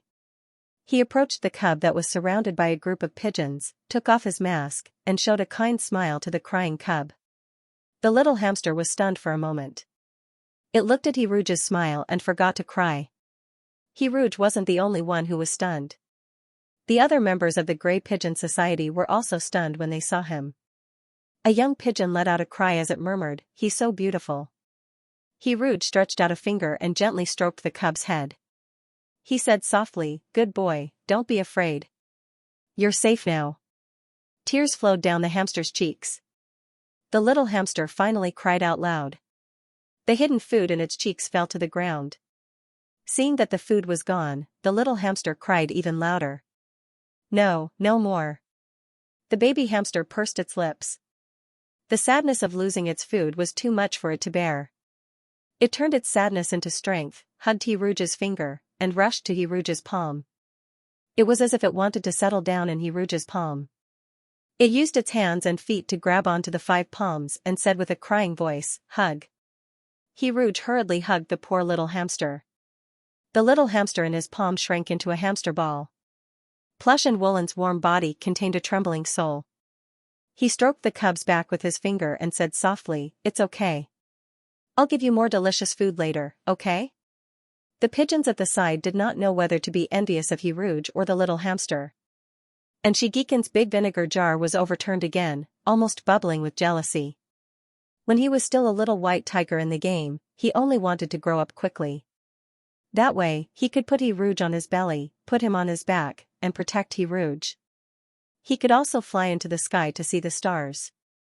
But after seeing the little hamster in Hiruj's palm, Shiguei-chan realized that there were advantages to being small. He could be held in the palm of the person he liked. But to be held in the palm of the person he liked made Shiguei-chan very unhappy, even if the other party was a cub who was still wet behind the ears. The little hamster felt a sense of comfort and warmth in Hiruj's palm. He carefully raised his eyes and saw the great white tiger staring at him through the gap between his fingers. The little hamster was frightened and lay down. He curled himself into a ball and refused to show his head. This is a very talented baby treasure hunting mouse. It looks very similar to a baby hamster, but look at its tail. The tip of a treasure hunting mouse's tail is golden.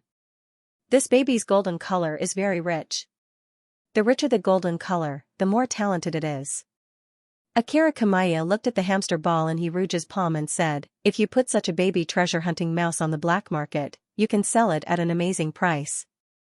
If it's just kidnapping and selling an ordinary baby, the trafficker can only be sentenced to life imprisonment at most. But if it's kidnapping and selling a baby treasure-hunting mouse, what awaits him is the death penalty. Akira Kamaya looked at the trafficker as if he was looking at a dead man. Treasure-hunting mice have difficulties in reproduction. Plus, there are always people who want to take advantage of treasure-hunting mice, causing their population to dwindle. Some interstellar pirates spend a lot of money to buy baby treasure-hunting mice and cultivate them into treasure-hunting machines. The lifespan of the treasure-hunting mice, which overdraw their life force to use their talent, is usually a short 10 years. Do you want to hand them over to the police? Hiruj asked Akira Kamaya. Those who kidnap and sell treasure-hunting mice will be sentenced to death. Those who hide drugs will be sentenced to 30 years in prison. The other thief will only be locked up for a month after paying the fine, Akira Kamaya said. Don't you think these people's punishment is too light? Why is the Federation's law so kind to these scumbags? There are many things that cannot be touched, such as drugs and crime. As long as there is a beginning, there will be a road to the end. Those who have taken drugs once will never forget the euphoria of drugs for the rest of their lives. I know a person who came out of a drug rehabilitation center. He gave more than 300 speeches on drug control in his life, but do you know what his last wish was? Akira Kamaya said word by word, before he died, he wanted to take drugs one more time. What's the use of these scumbags staying in prison for 10, 20, or 30 years? Will they be able to turn over a new leaf once they are released? So many years in prison is a shame that they can never erase. Very few units are willing to hire someone who has been in prison. Tell me, if a pickpocket has tasted the joy of getting something for nothing, it's like taking drugs. After experiencing this kind of pleasure, will he still be willing to overcome all kinds of difficulties and work on the ground? In the dark night, Akira Kamaya seemed to be shrouded in darkness. Akira Kamaya's fingers moved slightly and accidentally touched the switch on the good and evil instrument. The instrument in his palm was aimed at Akira Kamaya, and the number 78 jumped out. They really should be sentenced to death, Akira Kamaya said softly. There was a faint murderous intent hidden between the lines. When Akira Kamaya finished speaking, Hiruj could feel the baby medicine-seeking mouse in his palm tremble. The baby medicine-seeking mouse was actually very sensitive to evil intentions. Even if it could not see the number on the good and evil instrument, the baby medicine-seeking mouse instinctively resisted Akira Kamaya and took the initiative to get close to Hiruj. This was not just a matter of appearance. Hiruj used his fingertips to gently stroke the baby medicine-seeking mouse and looked up at Akira Kamaya. He felt that Akira Kamaya's thinking was a bit extreme. He could understand and agree with the execution of human traffickers, but it was too extreme to execute a thief. Think about it, if petty theft was sentenced to death, it meant that even the smallest of evils was equivalent to the death penalty. However, no one was pure in kind. Most people would have some small evils. If petty theft was sentenced to death, then some smaller evils would have to be punished. For example, the person who evaded the fare on the bus would have to go to jail for a few years, or the person who ate and dashed would have to go to jail. So it seemed that no one in the world would dare to do bad things? But was that really the case? If you wanted to lock everyone in a narrow iron cage full of thorns, you had to be prepared for the day when the beast in their hearts would break out of the cage. You could not push things too hard, or it would have the opposite effect. However, Hiruj would not argue with Akira Kamaya. He did not like to force his thoughts on others. He believed that his thoughts were correct, so he stood by himself. As long as Akira Kamaya did not harm others, he and Akira Kamaya would mind their own business. Moreover, this kind of thinking could not be formed overnight, nor could it be changed by a few words from him. There was no lack of people in the world who would forcefully change other people's thoughts in the name of doing it for your own good. When the negative emotions exceeded the warning level, the good and evil instruments would sound the alarm. Akira Kamaya, who had been silent, was awakened by the alarm. The negative emotions receded like a tide. When he calmed down, the overly high value also went down. At present, the functions of the good and evil instruments were not perfect. There were many shortcomings. If the automatic measurement mode was not set, the good and evil instruments would not measure automatically unless the switch was pressed. The trafficker who abducted and sold the baby treasure-hunting mice was caught because the trafficker was blinded by greed. He had been thinking about how much money he could make by selling the treasure-hunting mice. His excessive greed exposed him. 17 good and evil instruments sounded the alarm. The Grey Pigeon Society caught 3 criminals. The other 14 people only had their negative emotions surge for a moment, but they quickly calmed down. Sometimes, when one walked alone in the dark, one would be engulfed by negative emotions for a moment. Mr. He, since this baby is so attached to you, please take care of this baby treasure-hunting mouse before we find its family, Akira Kamaya said to Hiruj. He did not want to talk about his excessive negative emotions just now. Hiruj naturally agreed. He was very experienced in taking care of babies. After he agreed, Hiruj felt uneasy. He turned his head and saw Shiguei-chan's heartbroken eyes. We still have to go to the amusement park. Shiguei-chan remembered that he had been preparing for a long time for a date. He had not officially gone on a date with Hiruj yet. Then we can take the baby to the amusement park. Don't babies like to go to such places? Hiruj raised the baby treasure-hunting mouse high in his palm and asked with a smile, do you want to go to the amusement park? The members of the Grey Pigeon Society could clearly feel that the marshal's face had darkened. It was almost as if he had become one with the night sky. Shiguei-chan was speechless. It was supposed to be a date between the two of them. Why was there an extra third wheel? Hiruj also noticed Shiguei-chan's gloomy mood. Although he liked babies, he still cared about Shiguei-chan the most. Gue-kan, I'm sorry. I shouldn't have agreed to it alone.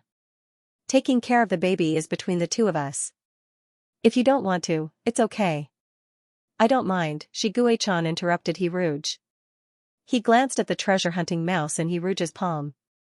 Since the cub was so small, he could just treat it as the smallest light bulb. He could just turn a blind eye to it and ignore it. In addition, it was a treasure-hunting mouse. Those treasure-hunting mice who treated their cub as their lifeblood would definitely have reported it to the police long ago. Once they received the news, they would definitely rush over. He just had to bear with it for a while. Shiguei-chan knew Hiruj very well. If he ignored the baby treasure-hunting mouse because of him, Hiruj would feel terrible. Hiruj heard Shiguei-chan's considerate answer and couldn't help but tiptoe to touch Shiguei-chan's face. His meow-meow had really grown up. Shiguei-chan gently grabbed Hiruj's left hand and pressed his face against Hiruj's palm. Shiguei-chan narrowed his blue eyes and looked down at the baby treasure-hunting mouse in Hiruj's right hand. His expression was noble, cold, and unfathomable. The baby treasure-hunting mouse sensed the murderous aura and pretended to be dead in Hiruj's palm. After cuddling with Hiruj for a while, Shiguei-chan walked towards the gray pigeons, who were full of dog food, and asked Akira Kamaya, I heard that you and Xianxia are preparing a system. Are these good and evil instruments prepared for your monitoring system? Last time, when he met Akira Kamaya in the Hall of the Tower of Eternity, Shiguei-chan had asked Wu Qingdang why Akira Kamaya had come here. Yes. Akira Kamaya nodded. Have you finished setting it up? Shiguei-chan continued to ask. Not yet. We have only completed a small part of the construction. Currently, the monitoring system's coverage area is very small. It only covers a few public places on the Central Star, such as this square and Starlight Park. Akira Kamaya looked down at the good and evil instruments in his palm. The good and evil instruments can't be mass-produced yet. When they are as expensive as the monitoring system will be really popular. Shiguei-chan's deep blue eyes looked at the good and evil instruments in Akira Kamaya's palm. He then turned to look at Hiruj, who was talking to the baby treasure-hunting mouse behind him. He walked towards Hiruj, took off his black gloves, and pushed the baby treasure-hunting mouse to the ground with his index finger. The baby treasure-hunting mouse, who was sitting peacefully, was pushed to the ground by Hiruj's palm. He looked at the culprit in confusion. When he saw the ice-blue eyes, the baby treasure-hunting mouse didn't even dare to make a sound. He obediently lay in Hiruj's palm and pretended to be dead. However, Shiguei-chan didn't let the poor baby treasure-hunting mouse go. He pinched the tip of the baby treasure-hunting mouse's golden tail with 2 fingers. The baby treasure-hunting mouse, whose tail was pinched, kicked its legs in horror and looked at Hiruj for help. Let me borrow it. After saying that to Hiruj, Shigue-chan expressionlessly carried the baby treasure-hunting mouse to Akira Kamaya. He was like a fisherman who threw the hook, the baby treasure-hunting mouse, to the fish, the good and evil instrument. He then said calmly, "Your toy. Hold on tight." The baby treasure-hunting mouse looked at Shigue-chan in panic. After reading the man's eyes, it carefully looked up at Akira Kamaya. Akira Kamaya didn't know whether to laugh or cry. "You want this good and evil instrument? Take it then. This good and evil ritual is probably broken." He took the initiative to pass the good and evil instruments in his hand to the treasure-hunting mouse cub, like a weird uncle who was holding a lollipop to coax a child. "This little toy is a gift from Uncle. Do you want it?" After a pause, Xianxia said, "The good and evil instruments are spherical, and it's not easy to hold." Unexpectedly, the baby treasure-hunting mouse used both its hands and feet. First, it pressed its belly against the top of the instrument.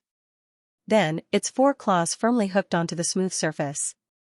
In order to hold it firmly, it even pressed its chin against the instrument. Squeak! It squeaked loudly.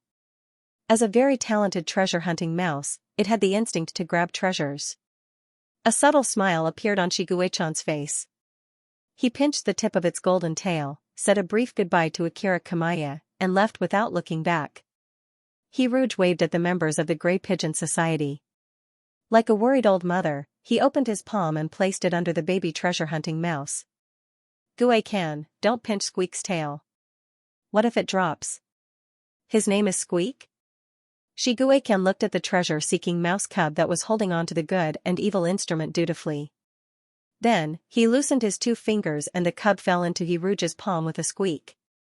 Even when it fell to the ground, Squeak still held on to the good and evil instrument tightly. Hiruj hurriedly caught the instrument. After confirming its weight in his palm, he breathed a sigh of relief. "Yes, it's a very cute pet name." Hiruj lovingly stroked Squeak's little tail. "Why did you ask Squeak to bring the instrument here?" At this moment, they had already walked some distance. Shigue-chan picked up the instrument. With a hint of examination in his blue eye, he said in a low voice, to verify a conjecture. He pressed his finger on the switch of the instrument, and a blood-red number popped out. 100. Before the instrument let out a sharp alarm, Shigue-chan clenched his hand into a fist and crushed the instrument with his spiritual power. Just as I expected. Shigue-chan loosened his hand, and the broken pieces of the instrument fell through his fingers like grains of sand. He clapped his hands and cleaned up the rubbish. Just as he was about to explain to Hiruj, he saw the baby treasure-hunting mouse trembling in Hiruj's palm. It even shed tears. As a baby treasure-hunting mouse that always curled up into a ball, Gigi witnessed a terrifying person crushing another ball into pieces. This kind of impact was a bit too great. "You scared Squeak." Hiruj smiled helplessly and comforted Squeak, who was trembling in his palm. Shigue-chan was silent for a moment, and then snorted disdainfully. It was already late at night. Shigue-chan spread his wings and flew into the sky with Hiruj in his arms, while Hiruj held the trembling baby treasure-hunting mouse in his arms. Hiruj put his hands together and gently protected the baby treasure-hunting mouse. This was the first time he was flying in the sky, and he was afraid that he would accidentally drop Plush and Woolen's little ball. As if it could feel the warmth of Hiruj's palm, the baby treasure-hunting mouse mustered up its courage and looked down through the gaps between his fingers. "What guess?" Hiruj asked curiously, remembering what Shigue-chan had just said. Shigue-chan didn't answer immediately. There are some things that shouldn't be heard by others, even if it's a baby. The baby treasure-hunting mouse was still looking down through Hiruj's fingers. When it saw the darkness and heard Shigue-chan's voice, it couldn't help but let out a trembling squeak. It collapsed in Hiruj's palm and pretended to be dead. Hiruj held the baby treasure-hunting mouse and poured his spiritual power into its throat. Hiruj looked at the baby in his palm with his gentle black eyes and sang a lullaby. "Sleep, sleep, my dear baby." The baby treasure-hunting mouse rubbed its eyes with its little paws and yawned softly. Sleepiness swept over the baby. It hadn't really fallen asleep for a long time. At this moment, in Hiruj's palm, it found a long-lost peace of mind. It curled up into a ball, closed its eyes, and fell asleep. The game task is for us to find Mao Xingqi's laboratory. The huge wings slowly moved, and Shiguechan's voice was blown away by the wind. The game reminded us that Mao Xingqi's laboratory was conducting human experiments. The problem that troubled us before was how to find this laboratory. It was like looking for a needle in a haystack. Rouge nodded softly. Just now, I found out that we were on the wrong track. Blue Eye flashed a glimmer of light. Why do we have to find this laboratory and not let the people in the laboratory find us? Rouge? He said honestly, I don't understand. Shiguechan laughed in a low voice. This is another guess. The wind messed up his silver hair, and Shigekin's flying speed was extremely fast. Because he didn't need to control his speed to follow the gray pigeon, he didn't need long to fly back to the Tower of Eternity. During the extremely short return journey, Shiguekan first explained his first conjecture to Rouge. Do you remember the pigeon, elephant, and mouse in the cartoon? Rouge nodded. The pigeon found the time and Akira Kamaya found the bad guy. What did you use to discover the bad guys today? Shiguekan guided her patiently. Rouge blurted out, good and evil ritual. The dove tells Xiang about the bad guys, and Shang Chaoqi tells Xiang Zhongjing about the bad guys. How does he tell Xiang Hongxing about the bad guy? Wu Qingding's answer echoed in Shiguechan's mind. It seems to be some kind of criminal information system that he discussed with Xiang Hongxing. The parrot told him with uncertainty. It's through a monitoring system composed of the good and evil ritual. This detection system may also include a system related to criminal information. The fog gradually dispersed, and Shiguechan's thoughts became clearer. Xiang Hongxing is a government official. His authority is enough to check these systems. Then we've reached another key question. The elephant in the cartoon knocked the bad guy out. Xiang Hongxing made these bad guys lose their ability to move.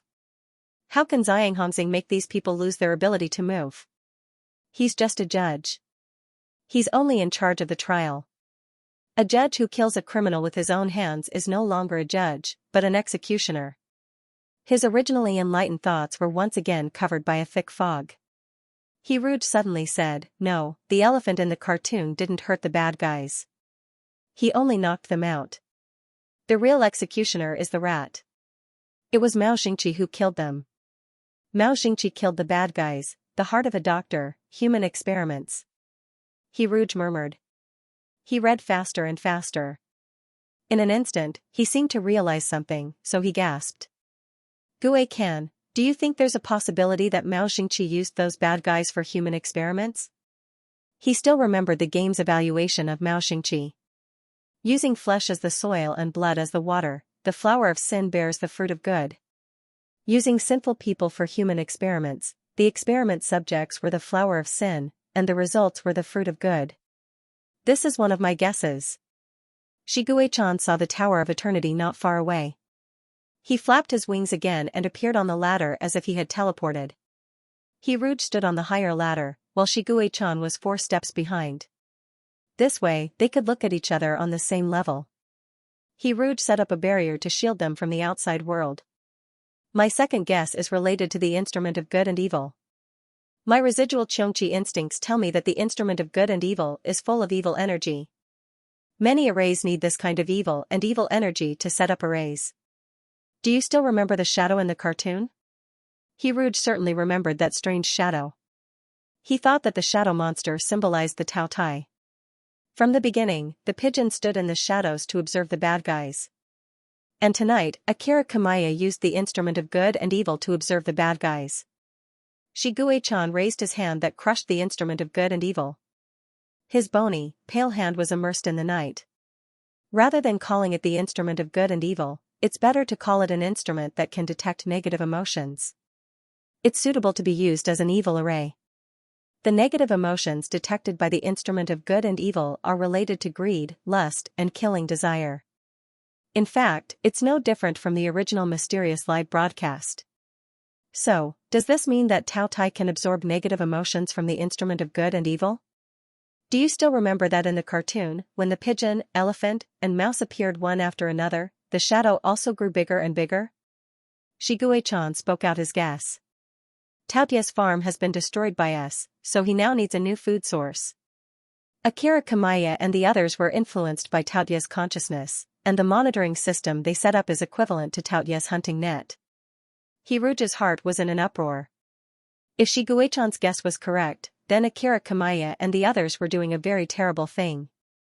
When the monitoring system was successfully covered, Taoye's hunting area would be larger than that of the mysterious live broadcast. The mysterious live broadcast was a field that only a few people knew about, but the monitoring system could openly cover all the planets.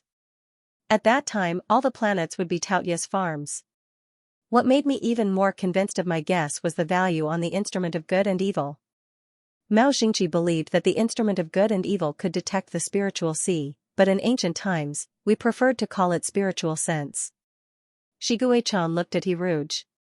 There is no distinction between good and evil in human beings' spiritual sense, and it wavers between good and evil.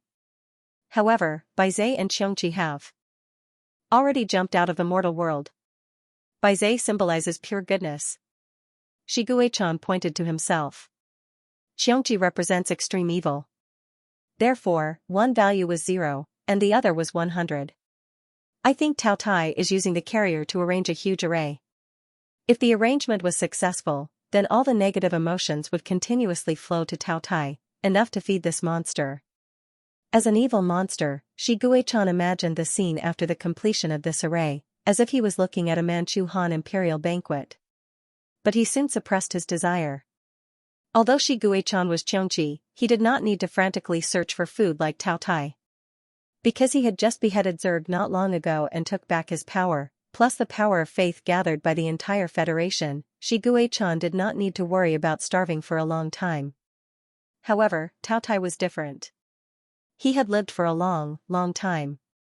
Even if he did nothing to avoid consuming energy and only slept, Tao Tai would still be hungry after a long time. When people were hungry to the extreme, they would exchange food for food, let alone a beast with no moral sense. At this moment, Shiguechan suddenly understood Taoye's idea. Tao Tai divided himself into 20 parts, in fact, to share his hunger. If only one part of himself woke up at a time, and the other 19 parts fell asleep, then Tao Tai could barely endure the torture of 1/20th hunger and would not lose all rationality. The interstellar could no longer accommodate Tao Tai. There were only 2 endings waiting for Tao Tai. One was that he ate up all the interstellar energy, and the other was that he left the interstellar and went to the upper realm. The upper realm was more abundant in energy. But why did Tao Tai not go to the upper realm? There seemed to be something wrong with this world. Shiguechan looked up at the bright starry sky, and a trace of inquiry appeared in his eyes. He said to himself, "Who created the game? Your exclusive lover." Hiruj also looked up at the starry sky above his head.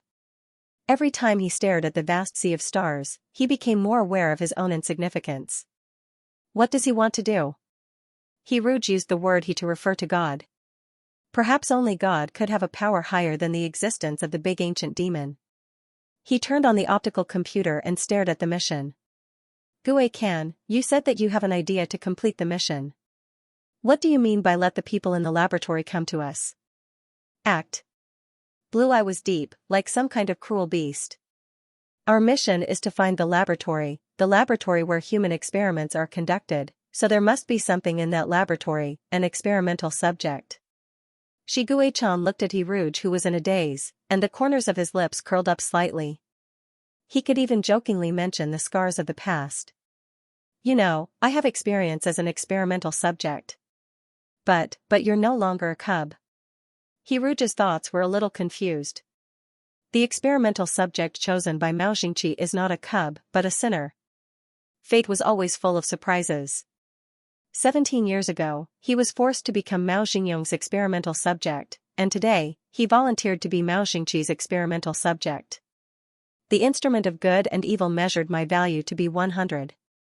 If I were Mao Xingqi, I wouldn't let go of this experimental subject. I'd definitely do everything possible to catch him. But you're Marshal Shi. You protected the Federation. Even if Mao Xingqi wanted to catch you, Akira Kamaya and Xiang Hongxing wouldn't agree. Hiruj found a lot of reasons to refute. Shiguechan looked at Hiruj's slightly flustered black eyes. Those clear eyes reflected the endless starry sky and his face. Shiguechan took Hiruj's hand and said, "Do you remember the last mission? I can use the possession technique again." No one will know that it's me. He Rouge held the cub in one hand and unconsciously grasped Shiguechan's hand with the other. But you have to attend the conferring ceremony the day after tomorrow. You can't be absent. He didn't know what he was afraid of. He didn't want Shiguechan, who had finally walked out of the past, to act as an experimental subject again. He didn't want the person in front of him to cut open the scars that had finally healed. One day is enough for me to solve everything. I have to destroy Taoye's plan. Otherwise, when he solves the food problem and can control all the carriers, even I am not sure if I can kill him. Shiguechan kissed He Rouge's lips. He put his forehead against this person's forehead and touched the tip of his nose. He whispered, the day after tomorrow, when the conferring ceremony begins, I will definitely come back. I will solve all the problems and come back to propose to you. The huge wings flapped silently, and the kiss on the lips left. Almost in an instant, the silver-haired blue-eye man was cast into the endless darkness. He Rouge stretched out his hand and only had time to touch a snow-white feather. The day after tomorrow. He Rouge's heart was empty. He sighed and broke the barrier of silence. Holding the cub, he walked towards the Tower of Eternity. On the first day without the great white tiger, he could only rely on stroking Gigi to barely survive. When He Rouge carried the baby treasure-seeking mouse into the Tower of Eternity, the tip of his golden tail shook slightly. Before Gigi's eyes even opened, the golden tail was already wagging back and forth. This was the treasure-seeking mouse's instinctive sensitivity towards treasures, just like how a foodie would wake up after smelling the fragrance of food in its sleep. Gigi's golden tail shook, and he slowly opened his eyes, seeing the magnificent Tower of Eternity. Wow, Gigi exclaimed in admiration, as if he had never seen the world before. A tall figure appeared from the staircase. He seemed to be preparing to leave the Tower of Eternity. It was a slightly plump man dressed in a dark blue suit and wearing a monocle. This middle-aged man's earlobes were very big. Chinese people always felt that big earlobes symbolized good fortune. He Rouge felt at first glance that this man was like a Buddha who was thinner in a suit. This kind of appearance carried an aura of Buddha, which made He Rouge feel dazed. The man adjusted his monocle, and the smile lines at the corners of his eyes appeared. His voice was mellow and calm, and it was easy for him to gain the favor of others. Good evening, Mr. He. I am Xianxia. He then bent down to look at Gigi in He Rouge's palm. Little friend, do you also like the Tower of Eternity? When you grow up, you can still come here to appreciate it when you have the chance. Its beauty will not fade with time and is as eternal as the truth. Gigi's small eyes looked timidly at Xianxia. He seemed to be a little scared, and also seemed to be shy as he buried his face in He Rouge's palm. His little golden tail was also nervously placed under his butt. Hello, Your Honor. Gigi is a little shy. He Rouge's two hands wrapped around the baby treasure-seeking mouse as he explained to Xianxia. His gaze fell on that very Buddha-like face, and he unconsciously used honorifics. The baby treasure-seeking mouse is like a mimosa in a greenhouse. Xianxia was like a wise elder. They need the protection of the Federation's laws. However, no matter how strict the laws are, they can't deter those who are blinded by greed. This child likes you very much. Please take good care of him before the treasure-seeking mouse clan arrives, Mr. He. Are Gigi's parents coming? He Rouge asked. No, we haven't found the child's parents yet. Xianxia shook his head. No treasure-hunting mouse has reported the case. No treasure-hunting mouse has noticed that their child is missing. But it doesn't matter. Tomorrow morning, someone from the treasure-hunting mouse clan will come to pick up the child. How could this be? He Rouge felt that it was inconceivable. Why didn't the parents find out that their children were missing? Could it be that Gigi was abandoned? However, Gigi was a precious baby treasure-hunting mouse. It looked very healthy and had no problems. The smile on Xianxing's face faded. In the face of great benefits, the means of crime will always be beyond our imagination. Gigi anxiously scratched He Rouge's palm with its small claws. He Rouge guessed that Gigi was afraid of outsiders, so he returned to the top floor after chatting with Xianxia for a while. When he returned to his room, He Rouge put the baby treasure-hunting mouse in his palm on the bed. Gigi let out a long sigh of relief. It seemed that it wanted to express something to Hiruj, but Gigi didn't know many words. It only knew a few simple words: hungry, eat, hug, and sleepy. It seemed that no one had taught it how to speak. Gigi jumped onto Hiruj's lap and squeaked here and there in a soft voice. However, Hiruj couldn't understand a word it said. He felt the inconvenience of the language barrier. Gigi, my name is Hiruj, Hiruj said in a soft voice. Its small, dark eyes looked at Hiruj brightly. Gu? He whispered. Hiruj smiled. He held Gigi in his palm and ordered supper for Gigi and himself. The food in the Tower of Eternity is very delicious. I promised Gigi before that I would give him delicious food. The baby treasure hunting mouse stuffed food into its cheeks with all its might. Its mouth was bulging like two small balloons. It climbed onto Hiruj's clothes from his palm and carefully went into his pocket. Hiruj opened the pocket with his fingers and saw that Gigi spat out a small biscuit and a nut. With a crackling sound, the pocket was quickly filled with food reserves. Gigi raised its head and looked at Hiruj. Its small eyes lit up and it raised a small biscuit. It was really small, suitable for the baby treasure hunting mouse to eat. It whispered, eat. Hiruj caught the biscuit that was not even as big as his fingernail. He thought that this biscuit was the legendary, not even enough to fill the gap between his teeth. He looked at the small biscuit and sighed. He missed the great white tiger. He wanted to take this small biscuit to fill the gap between the great white tiger's teeth. Gigi seemed to only have a sense of security when it was in the pocket. Hiruj took off her jacket and placed it on the bed. Gigi nestled in the pocket and munched on the food. There were a lot of new messages in the photon computer. Hiruj automatically ignored the novel's reminder and clicked on the private message sent by the pup's new teacher. Dear Ruj, Gue Kan, good evening. I'm Soft. I found that everyone wanted to see Ruj, so I asked the new teacher if I could borrow her photon computer to send you a private message. The new teacher is really a good person. She agreed. Tonight at 6 o'clock, the new teacher gave us a live broadcast. Xianxia was very envious of the great white tiger's size. The Gugu said that the Tower of Eternity was very beautiful. They also wanted to go there one day. Lazy and Autumn Valley both closed their eyes to listen to the live broadcast. Lazy was too lazy to even open his eyes. However, he looked very cute when he smiled. Hua said to Emmy, Ruj is so beautiful 10 times. Hua really likes you, Ruj. I also like Ruj a lot. By Soft's learning ability was very strong. He had achieved excellent results in the recent exams. While Xianxia was still stuttering, he could already write essays with ease. Soft's genius aura allowed him to get close to 2 free chickens.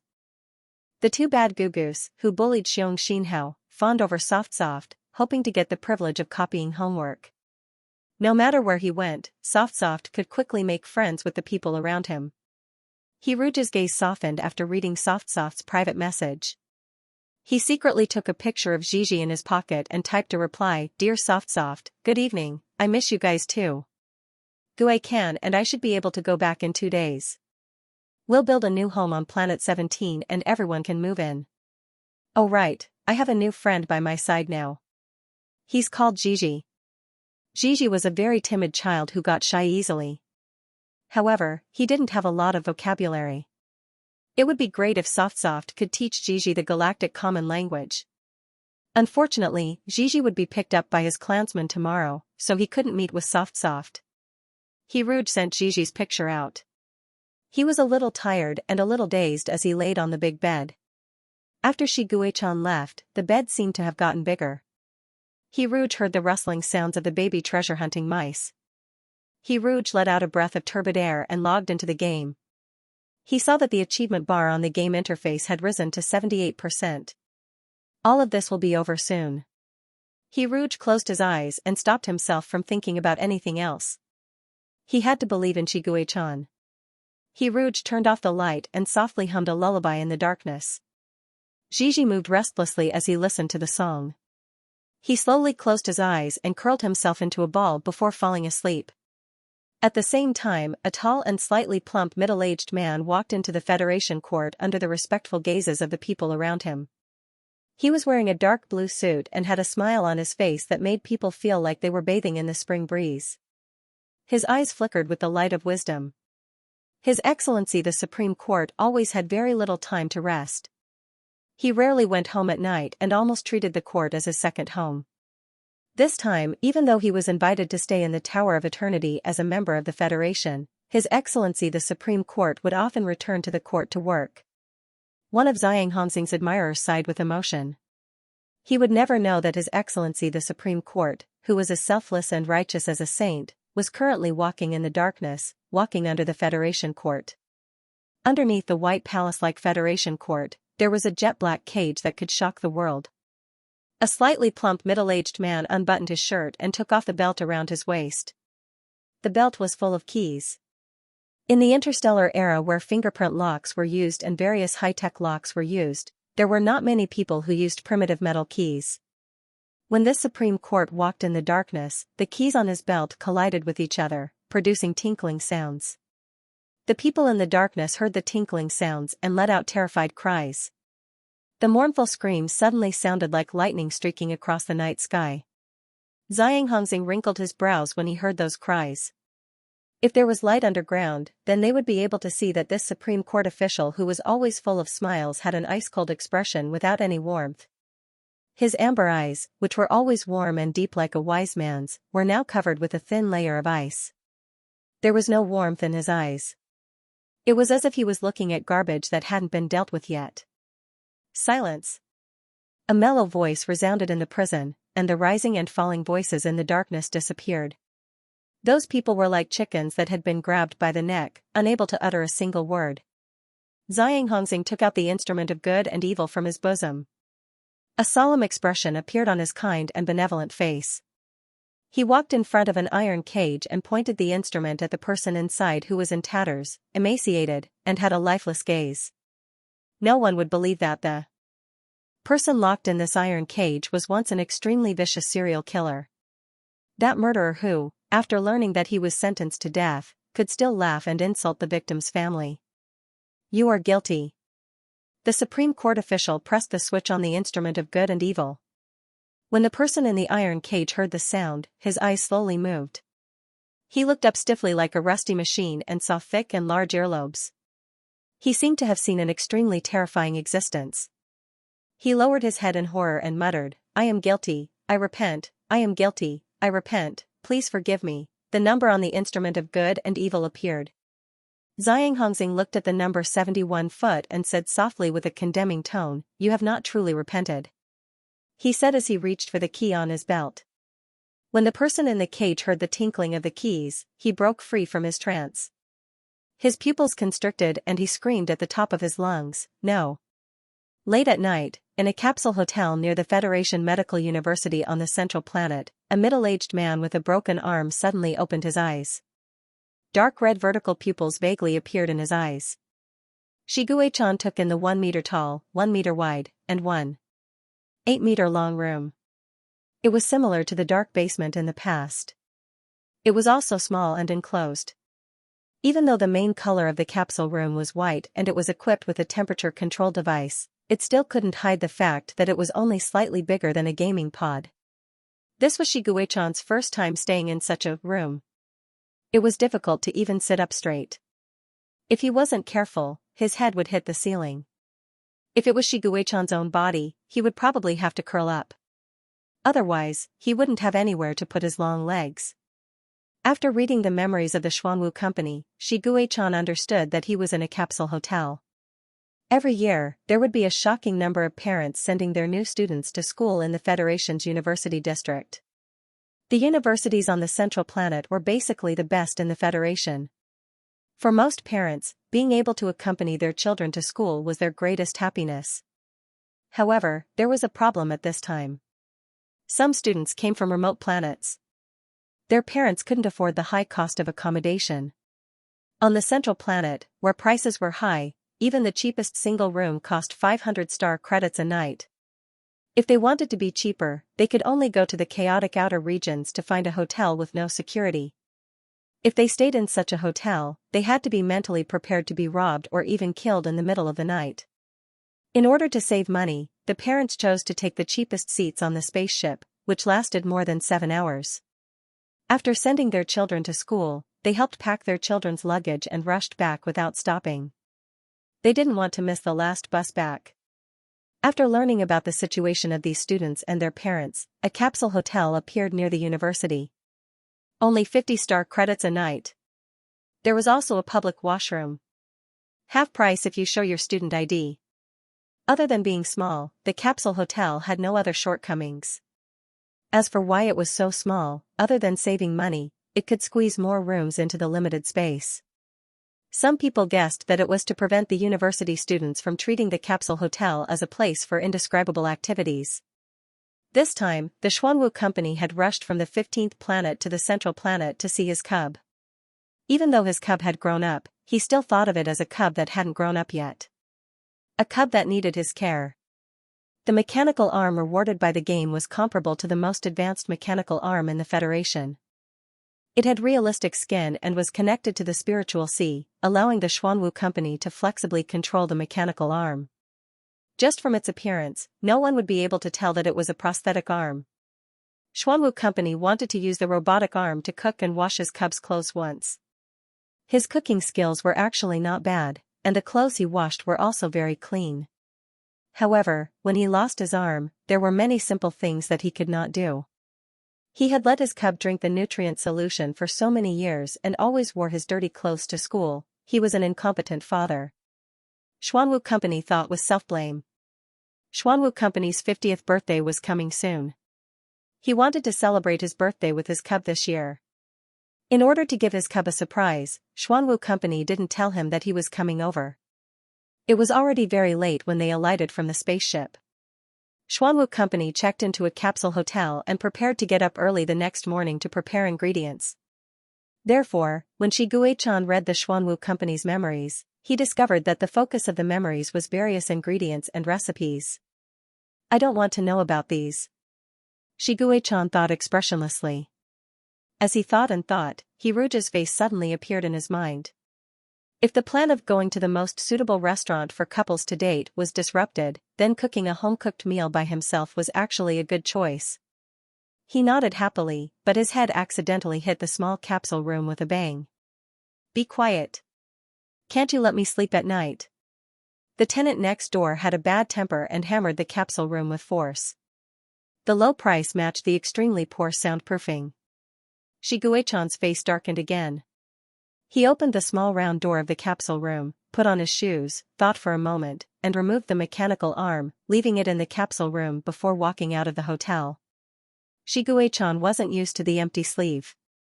He had previously tipped Xuanwu company nearly 5,000 star coins in the virtual arena. Xuanwu company had transferred 1,000 star coins to his cub as living expenses. He had saved the other 4,000 star coins and was preparing to save more money. When 17 star was allowed to move in again, he would use this money to buy a house on 17 star. 10,000 star coins could buy a nice 2-story house on 17 star. Shi Guichan had helped Xuanwu company enter Samsung Arena, so Xuanwu company relied on Samsung Arena to make money. Although he had so many days of competition and would lose 99% of the time, he could still get a considerable amount of ticket money. In addition, he wouldn't lose a level if he failed. No matter what, Xuanwu company could stay in Samsung Arena. The 1-star arena didn't charge admission money, the 2-star arena's entrance fee was 1-star coin, and the Samsung Arena's entrance fee was 10-star coins. The platform took half of the money, and the remaining half was divided between the winner and the loser.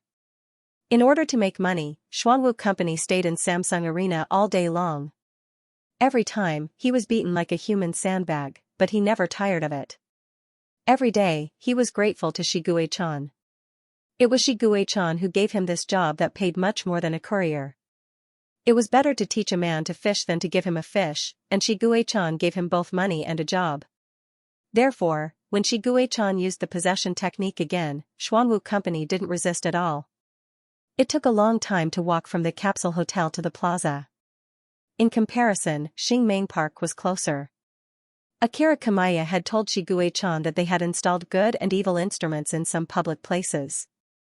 Xingming Park was one of them. Shi Guichan walked to Xingming Park. His empty sleeve swayed slightly as he walked, attaching itself to Xuanwu company's body. Shi Guichan's thoughts were influenced by the other party, such as the old father's concern. When the night wind blew, the sleeping Xuanwu company wondered if his cub had caught a cold. This was a father's unrequited, meticulous love for his cub. Shi Guichan couldn't quite understand this complex and pure emotion, but he suddenly remembered He Ruge's fatherly love for him in the game. Was this how He Ruge had cared about him in the past? This kind of fatherly love didn't seem so bad. The man who had triggered the crazy alarm of the good and evil instrument stood under the starry sky and smiled faintly. When He Ruge woke up, he realized that Gigi had come out of his pocket and was sleeping soundly on his chest. He Ruge didn't dare to move for a while. He simply lay on the bed and turned on his optical computer. Shi Guichan had told him before that he had possessed a 15-star person in the previous game mission. If Shi Guichan had possessed that person yesterday, it would have taken him more than half a day to get to the central star from 15-star. Then, would Guichen have just arrived at the central star? He Ruge would never have thought that the Xuanwu company would be visiting its cub at the central star. Meanwhile, Shi Guichan, who had possessed Xuanwu company, had been captured by the gray pigeons overnight. The cub lying on his chest had woken up at some point. Good morning, Gigi. He Ruge stroked Plush and Woolen's treasure-hunting mouse ball with his finger. The worry in his heart dissipated a lot as he stroked its fur. After breakfast, he held Gigi and went to the top floor of the Tower of Eternity to enjoy the scenery. The Tower of Eternity was floating in the air, surrounded by clouds and mist. As far as the eye could see, it was like looking at a vast sea of clouds. At the end of the sea of clouds, a golden light appeared, as if the sun had broken through the clouds. However, when the golden light came closer and closer, He Ruge discovered that it was a spaceship belonging to a tycoon. The spaceship stopped near the Tower of Eternity. A rich and well-dressed treasure-hunting mouse disembarked from the spaceship. At the same time, the Dove faction's representative, Jin Wangkai, stood in the hall of the Tower of Eternity to welcome this treasure-hunting mouse. Do you remember this Jin Wangkai? He was the gold leopard that He Ruge had discussed with Wu Qingdang. The two of them stood in the Tower of Eternity, looking like two rich and inhumane people discussing a business deal worth tens of millions every minute. After finishing their discussion, these two rich and dazzling rich people went to the top floor of the Tower of Eternity and knocked on He Ruge's door. He Ruge opened the door and saw the two rich and well-dressed guests. Before he even greeted them, Gigi, who was in his palm, shook its little golden tail and looked at the golden gem on the treasure-hunting mouse's neck with sparkling eyes. It looked like melted gold, but also like a miniature sun. Treasures were strangely attractive to treasure-hunting mice. For Gigi to be unable to take its eyes off the necklace, it had to be a very precious treasure. The owner of the necklace was a fat and bald old man. When he saw Gigi's golden tail, his aged and somewhat muddy eyes suddenly burst out with a resplendent radiance. This is the highest innate gift. This old treasure-hunting mouse was so excited that his face turned red. He extended his hand to carry Gigi away. The gold leopard on the side explained, "Good morning, Mr. He Ruge. I am the Dove faction's representative, Jin Wangkai. This is Fu Shi, an elder of the treasure-hunting mouse clan and the biggest jeweler in the entire galaxy." After receiving the news that a baby treasure-hunting mouse was found last night, he immediately rushed over from another planet. He was Gigi's clansman. He seemed to be very rich. The treasure-hunting mouse clan had always been very rich. With Gigi's innate gift being so high, it would definitely be well taken care of when it returned to the clan. In the future, it would even become a little rich. Although he was somewhat reluctant, He Ruge knew from the start that Gigi would leave. He was only temporarily taking care of Gigi, so he could calmly give Gigi to the other party. "Gigi, you can go home now." He Ruge reluctantly stroked Plush and Woolen and said softly. However, no one expected that Gigi would suddenly jump down from He Ruge's palm. Amid Fu Shi's startled cry, Gigi nimbly jumped into He Ruge's pocket, its little golden tail forming a gorgeous curve in the air. Plop! This was the sound of Gigi falling into the pocket. Zip! This was the sound of Gigi zipping up its zipper. Gotcha! This was the sound of Gigi shrinking into the pocket and quietly chewing on the reserve food. In such a short time, Gigi, who had completed a set of difficult movements, must have been very nervous. Fortunately, it could still eat some reserve food to calm its nerves. The adults present looked at each other, because they realized that the little treasure-hunting mouse, Gigi, did not intend to return to its golden nest. It stayed in Hiruge's pocket and refused to leave. Mr. He is very popular with the baby treasure-hunting rats. Jean Fugue broke the awkward atmosphere and changed the topic. By the way, Mr. He provided some of the raw materials for Marshall Xi's 8-star epaulets. It seems that the treasure-hunting rats and Mr. He are fated to be together. The epaulets that symbolized honor were pure gold. Other than the Marshal, the epaulets of other generals were all made of gold, while the Marshal's epaulets were made of the priceless golden marrow. The necklace that Fu Shi was wearing was made of golden marrow polished into a round shape.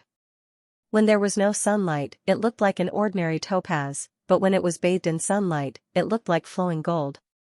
It was a complete gold mine, a golden marrow the size of a fingernail.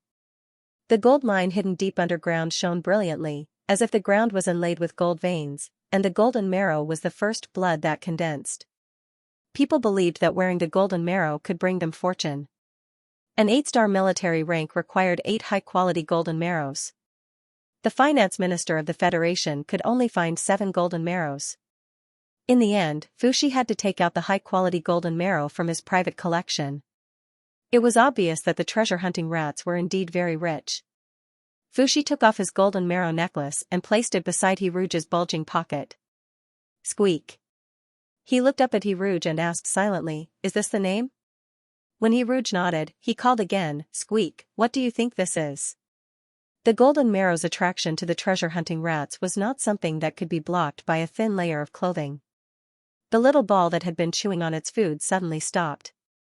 It turned in another direction, as if attracted by the golden marrow in Fu Shi's hand. He secretly unzipped his pocket, revealing 2 small eyes that looked at the golden marrow with a hint of desire. At this time, Fu Shi naturally reached out his hand and put his chubby hand in front of Squeak. "Child, since you came to me, this necklace belongs to you."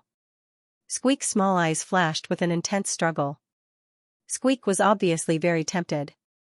Its small tail was wagging like a golden fan, but its claws were firmly grasping the edge of the pocket.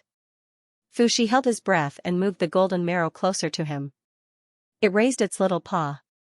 Under Fu Shi's expectant gaze, Gigi pressed its excited golden tail back down and snuggled back into Hiruge's warm pocket, remaining as still as a mountain. "Fu Shi, there was nothing in this world that money couldn't solve. It must be because I didn't give enough." Hiruge was in a dilemma. If Gigi really refused to come out, did he have to take Gigi out of his pocket? What would he do if Gigi hugged his hand and refused to let go? Fortunately, Fu Shi didn't insist on carrying Gigi out. The old treasure-seeking mouse sheepishly put away the necklace and thought about what other treasures it had that could attract Gigi.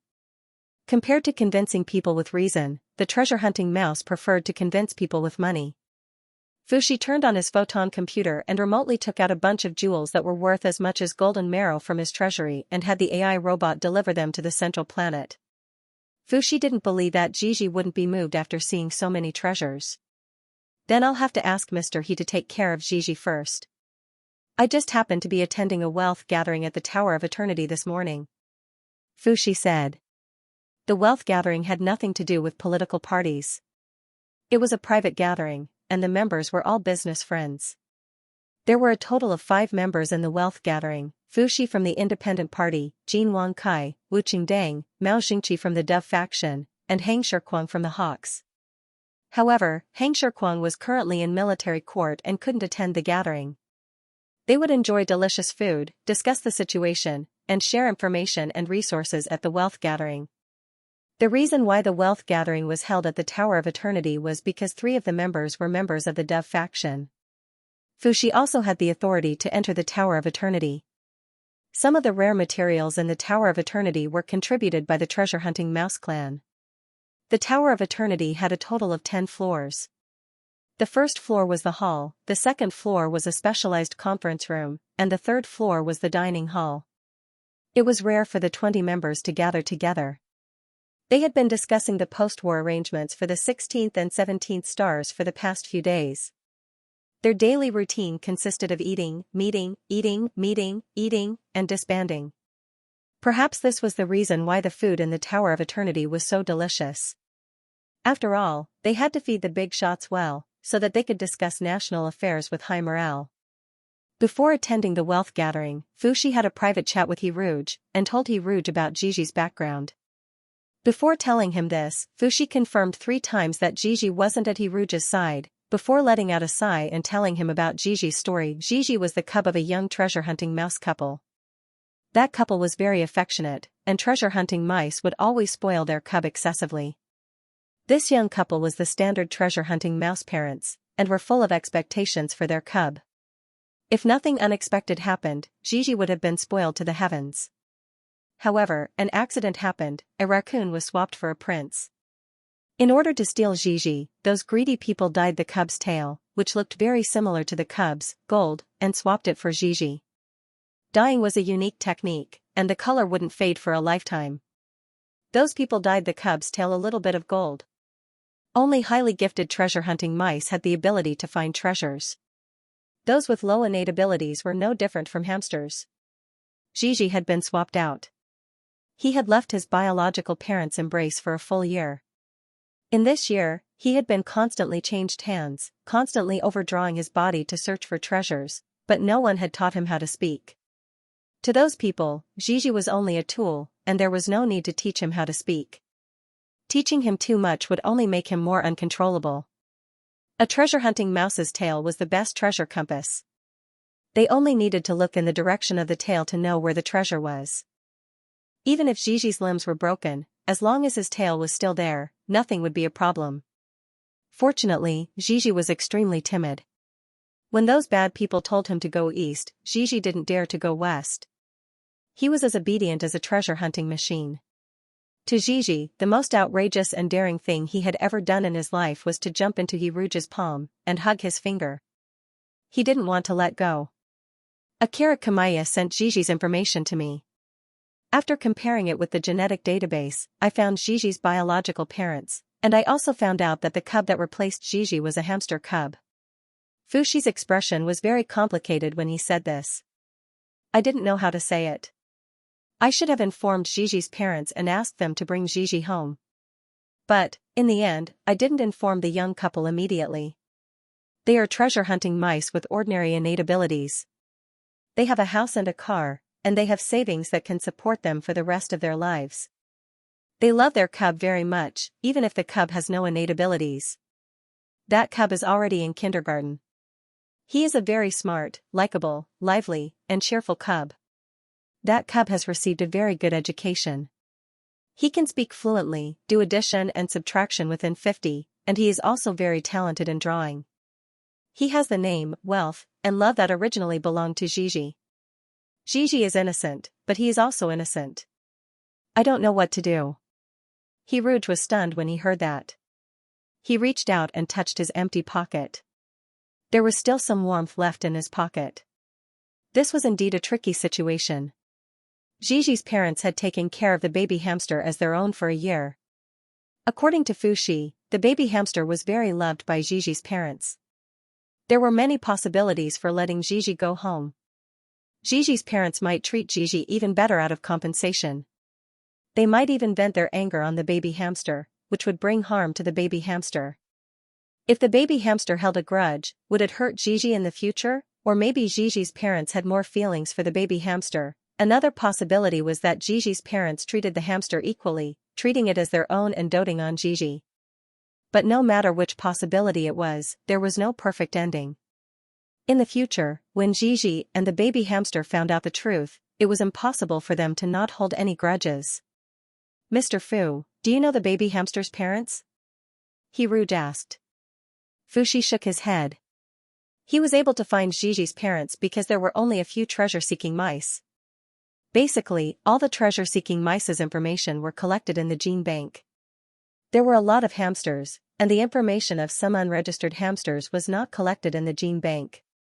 Mr. Fu, what are you going to do? After bringing Gigi back, will you let Gigi reunite with his parents? No matter what, Hiruj felt that Gigi had the right to return to his parents. But he didn't know how Gigi could return to that family. Gigi was very timid and didn't know how to get along with others. His interstellar common language was terrible. If he was bullied, he wouldn't know how to do anything except cry. Yes, but not now. I want to find a suitable time to make Gigi better. At the very least, I want to wait until Gigi can clearly express her own wishes. Fuxi was silent for a while. He looked at He Rouge. Gigi's talent is very high. This kind of amazing talent is very rare. His talent is amazing, and his background is pitiful. Many people will want to care for him and take care of him. A family with better conditions than his biological parents, a family without children, a family that can provide all the love. Among the treasure-hunting rats, there are couples who are infertile and look forward to their babies. There are also many non-marriageable people who meet the adoption requirements. This is also the reason why I didn't tell Gigi's parents immediately. Gigi had the right to return to her biological parents, but she also had the right to refuse to return. I hope that after Gigi has mastered the basic galactic language and is able to walk out of the shadow of the past, I will tell Gigi's parents and inform the other adoptive families to compete. The choice is in Gigi's hands. Fuxi smiled. In fact, Gigi can choose me or you.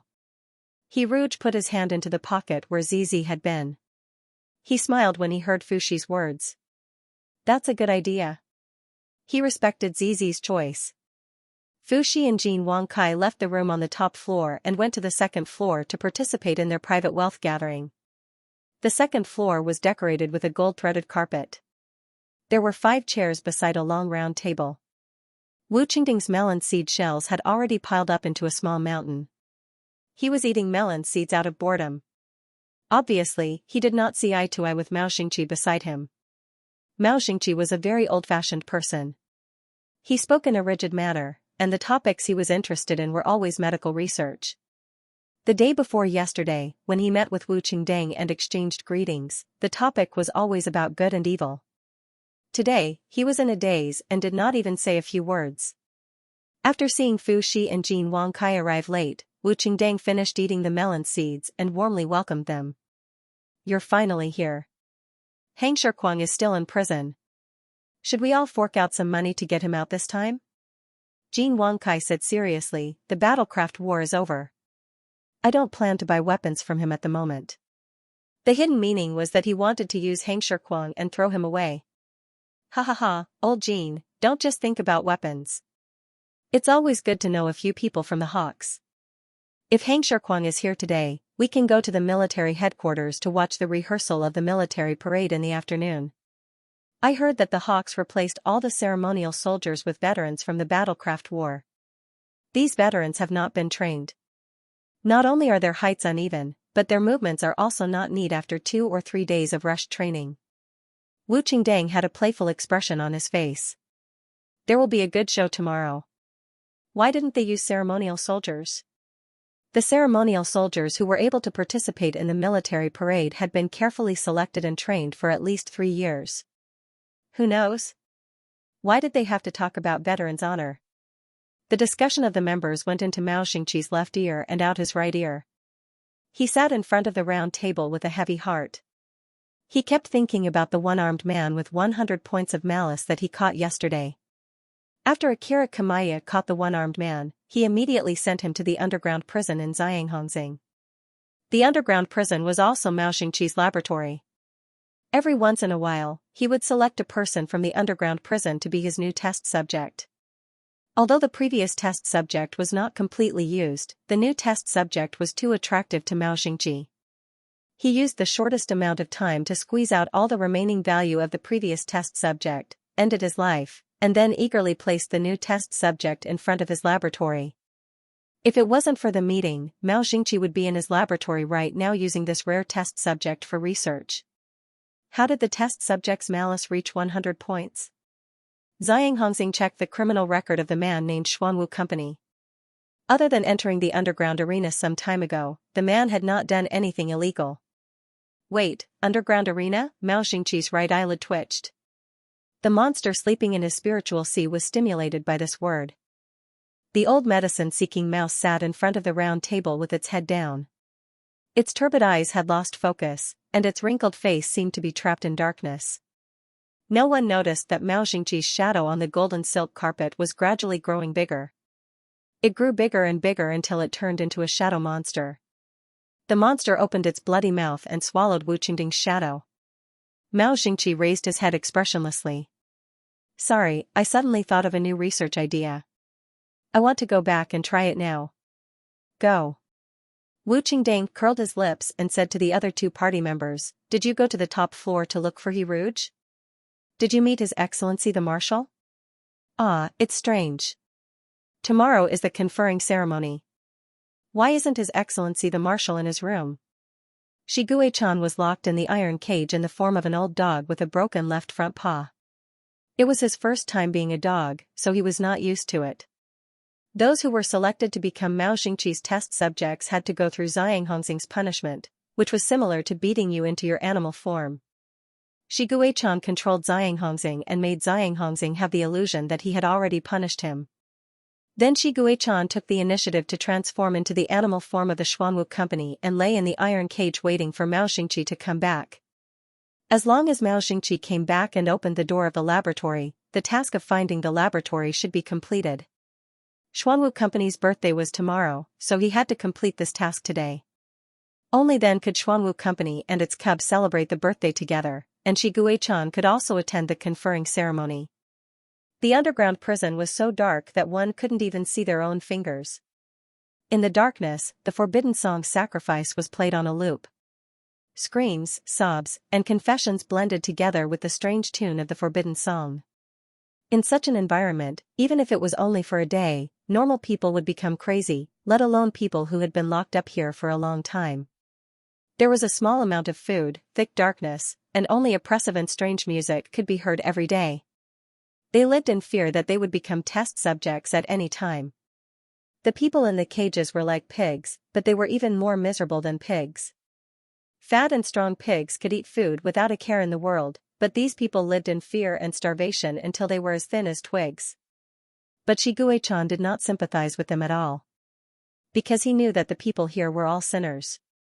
He heard the confessions of some people. In this dark environment where time was blurred, no one could tell whether it was day or night. They curled up in the iron cages, and other than silence and roaring, they could only confess their mistakes. I shouldn't have raped innocent girls, I was wrong, I was guilty, I swapped more than 1,000 newborns, kill me, just like how I cruelly killed others. A steady stream of negative emotions bred in the darkness. This was the environment Xianxia instinctively liked. Even though Shi Guichan hated this atmosphere, his soul was still as warm and comfortable as if soaking in a hot spring. Except for the sound of the forbidden song being too noisy and harsh, the environment being a little dark, and the iron cage being a little smaller, everything was fine for Shi Guichan here. If Tao Tai was in such an environment, he would enjoy it more than Shi Guichan, because he could soak in the hot spring and enjoy delicious food while listening to the background music. But when would Mao Xingqi come back? If he didn't come back before 12 o'clock tonight, Shi Guichan would force the door of the laboratory open. He promised He Rouge that he would go back for the coronation ceremony tomorrow. Ding dong, the sound of keys colliding echoed in the darkness. The slightly heavy footsteps were like the sound of a dull drum. It was the sound of Xianxia walking. In addition, there were other footsteps. They were coming. 1, 2, 3, 10 Tao Tai carriers. A total of 10 Tao Tai carriers, including Xianxia and Mao Xingqi, were all awakened. You really look like a dog right now, Xianxia. 10 voices with different timbre sounded in the same mocking tone, as if they were spoken by one person. Shi Guichan stared silently at the enemy in front of him through the iron cage. It seemed that he did not expect Tao Tai to surround him in such a way. 10 carriers meant 10 portions of hunger and madness. When he and He Rouge destroyed Tao Tai's farm, they cut off most of Tao Tai's food source. Now that Tao Tai was controlling 10 carriers in one breath, his energy consumption was huge. The only choice was to end the battle quickly, otherwise his nutrition could not keep up. 10 carriers, he was now attached to the Xuanwu company, and his strength was weakened by more than half. He was about the same level as Tao Tai at the moment. In addition, Tao Tai also had the home field advantage. In the dark environment where one couldn't even see their own fingers, shadow monsters were everywhere. A dark red vertical pupil appeared in Shi Guichan's eyes. His bones issued crackling sounds. Almost in an instant, he changed from a small and weak beast form to a thin and weak human form. His empty sleeve slightly swayed in the air. His intact other hand grasped the iron cage. The moment he exerted strength, his muscles became strong and sturdy like a marble sculpture. He tore the iron cage apart and stepped on the wall with one foot. Borrowing the force, he twisted his body and rushed toward the closest Taotai carrier. Rouge was sitting in the room typing. Squeak was lying on the back of his hand, and his small black eyes were looking at the text on the screen in confusion. The plot of I've Become Stronger progressed to the point where the protagonist was reborn for the first time. He was attached to the first high-level officer of the army headquarters. The protagonist read the memories of the high-level officer, but before he had time to show his skills, he died on the battlefield in the latest battle. He was killed by a trap. The boss of the high-level officer deliberately sent Zerg his head, causing the Federation army, which had been advancing triumphantly all the way, to suffer a defeat. Except for those Federation soldiers who died in vain, no one found out that there was a conspiracy behind this battle. Even if the truth was told, who would believe it? The Federation actually lost to Zerg on purpose? Barbaric, without any wisdom, Zerg? This was simply nonsense. The inspiration for this update came from Shigue-chan. Shigue-chan told Rouge that the reason why Wu Qingdang supported the live broadcast of Star Wars was that Wu Qingdang suspected that the Federation deliberately lost to Zerg in the beginning of the first Star Wars battles. Perhaps there was a deal between Tao Tai and the Insect Queen. Rouge speculated. Squeak? Seeing that Rouge had stopped writing, Gigi, who had been quietly acting as a pendant on her hand, made a puzzled sound. I'm writing a novel, Rouge said gently. After he posted the latest update, he saw a lot of comments asking questions. What happened? The male lead is dead again? How could the Federation lose to the insectoids on purpose? That's too fake. Author, do you have any common sense? I know the novel is impractical, but you are insulting my intelligence by writing it like this. I smell a conspiracy. I'm so nervous. How will the 20th be reborn in the next chapter? Why do I feel like there is a prototype for this battle? Rouge browsed through the lively comments section.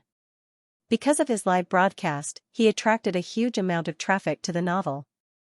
At this time, the number of collections was an astonishing number. The comments were refreshed from time to time, and it suddenly exceeded 1,000. I really didn't expect that I could receive so many comments in my lifetime. Rouge closed the novel interface, held Squeak, and prepared to teach it the interstellar language. Squeak, do you know what to call me?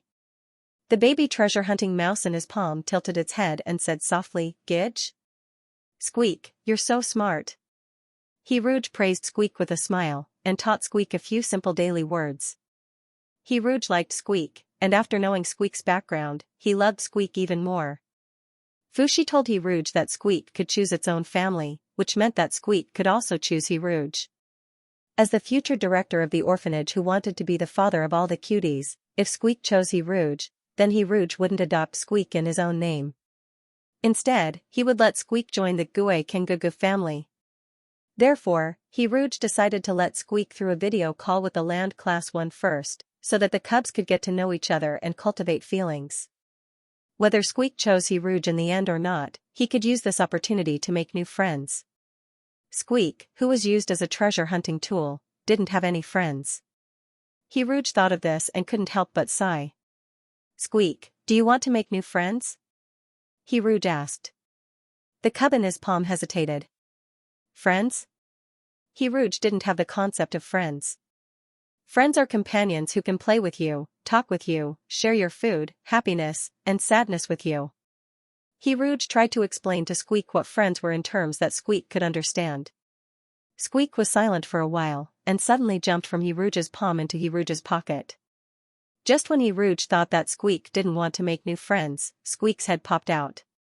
The little head of the treasure-hunting mouse suddenly popped out of the pocket.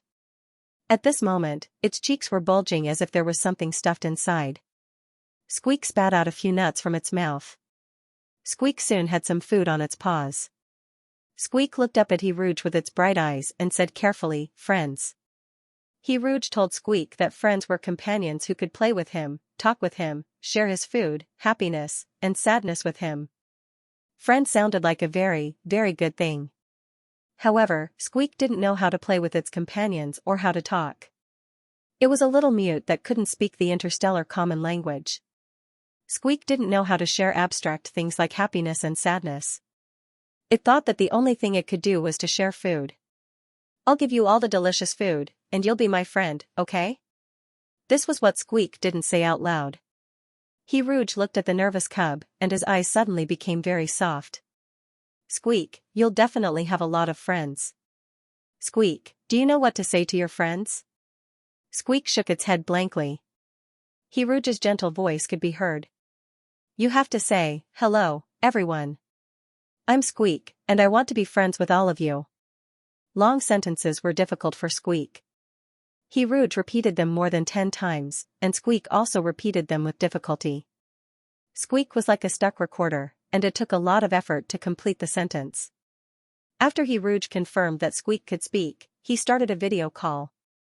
The video call was quickly connected, and the cubs rushed to greet Rouge. No one knew who was the first to notice the cub in Rouge's palm. The cubs were either curious or jealous. Who is he? Why is he being held by Rouge? The sudden clamor scared Squeak into a ball. It lay in Rouge's palm and pretended to be dead.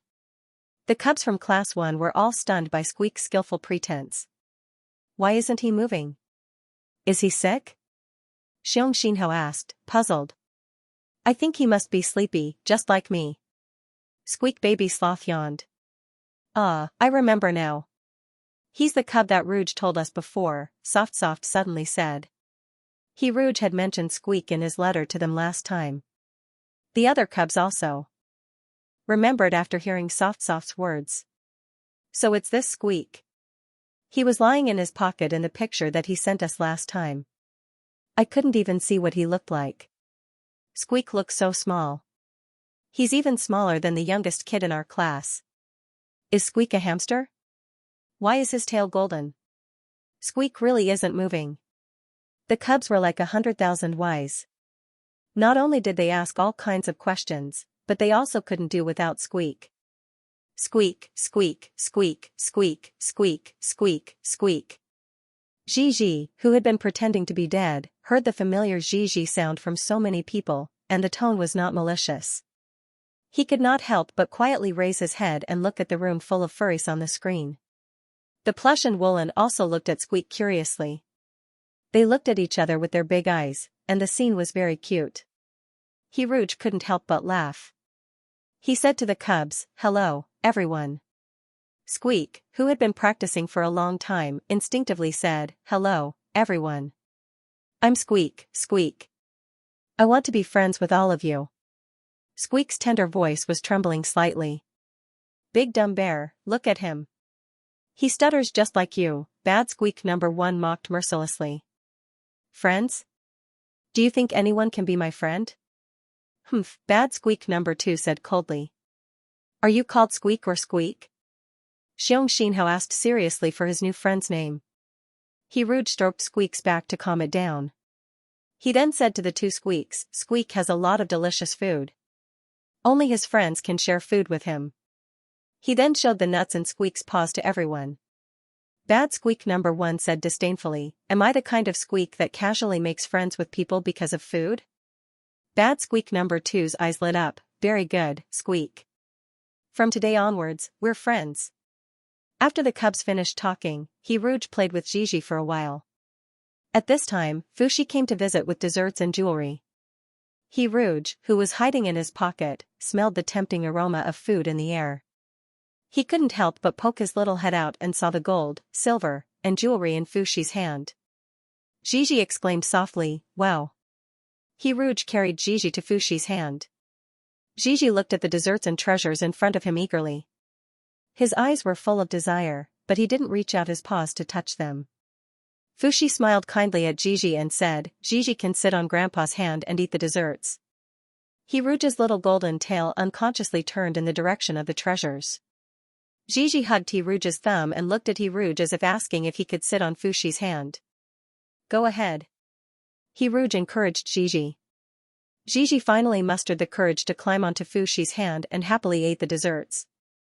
Seeing Gigi wolfing down the desserts, Fushi wanted to laugh but also felt sorry for him.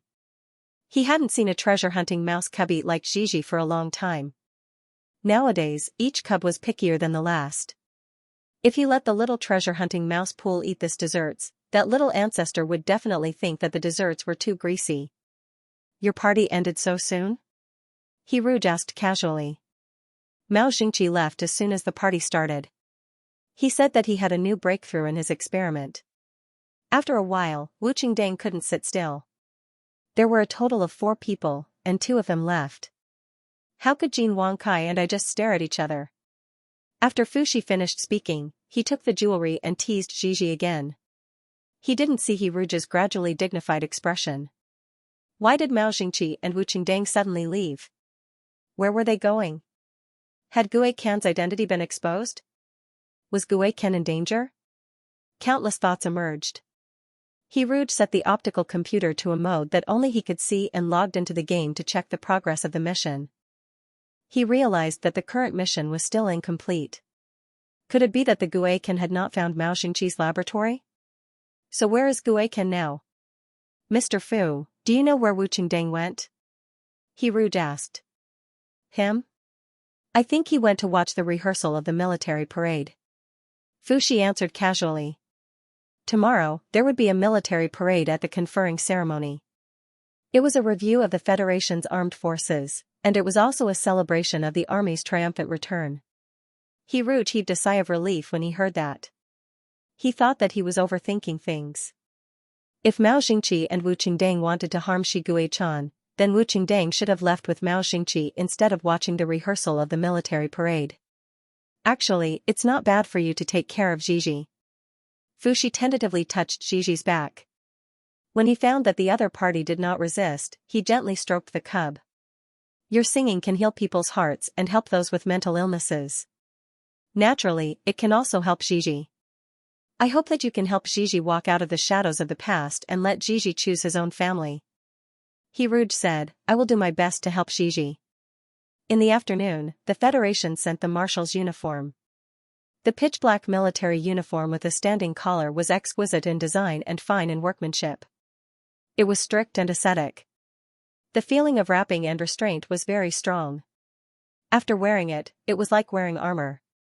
The 8 stars on the epaulets were made of golden marrow. It was gorgeous and graceful. It was a touch of light in the silent darkness, like the rising sun breaking through the darkness. The matching cape, military cap, gloves, and straight boots were neatly placed on the side. There was also a gold inlaid cane. He Rouge glanced at the uniform and could imagine how handsome Shi Guichan would be after wearing it. He could not wait to see how Shi Guichan would look at the coronation ceremony tomorrow. He Rouge put away the uniform. At Fushi's invitation, he and Fushi went to visit the other members of parliament. One of the members was a senior member of the Dove faction in the Ministry of Education. After he knew that He Rouge wanted to open an orphanage in 17 Star, he gave He Rouge a lot of useful suggestions. At 6 o'clock in the evening, He Rouge started the live broadcast on time. Gigi hid in his pocket and refused to come out. He Rouge put his hand in his pocket and stroked Gigi occasionally. Thinking of Fushi's request, He Rouge sang a few nursery rhymes during the live broadcast. Gigi, who was originally uneasy, calmed down under the comfort of the singing. She even hummed a few words in a low voice. At 8 o'clock in the evening, the live broadcast ended. He Rouge stood with Gigi at the window and looked into the distance. He was waiting for Shi Guichan to come back. They had not seen each other for only 1 day, but it felt like a long time. At 9 o'clock in the evening, He Rouge held Gigi, who had just finished washing up, and rode on the deck chair. He took some time to chat with He Rouge for a while. He Rouge did not know how to answer for a while. At 11 o'clock in the evening, He Rouge got up quietly after coaxing Gigi to sleep. He stood at the window again and looked into the distance. The night wind was slightly cold. He put on the cloak that the Federation had given him in the afternoon and looked at the starry sky in a daze. At 2 o'clock in the morning, He Rouge still did not see Shi Guichan. At 3 o'clock in the morning, He Rouge finally fell asleep. At 6 o'clock in the morning, He Rouge woke up naturally. He hoped that as soon as he opened his eyes, he would see the man with silver hair and blue eyes lying beside his bed. However, in reality, there was only a baby treasure-hunting mouse who was sleeping soundly and drooling. Rouge silently turned on the optical computer and logged into the game. He stared at the words "Mission Incomplete." He remembered the promise that Shigue-chan had made to him before he left the night before. "The day after tomorrow, when the coronation ceremony begins, I will definitely come back. Gue-can, things like standing people up. Only Bad Rouge would do that." Rouge muttered to himself and tried to cheer himself up. However, when he looked at the Mission Incomplete interface and the coronation ceremony that was about to begin, the corners of his mouth felt like they were filled with lead and he could not smile. "I might have to tell the person in charge of the coronation ceremony some bad news. His Excellency the Marshal is addicted to standing people up." Rouge pinched the bridge of his nose and told the person in charge about this matter.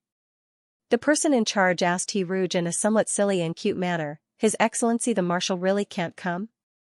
He promised you that he would come back when the coronation ceremony begins, but it hasn't started yet. Does that mean that he will appear after a while?" "I believe that with His Excellency the Marshal's reputation, he will definitely appear at the last moment." Just like in the past, although His Excellency the Marshal had stood everyone up during the battle with the Zerg Queen, His Excellency the Marshal still appeared at the last moment to destroy Zerg. The most important thing is that this coronation ceremony will not only award His Excellency the Marshal's military rank, but there will also be many other high-ranking generals who will be promoted. If His Excellency the Marshal can't come, then we will have to hold another ceremony for His Excellency the Marshal alone. At 7 o'clock in the morning, the military parade began. The location of the parade was the largest square on the Central Star, which was also the square that Rouge had been to the night before. Rouge sat in the stands, and Wu Qingdang sat beside Rouge. The usually talkative Wu Qingdang was strangely silent today. Rouge saw the square formations moving around the square, and fireworks blooming in the sky. The loud noise made Gigi tremble in his pocket.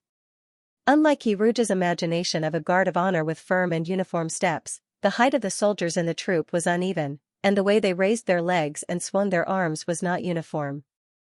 They walked out of the thousand-hand guaning scene. Rouge was not the only one.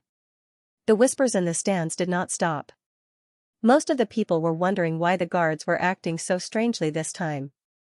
Although these soldiers were aggressive, and every step they took was extraordinarily forceful, causing the ground to shake and the mountains to shake when they walked, and the way they swung their spears was full of murderous intent, they were still not orderly. "Are you wondering why the guards of honor this time are so different from the past?" Wu Qingdang suddenly asked. Rouge was startled. He felt that Wu Qingdang's tone was very familiar. At the same time, Gigi in his palm suddenly bit his finger and scratched with its little paws. Rouge opened his pocket. He was puzzled by Gigi's abnormal behavior. He saw that Gigi's small eyes were filled with fear, just like the fear that appeared in Gigi's eyes when it encountered Akira Kamaya, who was full of negative emotions. At this moment, Rouge suddenly understood what ZZ meant. He took Gigi out of his pocket. "Go find Grandpa Fu." The little treasure-hunting mouse jumped out of Rouge's palm and ran away quickly. After confirming that Gigi had run to Fushi's side, Rouge controlled his expression and calmly looked at Wu Qingdang beside him. Wu Qingdang slowly cracked the corners of his mouth, and the wrinkles at the corners of his eyes bloomed. Because the guards of honor this time are not ceremonial soldiers, but veterans of interstellar warfare.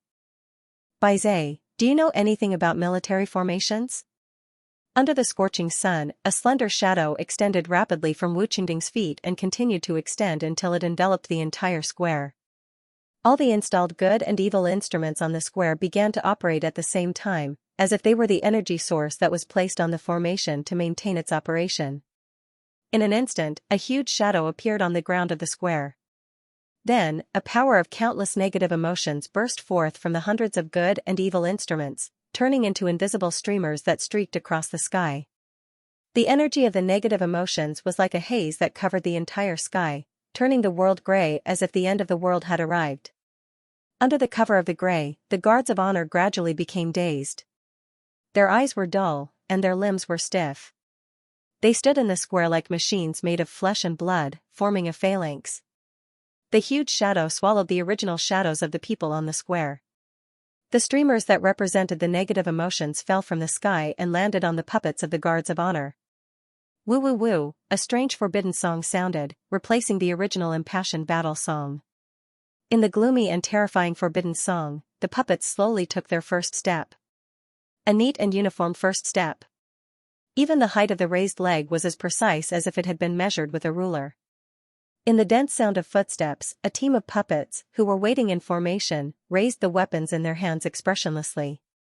They were like cold killing machines. Under the astonished gazes of the crowd, they attacked in the direction of Rouge. "This is the military formation I specially prepared for you." Tao Tai sneered, but the next second, Tao Tai suddenly frowned, as if he was enduring great pain. In the underground prison, 10 Tao Tai carriers fainted on the ground. Shi Guichan pushed open the door of the laboratory, staggered to a broken notebook, and opened the first page with trembling hands. Ding, successfully completed the main task. Find Mao Xingqi's laboratory. Reward, the self-destruction mechanism of the good and evil instruments. The notebook in Shi Guichan's hand glowed, and the words were peeled off from the paper one by one, floating in the air and arranging themselves. My name is Mao Xingqi. I created the good and evil instruments and set the self-destruction mechanism in all the good and evil instruments. The instrument of good and evil is my painstaking work, but it still has many shortcomings. For example, the definition of negative emotions is too broad. I want to spend a few more years perfecting the loopholes, but there is a mysterious force controlling me, making me like a marionette, releasing the instrument of good and evil in advance. Maybe I am crazy. I can't stop myself. How can I fight against myself? Maybe I can change my memory. The only thing I can do is to set up a self-destruct mechanism inside the instrument of good and evil and make myself forget all this. Fighting with myself is really sad and ridiculous. It is even more ridiculous than Mao Xingyong. Mao Xingyong. How can he abandon his principles and do human experiments that are forbidden by the Federation? I still remember the day when the Anlejos Award was announced. I went to see him, but what I saw was his cold body. He is a coward, an executioner. He is a person like me. No, I'm different from him. My experimental subjects are all sinners. Those people deserve to die. I'm just making their deaths more worthwhile. Maybe I am really crazy. Only a crazy person would want to deceive himself, hide from himself, and fight against himself. I wrote the self-destruct mechanism of the instrument of good and evil in Mao Xingyong's notebook with code words. Maybe one day, when I accidentally open the notebook again, I will see the hidden code words. The instruction to destroy the instrument of good and evil is MZYWDGG. The Dragonly Cat Girl was watching the live broadcast of the coronation ceremony with her sister today. She turned into her animal form, a thin grayish-brown dragonly cat, and nestled in her sister's arms. Her sister's illness had been cured. During this time, she was working hard to find a job. Although the salary of the new job was much lower than before, the dragonly cat girl was very happy. Because with the little money she earned from the live broadcast, she and her sister could take care of themselves. The dragonly cat girl had already thought about the future. She wanted to study hard, get a scholarship, go to college free of tuition, and work part-time in college. She and her sister would work hard, save a sum of money, and start a new life in a different environment. She would go to a place where no one knew about her sister's past and buy a house with 2 bedrooms and 1 living room. When her sister grew old, it would be her turn to take care of her sister, just like how her sister took care of her in the past. The woman ran her slender fingers through the grayish-brown cat's fur and said gently, "You're too skinny. I can feel your bones just by touching you. You have to eat more, okay?" A coquettish voice rolled out from her throat. The little dragonly cat rubbed her sister's hand affectionately and whispered, "Sister is also very thin, even thinner than me." A helpless smile appeared on the face that had just recovered from a serious illness. "Okay, then both of us have to eat more, okay?" She rubbed the head of the dragonly cat, lowered her eyes, and whispered. "After a while, let's go to the prison to see Mom, and then go to visit Dad's grave. Tell them that the 2 of us will work hard to live a good life." The little dragonly washed its face with its paws. After a moment of silence, it meowed and agreed to its sister's words.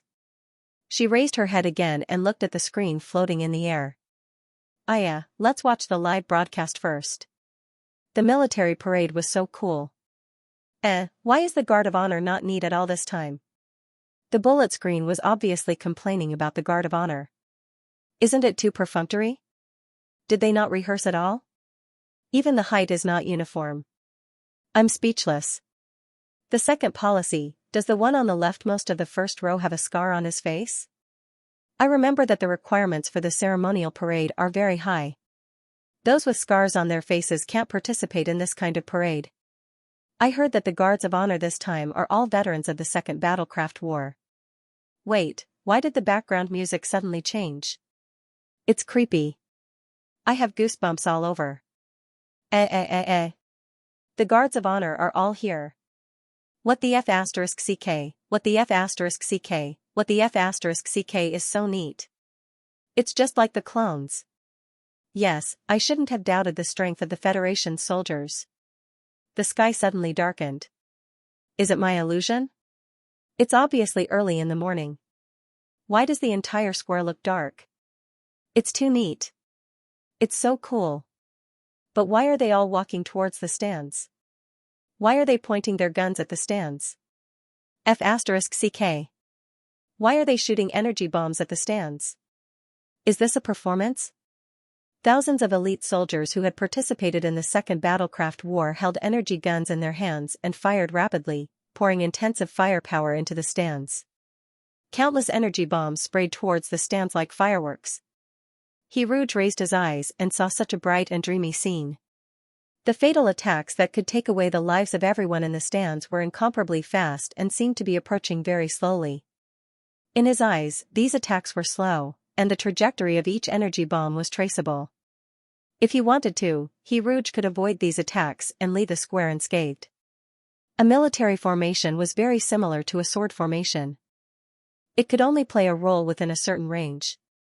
As long as it escaped the attack range, it would be useless. After all, Rouge could run and jump. He was not a live target that stood still.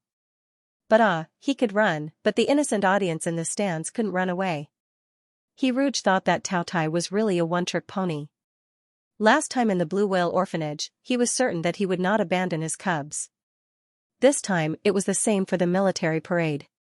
But what could he do about it? With Rouge's countless experience, he knew that the more critical the situation was, the more calm he had to be. He had to be fearless in the face of danger. His expression could not be panicked, and his breathing could not be disorderly. It was best to say some harsh words. He could not let the villain be too complacent. The black-haired and black-eyed young man slightly raised his chin, and his voice was extremely cold. He whispered to Wu Qingdang beside him, "I can kill you once, and I can kill you a second time." The scene was too noisy.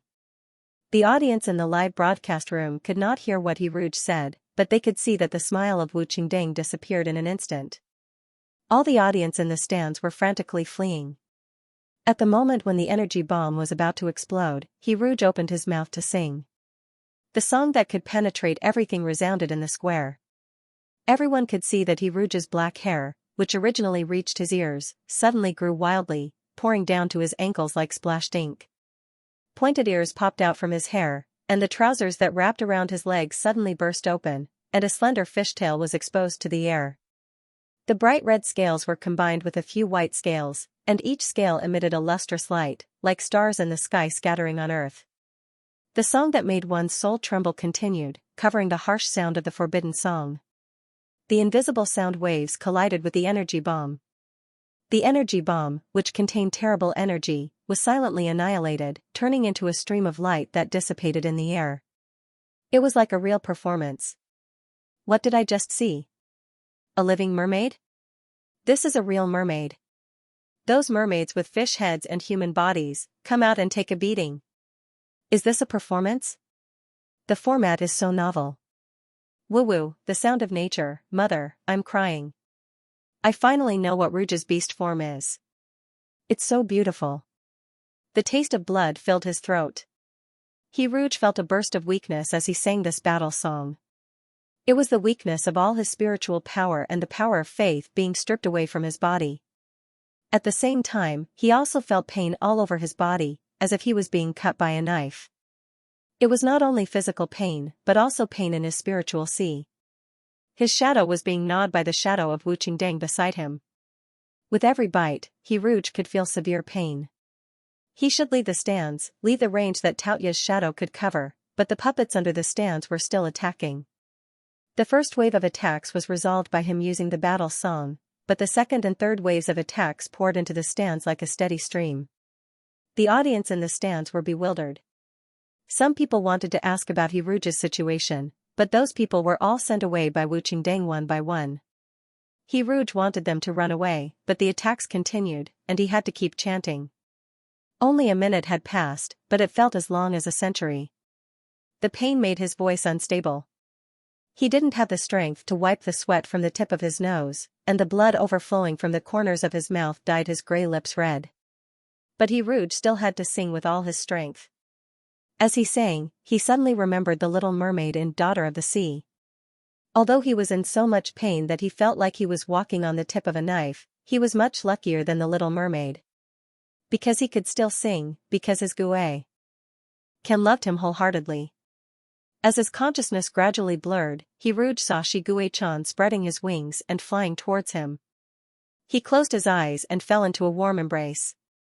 The angry roar of a tiger resounded through the sky.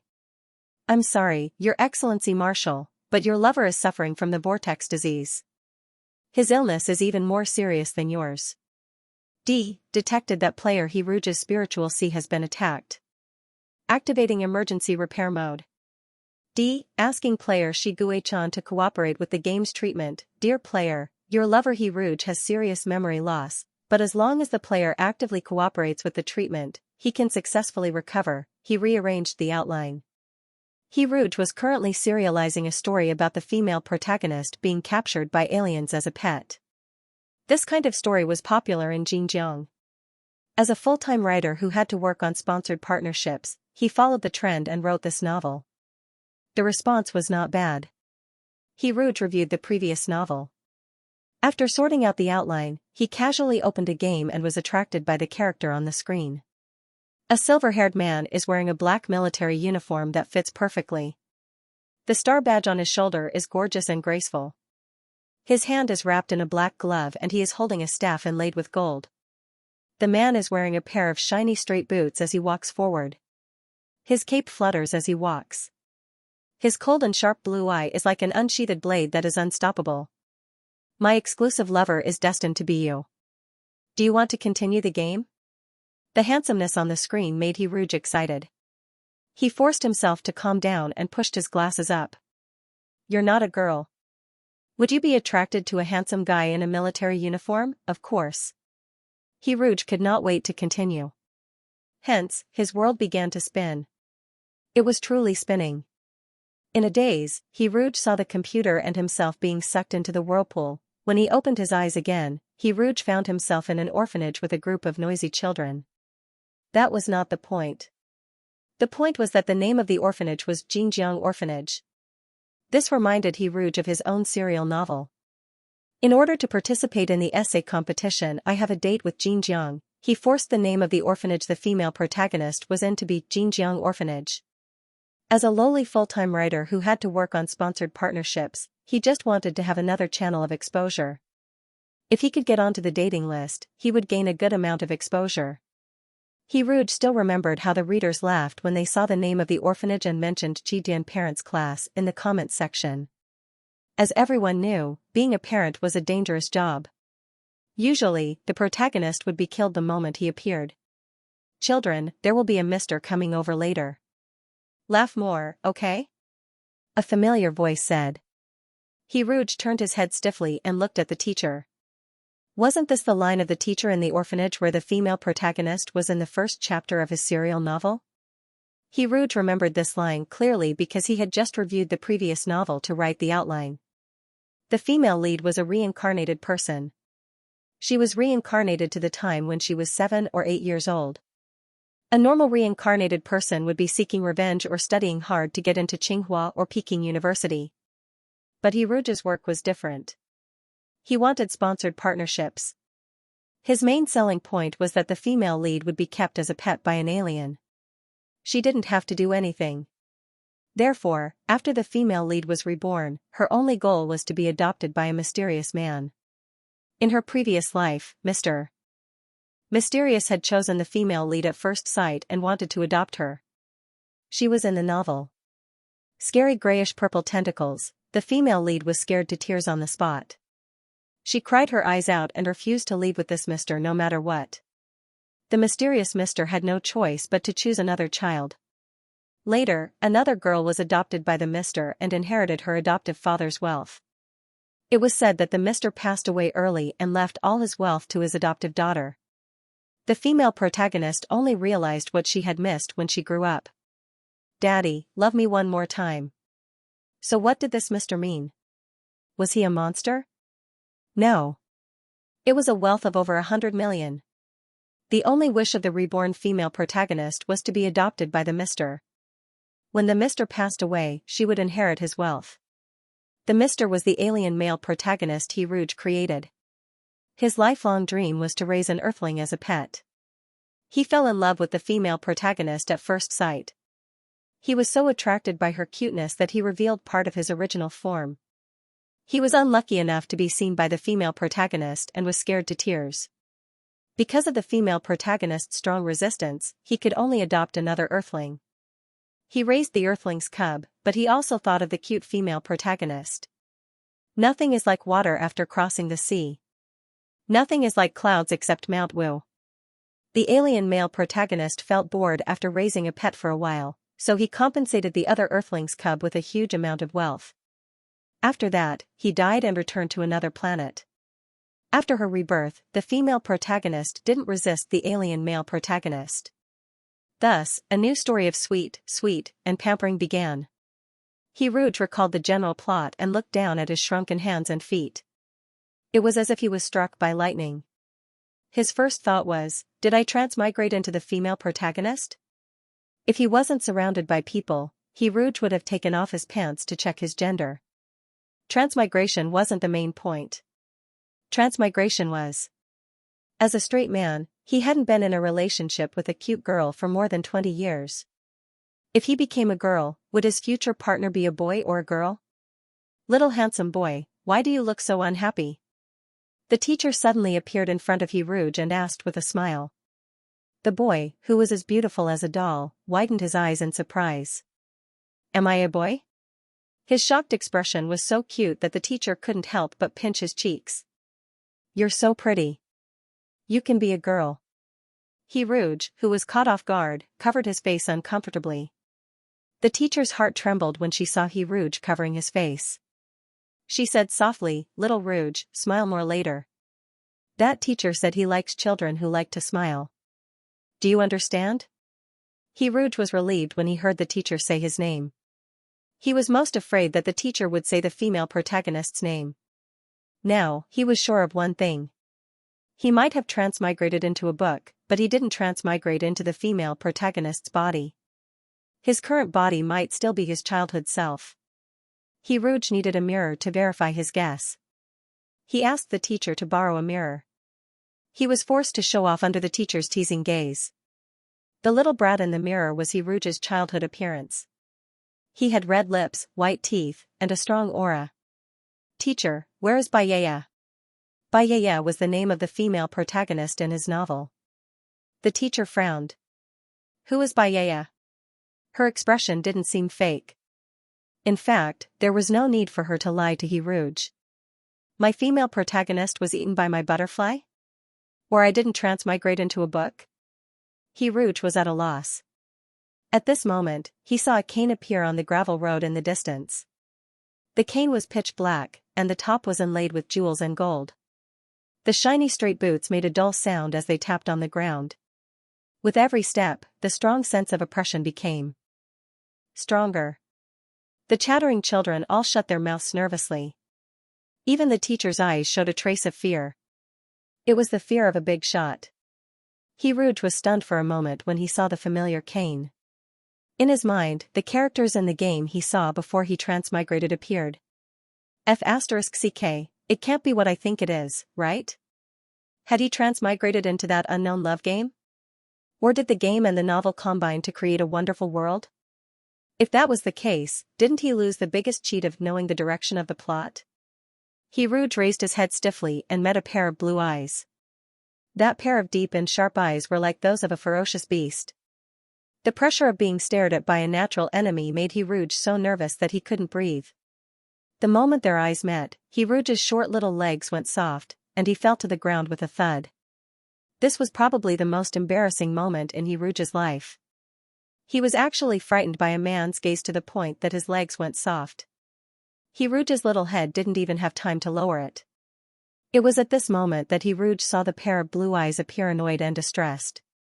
The other party seemed to want to rush forward and pick him up. The female teacher next to him helped Rouge up in time and rubbed Rouge's little hand lovingly. Rouge saw the scary man stop. His handsome face was covered with frost again.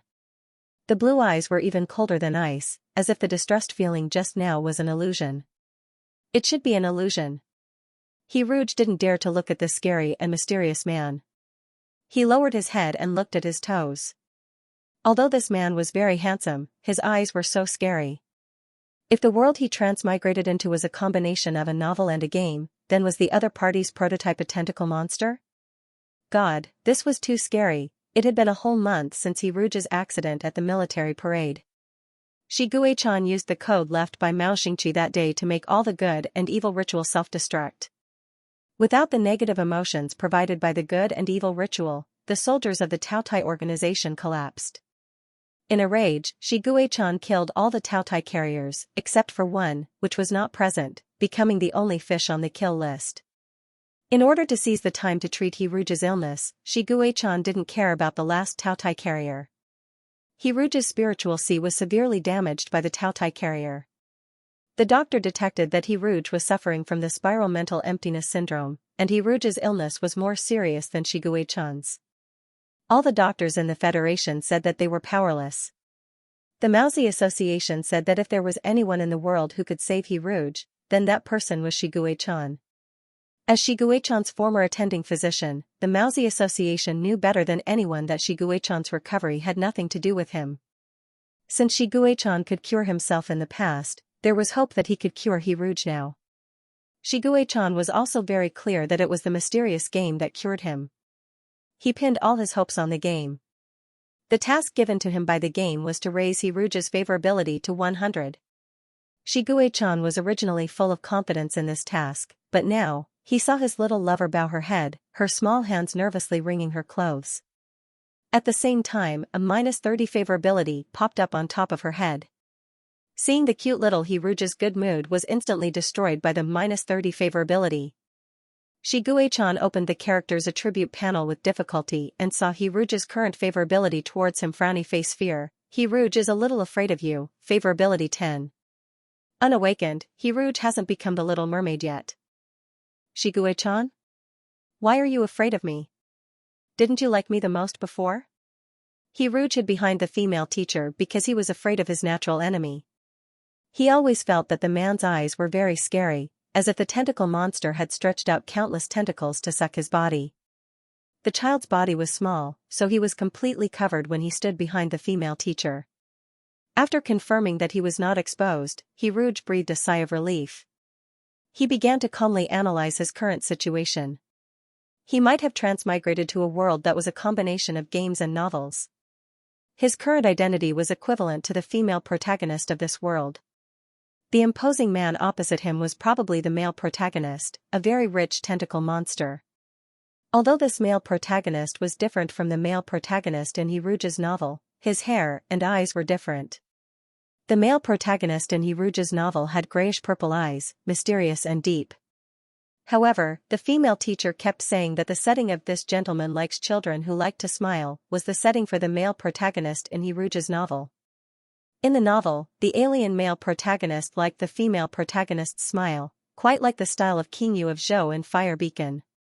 The setting of his serialized novel was that the male protagonist was rich and madly doted on the female protagonist. The female protagonist only needed to be responsible for smiling and being cute. If Rouge's goal in life was to be a rice worm, then what he needed to do now was to hug the leg of the suspected male protagonist and smile until all 8 of his teeth were exposed.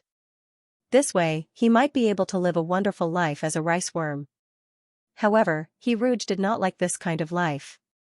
The 3 values of the protagonist in the novel never represented the 3 values of the author.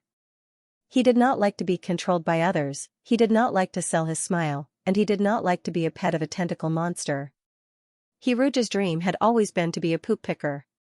If he was really reborn, then what Rouge wanted to do the most was to take advantage of the fact that web novels were not mature and write 8 or 10 novels of various genres, to be a great writer who led the trend. And to raise the cutest cat, therefore, the first thing he needed to do now was to not be adopted by this mysterious gentleman. Then, he would study hard every day, study hard and write novels at the same time. Rouge thought a lot, but in fact, only a few seconds had passed. After he thought it through, he purposely frowned and put on a pitiful expression as he poked his head out from behind the female teacher. Since this gentleman liked children who liked to laugh, then he would not be chosen by this gentleman if he pretended to be a bitter gourd. Yeah, the plan worked. Children's eyes were perhaps especially clean and black. Xianxia saw his little lover hiding behind the female teacher, like a trembling little animal hiding behind a tree. At the slightest movement, she would shrink back to her original spot in fright. Xianxia had never felt this way before. He was melted by her cuteness. She wanted to steal Xiao Rouge home and raise him. She wanted to put Xiao Rouge on her belly. She wanted to tell Xiao Rouge fairy tales. The blue eye was getting brighter and brighter. Rouge did not dare to look at it directly. He wondered if this was anger. This gentleman liked children to laugh, so it was reasonable to guess that he also hated it when people cried. Rouge could not cry for a while, so he pretended to bite his lower lip and put on a pitiful expression. Due to the height difference, Rouge could only look up to see the gentleman's face. His neck was a little tired, so he lowered his head slightly and saw the gentleman's hand holding the cane. His palm opened and closed, sometimes clenching the cane, sometimes loosening as if he had lost all his strength. This cycle repeated, like the restless claws of a cat. Rouge was shocked by the analogy that popped up in his mind. How could he compare this gentleman to a cat? It should be said that the man's hand was the sucker on the tentacle. Just then, Rouge heard the man's deep voice. I want to adopt this child. When he doesn't smile, he's very cute. Rouge? Hey, mister, don't you like children who smile the most? Could you please solidify your image? But maybe this was the irresistible force of the plot. Rouge, who had read countless books, thoughtfully found a good reason. He subconsciously wanted to push up his glasses, but when his fingers touched nothing, Rouge realized that he was not short-sighted yet. Actually, there was nothing bad about being adopted by this gentleman. This gentleman liked the cute female lead. As long as he wasn't cute, this gentleman would keep an earthling as a pet for a period of time. After that, he would leave behind a huge inheritance and escape to another planet. But, when he thought about being adopted as a pet, he felt a little complicated.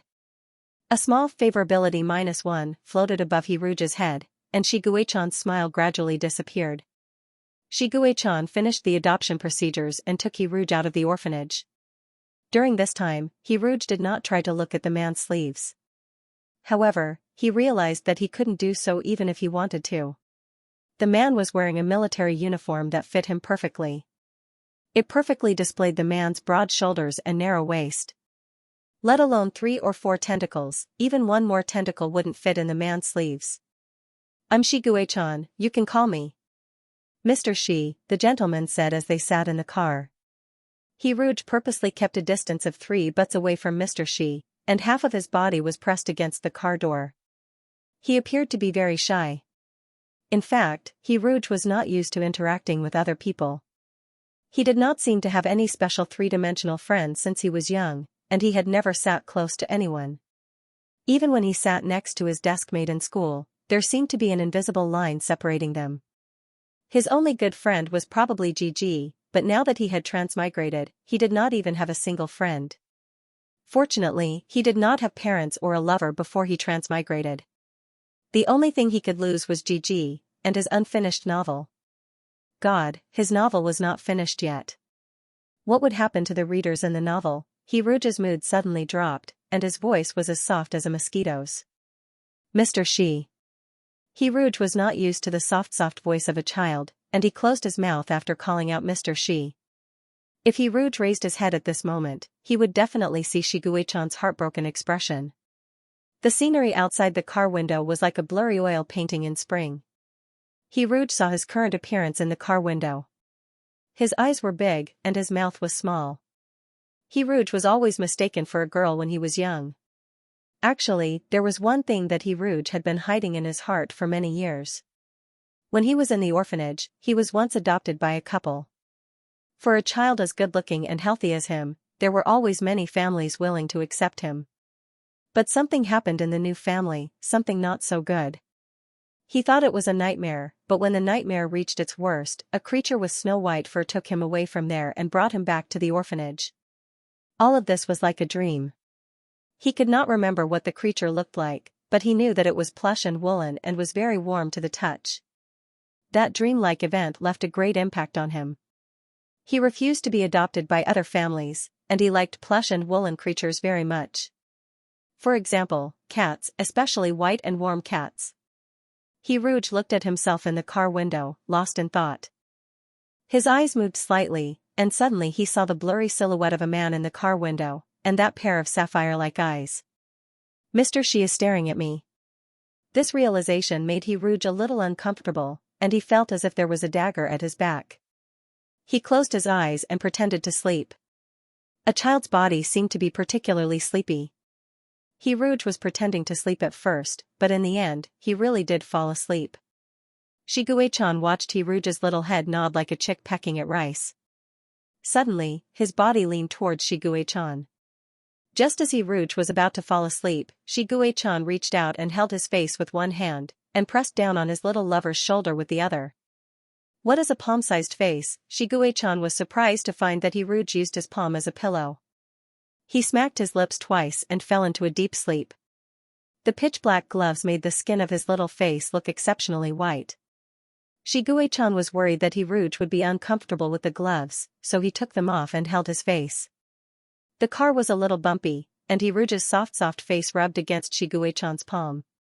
Shiguei-chan foolishly maintained this position for a long time before he realized that this position was not only tiring to his wrist, but it was also bad for Rouge's neck. Therefore, he carefully adjusted his position and let his little lover rest on his lap. This angle made Rouge's eyelashes look like two small fans. Even the curvature of his eyelashes was what Shiguei-chan liked. So small. Shiguei-chan couldn't help but think to himself. He tried and found that his hand could completely cover Rouge's face. Just then, his little fan-like eyelashes suddenly moved. The long eyelashes brushed across his palm like a butterfly flapping its wings. Shiguei-chan quickly retracted his hand. His heart was in his throat, but he still tried to act as if nothing had happened. After realizing that the little lover on his lap hadn't woken up, Shiguei-chan breathed a sigh of relief. He took off his cloak and covered his little lover with it. The pitch-black cloak was more than enough to serve as a quilt for his little lover. When Rouge woke up again, he found himself lying on a big, soft bed. Outside the window was the view of the sea. Rouge's setting in the novel was that the alien male protagonist had bought a villa by the sea. This way, he could transform into his original form, a huge tentacle monster playing in the water by the sea. At this moment, he was staying in the room with the best sea view in the villa. There were a few seashell wind chimes hanging on the window. When the sea breeze blew into the room, the wind chimes made a pleasant sound. At this time, the sky wasn't dark yet. The fiery red sunset dyed the sea red. Rouge suddenly remembered Mr. Shi's blue eyes, which were as cold as ice. From a certain angle, it looked like the sea was on fire. "You're awake. Are you hungry?" Mr. Shi's deep and mellow voice sounded like the playing of a cello. Rouge then realized that Mr. Shi had been sitting at the head of the bed, watching over him. This realization made Rouge's mood a little strange. However, he thought that Mr. Shi's mood was like a poop picker watching over a newly adopted cat. He was concerned about whether the cat could adapt to the new environment and whether it had an appetite to eat. It was much more natural to think this way. Rouge nodded. When he got out of bed, he noticed that Mr. Xi had thoughtfully placed a pair of cotton slippers beside the bed. He followed behind Mr. Xi with his short legs. Mr. Xi reached out as if to shake his hand, but He Rouge pretended not to see it. He kept a straight face and ignored the hand. This Mr. Xi was too tall. Perhaps He Rouge was too short now. He could directly walk under Mr. Xi's palm without worrying about his head touching Mr. Xi's hand. If Mr. Xi insisted on shaking his hand and asked He Rouge why he didn't hold Mr. Xi's big hand, He Rouge could confidently answer, "I didn't see it." He was so short that he felt justified. Were all aliens this tall? He Rouge clearly remembered that he had set the male lead's height to be 193 meters. Why was this Mr. Xi so unreasonably tall? Forget it. He had already transmigrated, so he didn't care about whether it was scientific or not. But he was still so angry. He was so angry that he had to jump up to hit Mr. Xi's knee. Why was this person so tall? Shi Guichan saw his little lover walk under his hand angrily. Not even a strand of her hair touched his palm. However, the favorability -1 that floated out of He Rouge's head passed through his palm. Shi Guichan? Why did you deduct my favorability again? Huiq, did I do something wrong? The chair was a bit tall for He Rouge. Just as he was thinking about how to climb up, a pair of strong hands were placed under his armpits and lifted He Rouge up like a carrot. He Rouge thought of the pets that were grabbed by the back of their necks. Why am I so good at bringing myself into a pet? He Rouge stuck his thumb up in the air and stubbornly hooked the slipper with his toe to prevent it from slipping off. Mr. Xi placed He Rouge on the chair with a dumbfounded expression. Mr. Xi even considerately adjusted the distance between the chair and the dining table and sat naturally beside him. Mr. Xi didn't wear a military cap in the room. A lock of silver curly hair fell from the man's forehead and landed on his highbrow bone. The pair of blue eyes stared straight at He Rouge, sparkling like a child asking for praise. He Rouge didn't know how he read the other person's eyes. He took a deep breath and thought he had to calm down. When the poop picker held the cat for the first time, he wasn't familiar with the way he held it. It would definitely make the cat uncomfortable. He had to be more tolerant and accept this new earthling breeder. After all, he wasn't some kitten that could scratch the other person's face if he was uncomfortable. He Rouge's expression didn't change at all, but in his heart, he lowered the other person's favorability towards him. However, for some reason, the man's blue eyes suddenly dimmed. If this person had 2 cat ears, then the cat ears would be drooping and listless. That's weird. Why do I always compare this Mr. Tentacle monster to a cat? He Rouge pursed his lips and focused on preparing to eat. However, Mr. Xi didn't do anything. He didn't eat or hold his chopsticks.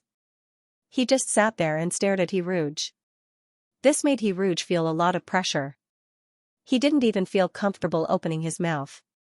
He took a deep breath and asked politely, "Mr. Xi, aren't you going to eat? Is looking at me enough to make you full?" Mr. Xi picked up his bowl and chopsticks, but it seemed like it was his first time using chopsticks. He couldn't pick up a piece of fish on the plate. The fish meat was tender to begin with, so the fish was poked full of holes. He Rouge felt that there was a strange light in the fish's eyes. His eyes were filled with resentment as he died with remaining grievances. They were indeed stupid aliens. They didn't even know how to pick up food with chopsticks. He Rouge grumbled in his heart. But shouldn't the tentacles of tentacle monsters be very sensitive? For example, when he was doing something indescribable in an indescribable place, he could always control his strength and angle just right.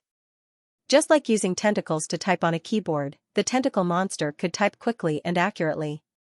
Just as He Rouge was letting her imagination run wild, Mr. Xi finally managed to pick up a piece of fish after 3 or 4 failed attempts. He patiently placed the fish into a spoon and used his chopsticks to pick out the bones in an even more difficult task. He Rouge couldn't help but take a second look at the man's handsome side profile. He was dressed in a majestic military uniform, and his hand that was supposed to be holding a gun was clumsily picking out fish bones. He didn't expect Mr. Xi to suddenly raise his head and meet He Rouge's gaze. Then, the man who looked serious smiled, revealing 2 small canine teeth. He put the fish meat into He Rouge's bowl and whispered, "I like fish the most." He Rouge looked at the fish meat in his bowl. He should have a lot of complaints in his heart, such as why the tentacle monster liked to eat fish even though it had canine teeth. But at this moment, he didn't know why he was silent. He wasn't used to accepting kindness from others. "Thank you." The little lover held the bowl and thanked him seriously with a straight face. A small favorability +1 floated from the top of the other party's head. This thank you seemed to have special effects in Shiguei-chan's world. The sound of gongs, drums, firecrackers, and Shiguei-chan wanted to turn into his beast form and roll on the ground. God knows how anxious he was just now. Shiguei-chan originally came to complete the mission full of confidence, but the treatment game had just started and his favorability had dropped to a pathetic 8. Shiguei-chan didn't know what he did wrong. From the moment they met, Hiruge was dissatisfied with him. No matter what he did, his favorability would be deducted. And this treatment game was linked to Hiruge's illness. If his favorability never reached 100, then Hiruge would never wake up, right? Shiguei-chan's pressure was even greater than in battlecraft combat. He had no way out. He had to complete the mission, or his lover would be in a deep sleep forever. Encouraged, Shiguei-chan crazily put food in Hiruge's bowl.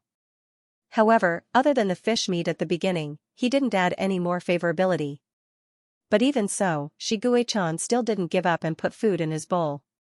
There was a professional chef in the villa, and the food was extraordinarily delicious. In addition, Mr. Shi kept putting food in his bowl.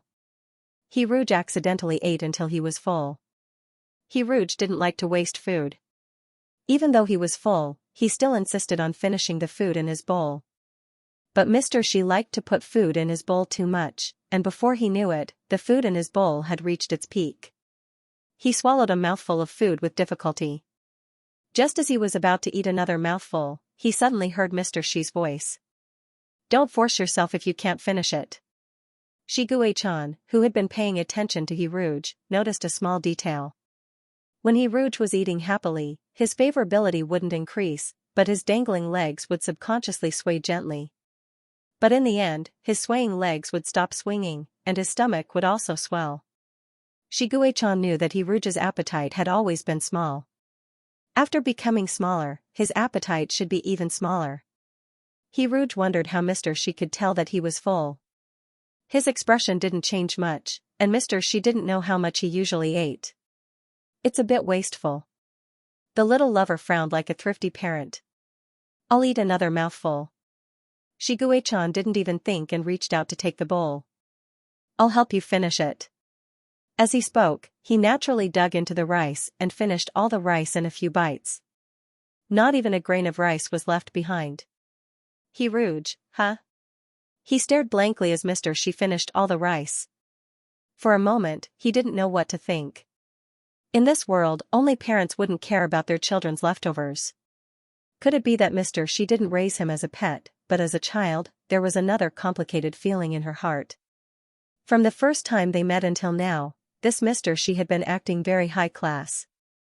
This was not a person that could be casually bumped into on the streets. He had nothing to do with eating leftovers. Hiruge was so shocked that he accidentally burped. Mr. Shi was wiping the corners of his mouth with a tissue. When he heard the burp, the man's expression suddenly changed. Doting, perhaps it was the lighting or the angle, but at that moment, that pair of deep blue eyes were like the sparkling surface of the sea. There was an indescribable gentleness. Hiruge thought for a while and thought that Mr. Shi probably felt the pride of a pet owner when he fed his pet. It was similar to the satisfaction of seeing your own pig grow stronger and stronger. Actually, Mr. Shi wasn't very fierce. After getting close to him, he realized that he was a gentle person. It would be great if his original form wasn't a tentacle monster.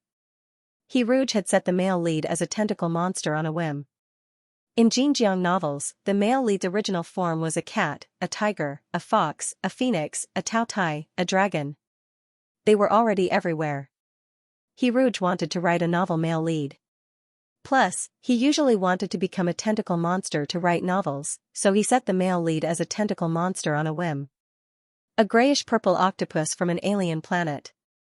It was smooth and without a single hair. Hiruge imagined what an octopus with long hair would look like. After imagining it, he couldn't help but have goosebumps. It was too scary. Even if such a large octopus was made into octopus balls, no one would dare to eat it. After eating, Mr. Xi led He Rouge to the beach for a walk. Mr. Xi left behind a large footprint on the beach. It was an extremely large footprint. It was like a mark left on the sand by a pair of diving fins. He Rouge had never seen such a large footprint in his life. The savage footprints in Xianxia were actually made by Mr. Xi. Taking advantage of the fact that Mr. Xi was still walking in front, He Rouge tentatively extended his foot towards the large footprint. Like a thief, he stepped one foot into the large footprint. Hence, a pocket-sized foot appeared in the bold and uninhibited jumbo footprint. This reminded He Rouge of a Russian doll with a small foot inside the jumbo footprint. He Rouge sneakily placed his other foot into the large footprint. He Rouge discovered that Mr. Xi's footprint was more than big enough to fit both of his feet. He carefully squatted down and pressed both of his hands into the footprint as well. He Rouge couldn't help but laugh. He didn't dare to laugh too loudly, afraid that his childish behavior would be seen by Mr. Xi. Did he not want to lose face? He Rouge guiltily raised his head to look at Mr. Xi's back. The man's cloak fluttered loudly in the wind. His long legs were so long that they defied the heavens. Just his back alone could capture the hearts of countless young girls. Mr. Xi was indeed very handsome. He Rouge raised both of his small hands and blew away the sand on his palms. Then, he walked out of the area of the large footprint and wiped away his small footprints and small handprints with his feet. After confirming that the corpse was destroyed, He Rouge followed behind Mr. Xi with his short legs.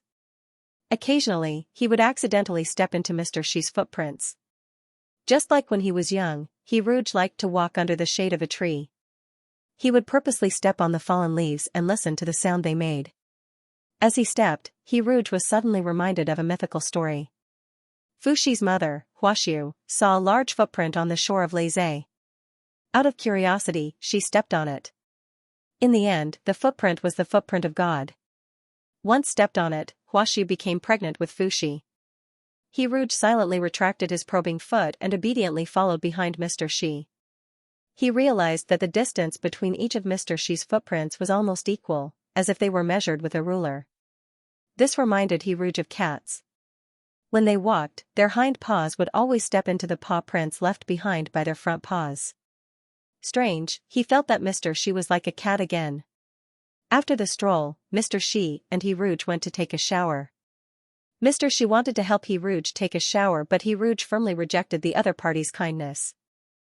The shower gel was strawberry flavored. After the shower, He Rouge felt like he had turned into a big strawberry.